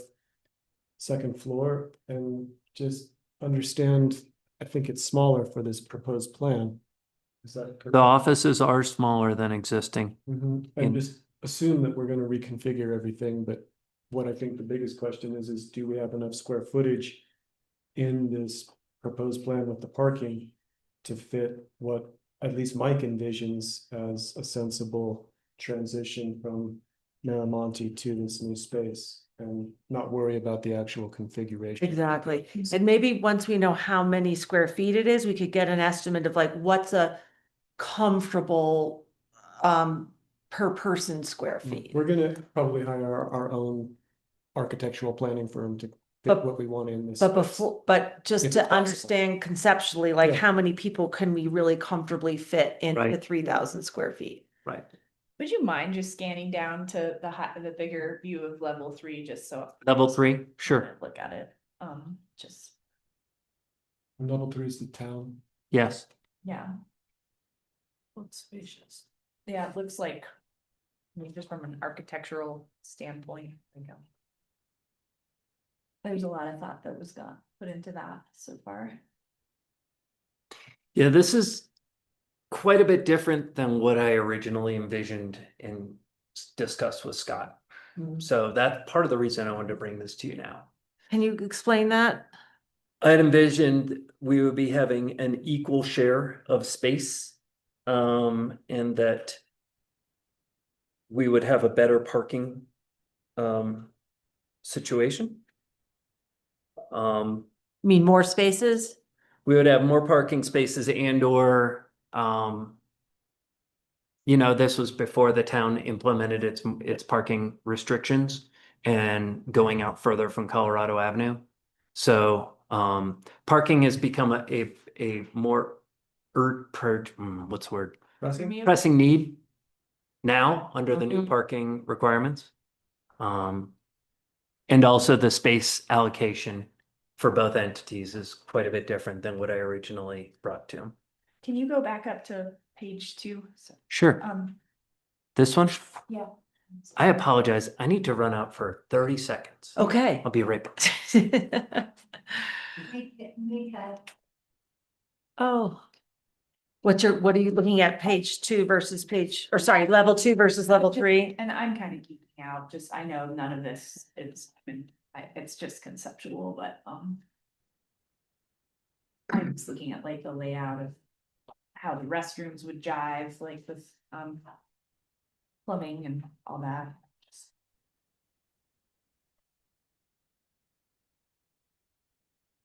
I think we could continue to discuss, but I see it one potential synergy. It's what I'm really seeing is missing with the designated county space is just like really not much common space at all. And I wonder if it could be discussed to really like share common space, because when you look at the 3rd floor layout, there's some really awesome common space, like a deck and all like some really nice seating next to the windows on the top floor. Like there's some flex space there that just doesn't exist on the 2nd floor, so. I was thinking also too, by us being on the 2nd floor, there are a lot of offices that don't have any natural light in them. That was the other thing, was the biggest request from our staff that doesn't have a window is wanting more light. And that's a little bit what I'm concerned about with the amount of offices shown in the interior here that are not going to have access to natural light. Yeah, and I mean, a lot of this could be reconfigured, but like, for instance, the exam offices and public health are up near the window. Right. Yeah. Where Right. like you don't want windows in the exam, so. I think, Galina, actually, you said something really insightful when you said I'm geeking out here. Yeah. And that what we might want to do is step above this plan and talk a little bit more Yeah. conceptually about the whole idea. And one of the things that we haven't really included in our thinking is that if we were to gain this space and move some people over into whatever configuration we end up with, Sure. and make the smartest and best choice we can, we also are going to free up some space here. And so there's a lot of Significant amount. Yeah. parts and pieces, and that instead of trying to do that planning effort now, which is probably going to take an architect and a lot more conversation, I think what we want to really talk about is the sticky points and the concerns we have on a high level. Yeah. So that Mike can go back and say, Yep. the commissioners aren't worried about the size of the kitchen, but they are worried about the parking or about Yeah. the equitable deal that we're making, as far as who's getting more square footage, and are the 2 retail spaces enough for the food bank, which I think all agree is critical in our discussions. I also think that the thrift shop is pretty critical in a different way. It actually is a super like vibrant, if you talk about vibrant, kind of space where lots of people are coming and going, and it's a nonprofit in a different way that the food pantry is, obviously, but. One is a critical community service, and I think would be a non-negotiable discussion. And I would want to have a number from the food bank of square footage that they need to operate comfortably now, and an estimate of what they need received in the future, so that we don't end up with a situation 10 or 20 years down the road where the food bank is unable to operate because of lack of space. I want to have some foresight there. I know we can't plan 50 years out for food needs, but we can certainly make some educated guesses for a decade or 2. I agree about any nonprofit, and for right now, the Second Chance is the obvious contender. And I just would want to structure something that maintains civic use and nonprofit use and not fall prey to the rediscussion of commercial for-profit in the first floor of the civic building. That doesn't sit well with me and it doesn't sit well with taxpayer funds. I'd rather extract the money from actual taxes than from rents. I agree with you, Lance. Thanks. I'm right there with you. Great. Yeah. Well, we got that part figured out. As far as the parking. I also feel Keep like, going. if you're talking about the best, highest and best use of the first floor, you know, maybe we need that space for offices, you know? I feel like the second floor here is, I guess I don't really know. That's what we need to figure out is how much space do we need too? So we're guessing that the second floor allocation here is 3,000 square feet. How does that compare? I think you already asked this, Lance, to what we have on the third floor of the Miramonte. Like how much additional space is this on a percentage basis? And And those are questions for Zoe. no, that's for us. Yeah, yeah. And in that vein, can I assume that if the usable space on the second floor is 3,000, that the usable space on the second floor is 6? Third floor. Third floor, excuse me. It looks like it's about It's 40% not, it's not, more. yeah, it's about 30 to 40% more. It's not 50. Okay, so call it 5-ish. Mhm. Okay. Well, that takes me to what's fair dinkum, and we're giving land, it's probably got an assessed value that we could point out, and that would be a number.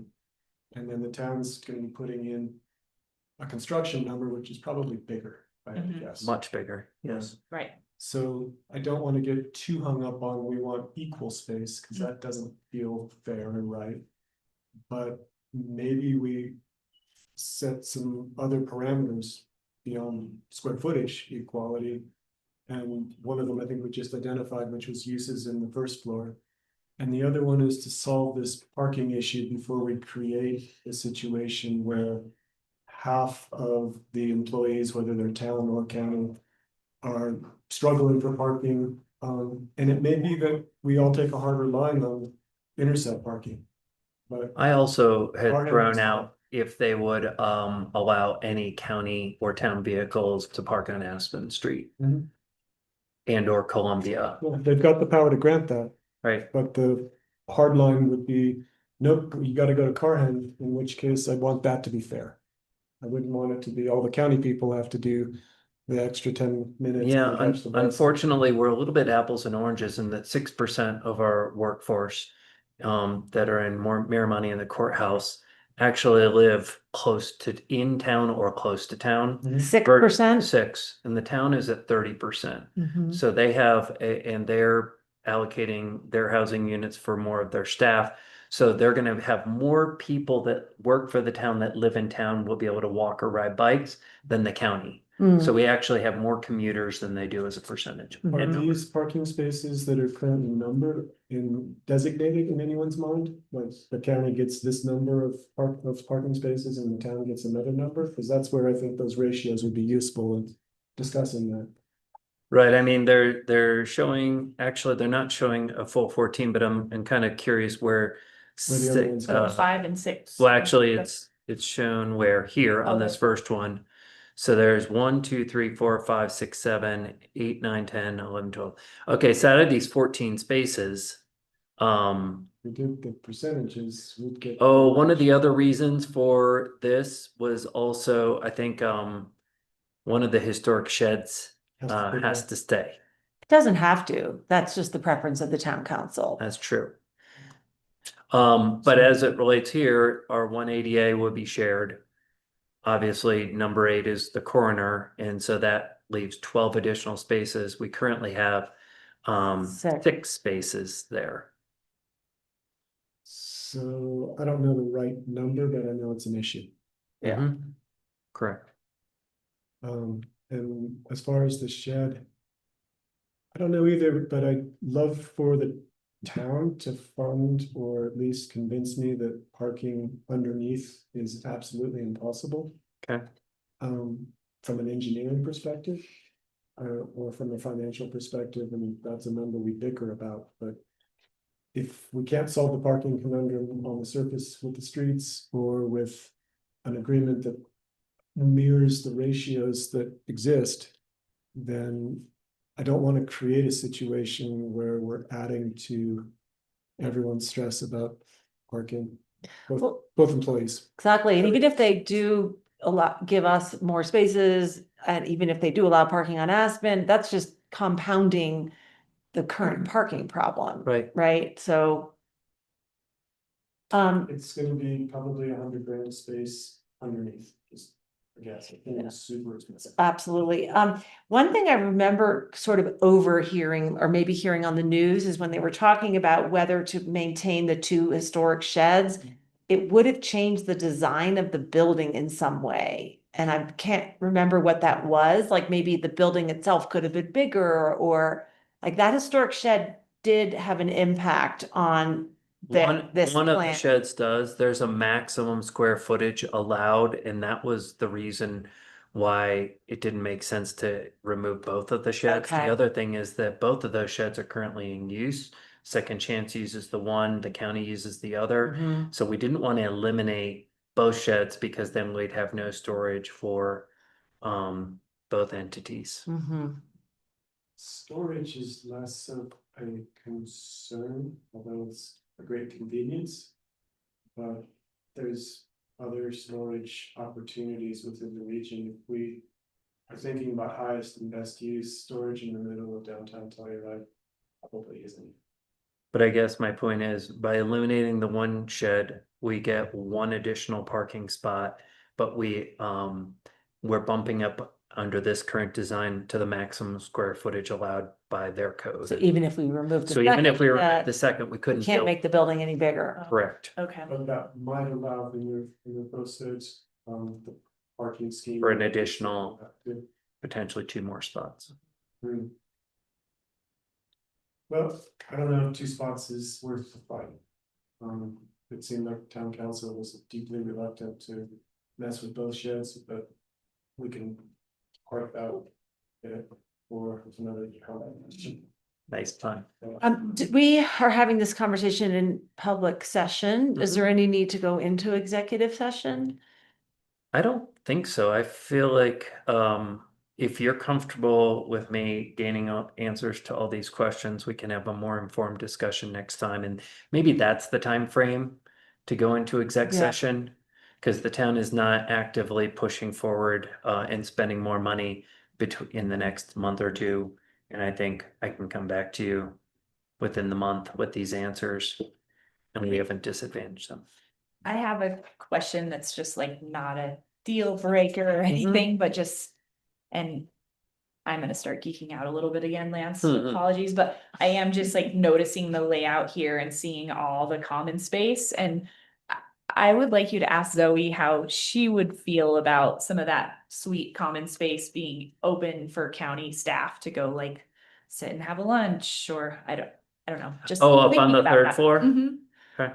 Yeah, just ask her what she thinks about that as far as like inclusionary common space. Well, and if we were gonna do that, and I really like that idea because we don't really have any common space in our plan here, is to not have us be going into their common space, but to really design it so that it is common space. Absolutely. Right? So, yeah.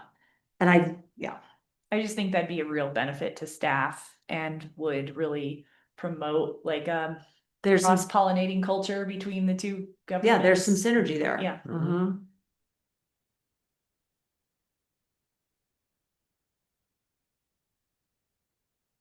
Okay, so and I don't want to hold the town up, so, I mean, these didn't seem like a ton of questions. Right. Maybe we could come back in a couple weeks. What do you think, Mike? I think that's totally doable.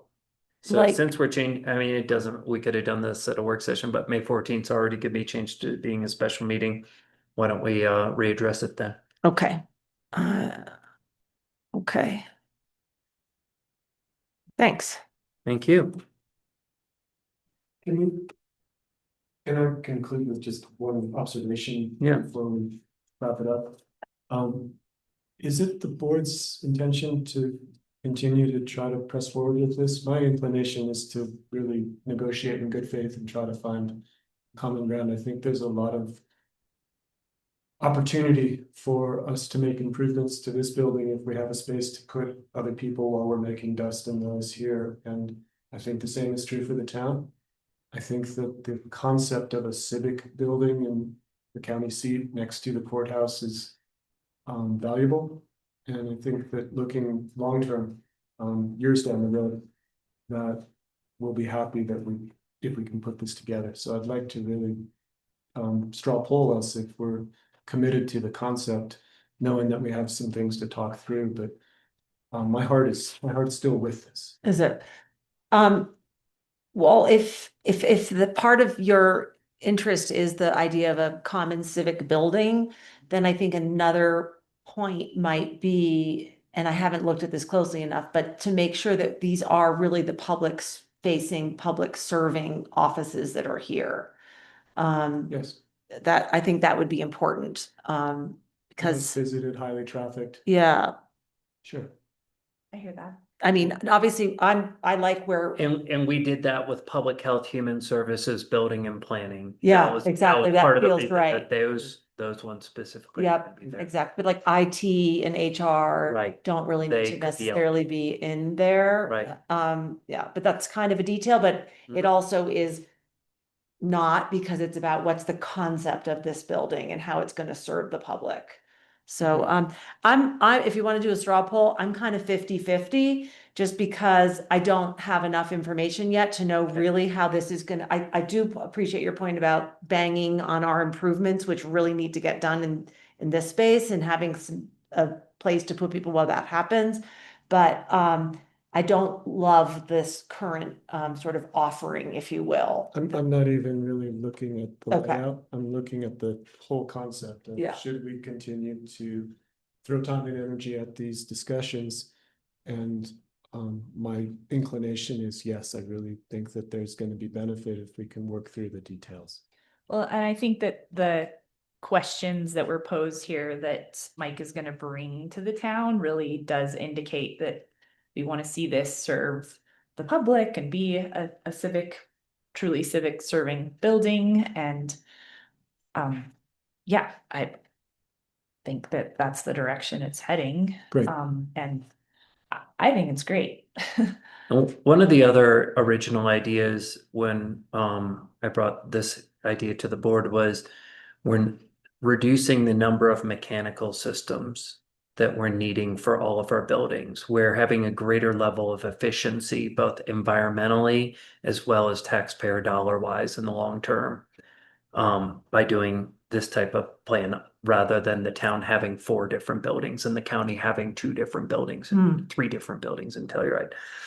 We've seen that our infrastructure, even this building, which is one of our newest, it is our newest in Telluride, has aging and continual mechanical service things, and then that expense falls solely on one entity. Sure. I just had another thought, which went in and out. Oh, shared meeting spaces. That's something else that we had talked about. I know. And, I think if you're talking about efficiencies, it would seem to me that we could use one shared space and, oops, no. I'm just saying our spaces, our individual spaces already are. Maxed out. And I think it would be difficult to organize that between 2 different municipalities or, county and town, because it's difficult now, just what we have going on. So you're saying our BOCC room is oversubscribed already or fully subscribed? Right. Okay, that's good information. I think that there's some sense to kind of home court meetings as opposed to what Carmen's describing of a shared space where we're both struggling to schedule, and also it's the town council BOCC room. It's okay to have those two. Yeah. And if we want to change a date of when we might meet, we can't, because it's not our day. I see a lot of issues with that. Okay, that's very practical input. And I know we have a need for more public spaces generally, and the way this room works, we can't we don't really have it available to the public, so maybe could, if you were saying, Mike, we can blow this back a little bit, we could configure our room to be more able to share, but maybe not, as Carmen said, with another government entity. Right. Okay, perfect. Thanks for talking that through with me. Yeah, it's creating more opportunity for the county and for the town of Telluride. And I feel I mean, there's a lot for the town of Telluride to gain here, but it's also very generous. Like, that's a huge investment to build out that building. And I see that as a real asset for everyone, so. And I know that at one of the town council meetings, there was some pushback from individual council members about, well, the county should pay their prorated portion. And I said, I first approached Scott and Zoe with the concept of, if we were to donate the land, would you pay all the construction? And that was the original agreement. I said, if that part changes, that's likely to be a significant hesitation point for the county, because we're looking to have to invest in significantly our affordable housing projects and a lot of other infrastructure. That's the foundation of this entire concept. Mm-hmm. Yep. Mike, anything else you need from us? No, ma'am. Thank you. Thank you. Very much. That was really productive. All right, we have reached the moment of adjournment. Should I get a motion? To adjourn. Second that. How do you vote? Aye. I as well. And I. And we are adjourning at 4:36 on Wednesday, April 30th. Thank you all for being here and all your thoughtful conversation and so forth. Thank you. Thank you all. Over and out.